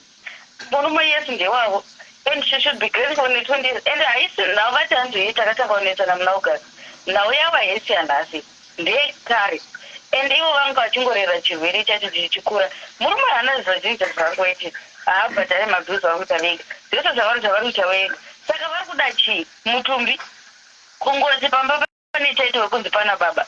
Kune vakadzi vari kutoita very well vari vega handisi kuencourage kuti vasiye murume wavo kana kuti nditi varambe vayashinge ndiri kuti dai vakwanisa kuzvibatsira ivo pachavo zvisina kuti vana vangu zvisina kuti murume nekuti murume wacho havasiseni for now tongoti hapo ane zvaari kuda mangwana pamwe unoziva mangwana anodzoka zvake but akadaiso wekuti anokuramba pamhene pane vanhu vese haasi kurespekta futi kuti ndimai vevana vangu kuti iyi haasingori chete mukadzi haasingori chete mai vevana vangu mukadzi wangu o haasingori mukadzi wangu ndimai vevana vangu pane fanira kunge paine respect but because pamwe murume wacho anoita navo havasi kuda kana kuteera munhu havasi kuda kuti pamwe izvozvo zvacho ukada kutotsvaga kana hama dzavo ivo mai ava dzisisi dzekumurume vanogona kutoti uyu hanzi uyu tanoita naye ende zvinokuurayisa manje zvinokuendesa pane akabudiswa musikana wekujeri achitaura nhau yake kuti ndakabata murume wangu achihura and I couldn't accept it ndikamuuraya hanzi ndakauraya murume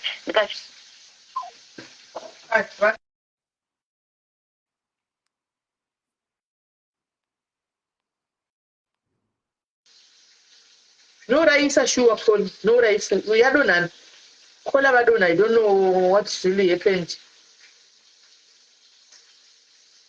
Pamwana ndavandaenda kuzopiwa gupuro guys because guys foni yangu imwe yakuperawo battery futi imwe yacho yakupera battery ora chega itaure namama mother hello my praise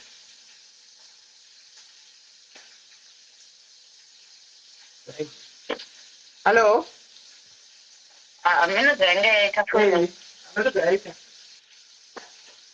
but ndangoti you know what hapana munhu asingade imba yake and ivo vanoziva futi why she needs a husband but the question is murume wacho anoziva here why she needs iwewe zvese zvavari kuita izvi vari kuitirwa naye vari kuti nini ndiri kuita iye haasi kuita handiti dai anga ari munhu ari kuappreciata mukadzi wake ari kuda mukadzi wake aizviregedza zvese izvi ogadzirisana nemarriage yake ozvigadzirisana naye but haachadi ende munoziva kuti chii sometimes love inopera sometimes my feelings towards a certain person anopera and there's a lot of things zvinoita kuti zvinhu zviitike munhu akagofa one and mafiro futi anosiyana and even whatever zvinokonzeresa rufu zvakasiyana zvangofa nemarriage iwayo kana relationship chaiyo kune makuva izvozvo namai avo akawanda kune dzimba dzakawanda kune vanhu vari majeri nevanhu vakadaiswa dai vanga vari vamwe vangozvibvuma she should teach herself kuti aiwa zvaramba hakuna here dzimwe hama dzavangati hakuna here kana counseling chaiyo you know therapy sometimes inobatsira because with the local things nepatimire izvezvizvi ivo mai avo nemhuri yavo murume haasi kuda and hapana kana kutaura kwataita handimukuratidza chi 3 hours iri live going 4 mangwana futi munogona kuita imwe it won't change anything mugoita imwe futi next month mugoita imwe pachristmas mugoita imwe next year august chaiyo pasina change murume akatsika gera kere kuti mai ava ndakapedza navo handichade ende musandimanikidze ende iye munhu amanikidzwe zvese zvavari kuita izvi hatichaone kuda kuvamgwisira tsitsi kuda kumira navo havasi kutsurika hasha dzacho padzitori hapasi pekuti ungamudzore munhu no for now she's still For now, she's still in denial. I think let's give her time. Remember, she find out she recently.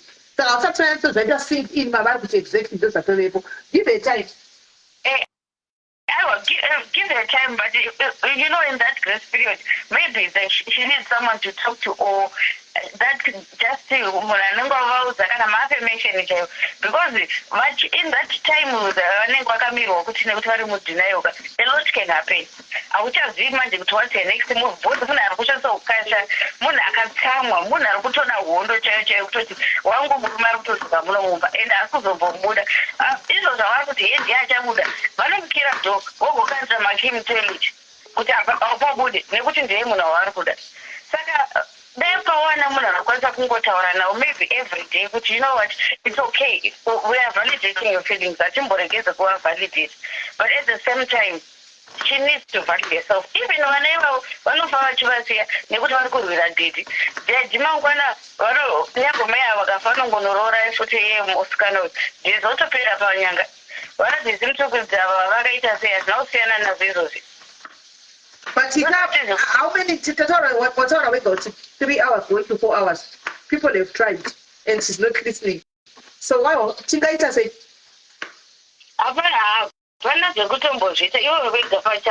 but it's not even fair to another watching.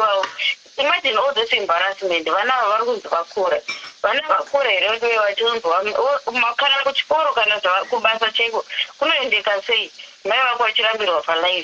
So I don't think all this and it's a lot. People react differently to situations, cause people react differently to situations. Umwana gonna kunyarara, umwana gonna kudini. Iwo dependa kwamba donation yabo yabatoita, which we cannot blame here. But what you can just do is to support her and hoping she just think in Malanga, kuti apasi sina, she needs to move on. Simple. Why didn't I get it? I don't know. Yeah, I think those who are very good about it. I put it in a day. I don't want to request it. And I don't want to request it. That is a request. I don't want to request. I was already request. I think it will be wise enough for okay. Don't go put out one or can you put out okay? Which connection failed? Put out okay. Put out okay. That put out okay. What is the name? Put out okay. Hey, but show me what. Can never find your one way change or I call some go to but good now. Even Kungo Namaki or temper. Yeah, well, situation they are married because even potential, she might be failing to help herself because of the circumstances she is in.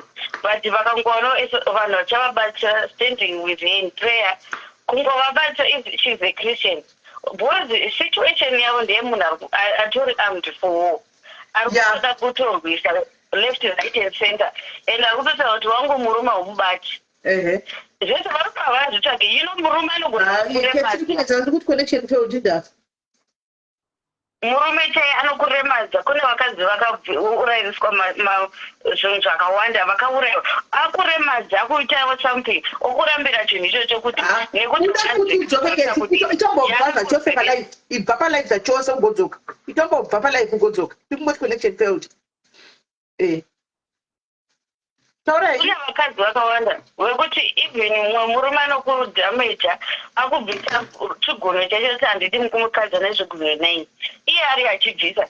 Kune vakadzi vakakanganiswa nevarume even vachikonzeswa kuti vaite mamiscarriage asi vakwanise kuzvara navo asi murume anokubudai mumba chiti nekuti ndikuda mwana saka iwe wakwanisa kundipa ende ari kukubhadhisa futi pamusoro peimwe peni yakanga akukonzesa kudhara ari kutobuilda chimwe chinhu chichatozova kwadzambo bp dziriko shuga dziriko ende vakura kamera unongofuma ukati zi hanzina chapimpiri ini murume ndakazonzi nehama zvauri imbwa naiwe uri kufira murume zvawasiroka zvino ai kana anga asiri kukuda uri normal une zvese uchifamba zvakanaka zvawasiroka uchaita sei achadzoka you know.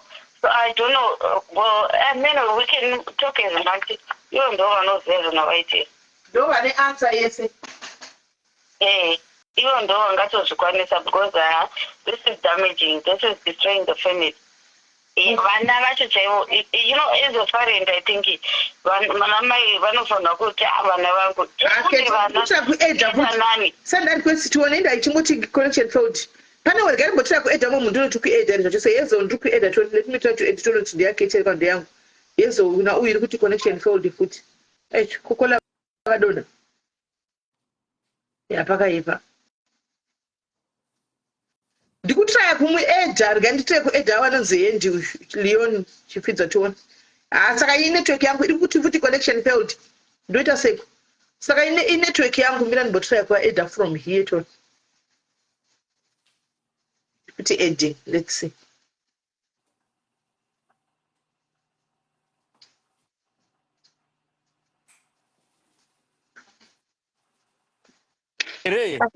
Uyu muramu wangu ndomuziva ndiye akandirambanisa nomukadzi wangu akarambanisa bhudhi vake vakaita stroke bhudhi vake vane stroke izvezvi akatora bhudhi vake Lucia uyu muramu wangu ndiye mukadzi wangu ane vana takarambana 2016 ndiLucia akatirambanisa ndiye akarambanisa bhudhi vake Joe vakaremara izvo zvari pachefe ndiLucia akavatora kuti Joe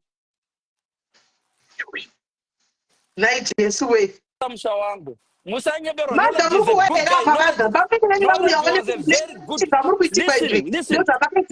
was a very good vaihurana Lucia izvezvi ndomakala ndini ndavuya chifidzo chemakala mandiziya uyu asachema akasvika jesu we saka uri kuti none chimunhu akadii guys nei network yangu iyi chipfidza hallo Leon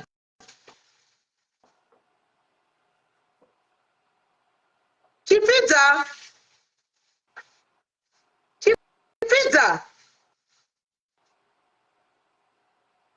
buda udzoke guys inetwork yangu iyi right chipfidza dzoka tione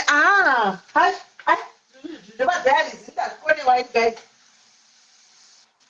zvevadhayaris ndanditadza zvevadhayaris aiwa chipfidza dzoka tione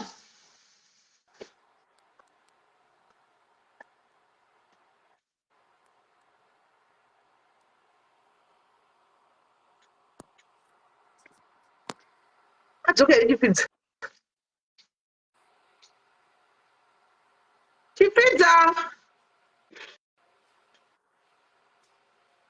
alright ndisvire mina ndimbokubvisa timboona kuti iri kufamba sei mina ndimbokubvisa ndisvire panapa panenge varoda kuita twist entertaining right ndakamirira chipfidza sandamuona asi ndamuona apana ndoti ndodzima live ndandoti ndori chidonhedza live ndoinda ndinyatsobika hanzi mukicheni mei network inonetsa kuti udaro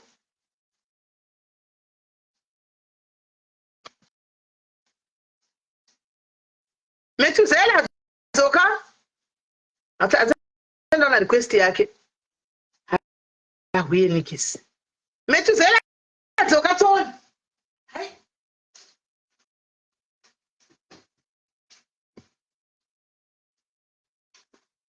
kati chikurumidza kusazvistopa muvhuru ibhuruvhorosi yandokudika igai vhorosi andokudika iyi vhorosi yekumilton kids inovavira iyi vhorosi yekumilton kids inovavira right katimbodzo vari kufona hello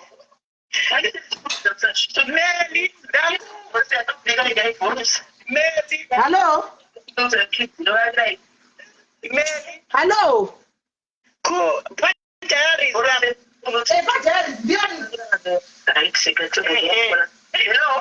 Hello, taurari kunzwai? Melinda kudza kuti mamarriage emingire ndakaparara wasi. Handwa kuona nyaya yakutaurwa yechihure yama yava. Rega tinzwe vachandanzwa nyaya yacho rega tinzwe kuna iye munotanga kufona. Vanhu vekuingirende vanoita mahumbwe guys. Marriage dzakapera kudhara vakagarira vana mudzimba umu.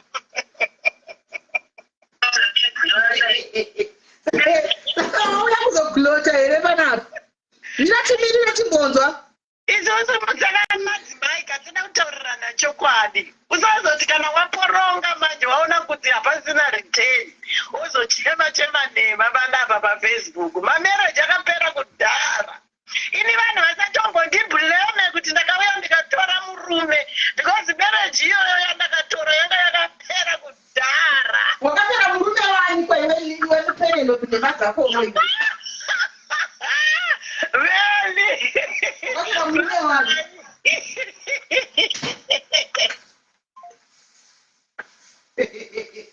zvakaoma hazvo.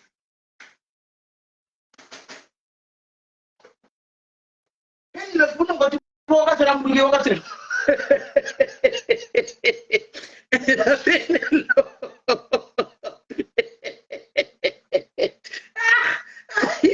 unozopaseka guys usikadi kuseka unotozongopaseka chete kwai musati blame kuti ndakatotora asi zvapeneropu auya lioni uendikisi mirai ndikuudzei ini uyu munhu bhudhi vake vakaita stroke avarambanisa nemukadzi wavo. Inini ndandakarora sisi vake uyu munhu akauya kuuk imi anonzi Lucy ndiye akadoporonga mereji yake ndovareva mazita ngaatipike ndireve varume vaihura naye izvezvi knowledge ndotomusapota tora bebi isi akatomubva on akatiramba 2007 wangu inini achindida nevana vangu vana vangu ndogara ndichiposta vaivai musamudziwa nhema. Knowledge is a good guy. Knowledge azvinamatira achida vakamusha wake muri kundiwa here kana chiti ndinonyeba mubvunze kuti bhudhi vake havasi pawheelchair here izvezvi mubvunzei. Akavatora kumupamba vaichengetwa nemukadzi wavo ndiani ndiye akaputsa musha ende takamuudza kuti misha yawaputsa zvichaitika kwauri zvangononoka chete ende Knowledge ngaazovanire bhebhi rake ari kwidze ndege azo misha yanga yakaparara kudhara aiva chakapfeka okay teerai song yangu inonzi mazhazhate iri payoutube. Teerai song yangu inonzi mazhazhate iri payoutube. Ndakaimba Lucy muramu wangu ndakaimba ndichiimbira Lucy YouTube munoklika song inonzi mazhazhate. Ndivo zvisho vanonzi Lucy vadaro kuti anonzi Lucy ndochokwadi chaicho vadaro. Anonzi Lucy muronziwa mani anonzi Lucy muronziwa ndakudza ine sene muzvese aipinda FM vanhu veFM dhakwazi mondodza chiko imi bvunzai munhu wese womuedinburgh anokuudza ndiye aindituka nemagosti eyuyu achindinyora ndine chirwere achindinyora paintaneti Lucia uyu munosora muchimbonezana Lucia akaputsa musha wasisi vake akaputsa musha wabhudhi vake bhudhi vake vane stroke izvezvi misha ikafa kudhara knowledge atogona move on my son. They're bitter, but you are neutral. She's bitter, but neutral. All right. Hey guys, titonge tukusabhodya stapati regai titore mai ava festive tadona kwanzi kune stapati yamaibhanda tobva taenda kwamaibhanda kwacho tinosapota sisimele musatora masaidhi evakadzi ndonza vakadzi vachiti he Knowledge is what vachitukirira Knowledge akaona nhamo Knowledge akagara muchipatara uyu. Hello my praise ngataura tipke ndivareve vakomana vaihura ndaiona muasda iti atipke nditaure munhu wandakamona aihura naye muasda izvezvi ngatipke hambotaure hazviite mudze ndine hendi liyo ndavuya uyu munhu uyu taura ngataure. Okay, pana mamini venyu panapa apa hanzi imimi makandirambanisa exactly zvamuri kuitwa mukundinzwa here tikakuudza zvichaitika kwauri muri kundinzwa here my praise akarambisa maiplaki iti unorambisa maiplaki here makundinzwa kaizvozvi mirai ndifone direct urambanisa maiplaki here maiplaki mira chirega ndivafone tipedze manje akangozva ndini anoikata takamudza kuti zvichamuwira 2017 2014 achivarambanisa ona zvazodzoka 10 years later ndiye uda kuita stroke pano.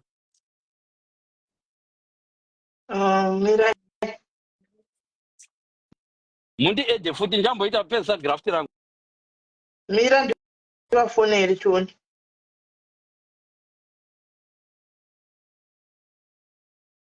Mirai kuswenda gaitipedze kwai kune stapart guys tisaita mwe tikuvhadzira mwe stapart tipedze tindi.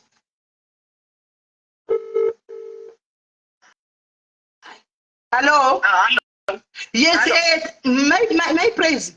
Kwanzi izvo kuna vanini venyu vauya panapa hanzi makarabanisa ini nemudzimai wangu mukarambanisa ngadzi yenyu nemudzimai wake ari pauche sezvamaitwa izvozvizvi. Kwanzi kana mukaita nharo ndotaura kwamaihura. Kwanzi mukaita nharo ndotaura kwamaihura. Hanzi mukaita nharo ndotaura kwamaihurira. Haiwa benzi wakewo ngataure panoda kutaura. Asi ndataura ndikati iye ngatore zvinhu zvake abude. Aenda kuna Dezi. Asi murume wenyu ari kudaro. Asi murume wenyu ari kudaro. Ndibamini vamakarambanisana nemunina wenyu. Bamini vamakarambanisa nemunina wenyu. Leon. Mukarambanisa kuti zvemaiguru Budhi nemukadzi wavo.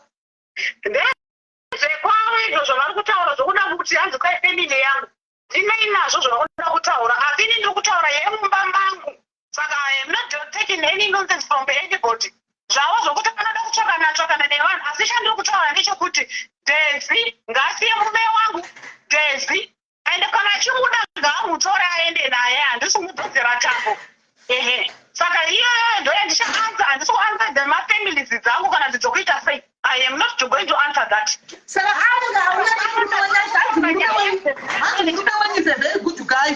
Hanzi Murume is a very good guy. I told her matter. Mimi nechihuri chamaizoita mubando chaita kuti murume apandukewo. Saka vanakashaya kuti nyaya yacho haufa manje. Aiwa, vakadaro vakataura kuti anga achinamata but andagara achikuhura. Iko anotoone mwana nemupolish. Handiti apa ari muchikoni muchechi. Anotori nemwana nemupolish neni nditi saka kunamata kwashona kwanotaura kuti ainamata kokuita sei abva kunohura kweumbira kapurupeti otanga kunamata mwana ane mwana nemupolish mobvunza ngaataureka kuti hana mwana nemupolish.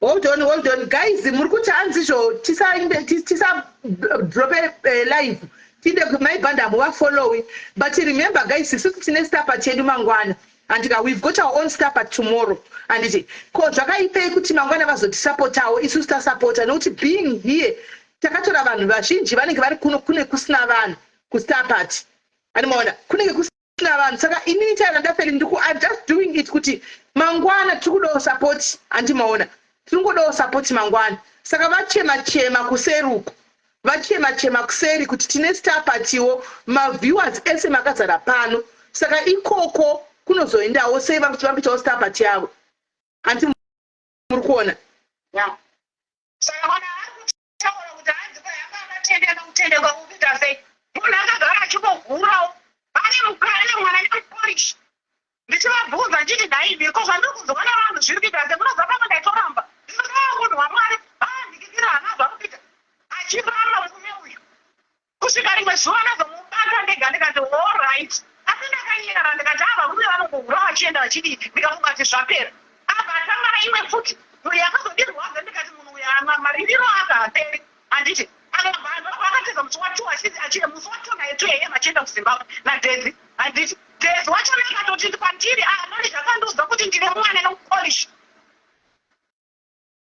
saka vanozadanga ari munhu akatendeka pakuita sei angafuna kuna kungotendeka kana even nestate vamwe vanhu vanomuziva ngavenguva dzakatendeka but haana kungobvira akatendeka akabvira achihura kudhara pandime ingoti aiwa murume ngaaiwa murume varume vanoenda paza vachidi ndichiti ifect time yake yaita mistake ndichitaura nevana murume uyo ari kure achigara nemupolish uyu ndichitaura ndichisiya vanomwaraini murume uyo achigara asi ndakanyarara ndira kungosheya nyaya dzangu idzedzi nawo ndazvitaura ngachifamba kuti tione kuti kutendeka kwachona papi. He was the deacon in the church. Achimira vaprofeta achibva pachibhayekera kumukadzi uko achindotambudza munomba. Vacheche ngavataureka kuti hanzi kwaanga akatendeka kutendeka kupi. Ndanga ndisina kuitaura iye mwana mupolish. Kana ndiri kunyeka vatete prosper isai mwana wa-knowledge. Musaisa mwana edi wadiscuss ati hafani kuenda ipapo respect that. Hapana here mwana mupolish wa-knowledge munomba. muda kundiita zvisina nebasa rose. Ndandakagara mumba mangu murume achigura achidzoka but kana usina evidence achindira munomboura here madzi? handina kumboura ndine murume wangu iyoyi. Saka vanotirazivaindikitiri mwana uyo achona akazvarwa akazoandowariniko iko zvino anokura chimwana ichi ari muno matiri kugara muno anobuda mumazati chidaimukati munhu anenge achinda kubasa izvo munhu ari kumhanya kutodhoropa mwana kuchikoro mwana zokutanga vaimuiga vachimiiga akazoti akubuda akaonekwa nevanhu vachiramba chiti murume wangu inini munonyepa ndichikaiwa munhu wamwari many years vachindirambira musi waakabva nditenga kuti chokwadi ndikatsvaka waindirambira ekosapa ndichiti vanhu ari kuda kupusa imba yangu uchizvidaro akagara achihura munhu uyu achihura. Saka ndanga ndakangozvinyarara ndikoti unogadzirisa mumba mako chimbonyarara asi enough is enough. Paakaenda kuna Jezi musi wa2 August ndakarwadziwa ndikati munhu uyu haambomiri maitiro ake haambomiri maitiro ake. Ndakangogadzirwa adzikama iko zviro saka ngavandiudze kuti ana mwana here futi ana mwana futi. Ngaise request chipidzo ngaise request ndichimona. Yes. Asi ndakazvinyarara ndikoti ndirikumba mangu inini vakandita benzi vakandita katuta vakatanga kuita tezi papa paFacebook vanhu vanokukomena chidai mukadzi asi murume ndinaye mumba hatina chadivorce yandakareceiva ini ndikanyarara ndakandibloga vanhu vazhinji vachandisendera namba ndikikira vakati chii chiri kuitika ndikati aiwa ndina chatinoziva murume murume ari paFacebook nomukadzi ndikati munonyepa saka inini saka ndakatadza chini ndikamuaprocha ndikati kumunhu ari paFacebook ndikikiti zviri kufamba sei akanditi hanzi bai ndikikiti leave me alone. Inini ndiri kutaura kuti vanhu ngavamuudze kuti ngauya tonetubabheki twake amboona chimuteerera. Right, maita muenzi madza chinzwai kumuenzi uyu. Taura henyu. Ndiri kutaura ndikati noti imini muenzi akwira. Muenzi hello. Hello. Muenzi hello.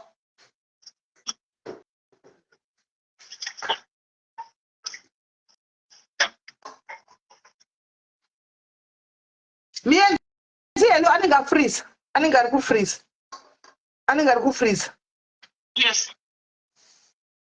Saka ndiri kutaura inini kana ubenzi hwangu vakandipa benzi ndikanyarara handina chandakanga ndataura vatatoprofora vakapindirwa mapisha emwana wanoregi muno muuk muno mwana chipolish vakaita sei vatetoprofa vakatora mapisha akavera kumusha vaitaridzana nehama dzose vakafunga kuti ndinopenga ndikavanyararira vakajadza kwamukadzi chona hana chanongoziva kuti kune mwana vaifunga kuti hachizvizviri manese emuno mumazimbabwens vana akarwara kaenda kuchipatara nonese wane muzimbabwe vanhu vanondiziva ndichimubikira asi ndichiziva kuti ndanga ndinaye uko ndichimuona zvangu ndichizviona zvanga achiita ndichinyarara ndina kubhenda asi vanhu vakandiita mapenzi.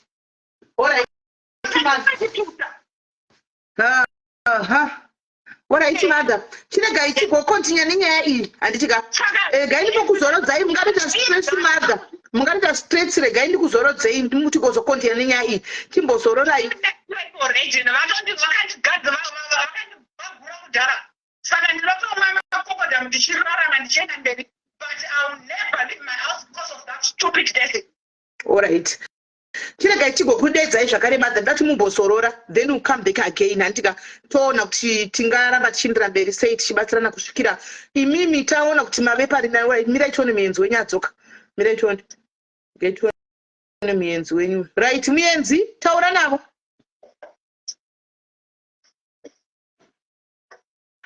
Hello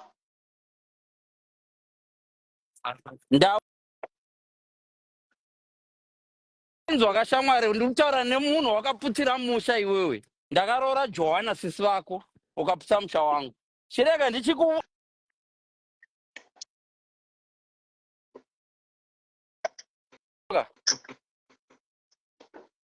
uri kanyi kumakinga wikwi andi kaindi kwa yanga iruko. Zvinondinetsa kaindi dzosere Hello. Hey.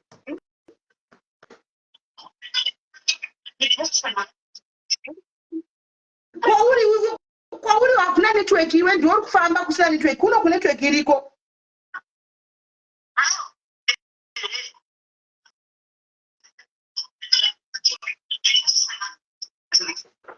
Hauna network iwe ndio kufamba mira panzvimbo 1 kuri kufamba ati hauna network. Ana network guys ari kungofamba uri kufamba hauna network. Hauna network saka uchifamba. Ari kufamba guys ndosaka pasina network. Ndiri kukunzwai. Iyo isusu tiri kukunzwa but muenzi wenyu ndiye asina network. Ari kufamba. Muenzi wacho ndiandiko. Ivava. Kuita team up nezvinhu zvina basa nhingi. Vaita basa rokuita team up vachindiataka. Alright, mother, regai ndimbokusiyai. I'll call you back. Ndokufonera back aditi. Regai ndikufonera back tokontinya nemberi yenyaya yedu inaupera. Chimbozororai. Mungatoita stress mukatodona chaiko chaiko. Ndinokudonai regai ainde pane network kwayo then tigozotaura handitika. Right, ndavadonedza guys. Ndavadonedza. Endei kustapati guys. Mangwana todawo support guys. Plus mangwana amuzodi kuti ndipfume nchituku handiti. Makaziva kakamukono ketsamba rafuta kakamira kuti makazvona kune kozonzi mazvona kaita zvavakanditira ndozvakaitira kuti maibhanda kungotsvaga nyaya saka handei uku titodzoka kana yapera todzoka pano antika tokontinya yedu kana kwakupera starpart mangwana makuseni before starpart kuseni tomboya nenyaya itoivhiya tozobreaka tozodzoka kustarpart antika so guys handei kustarpart muve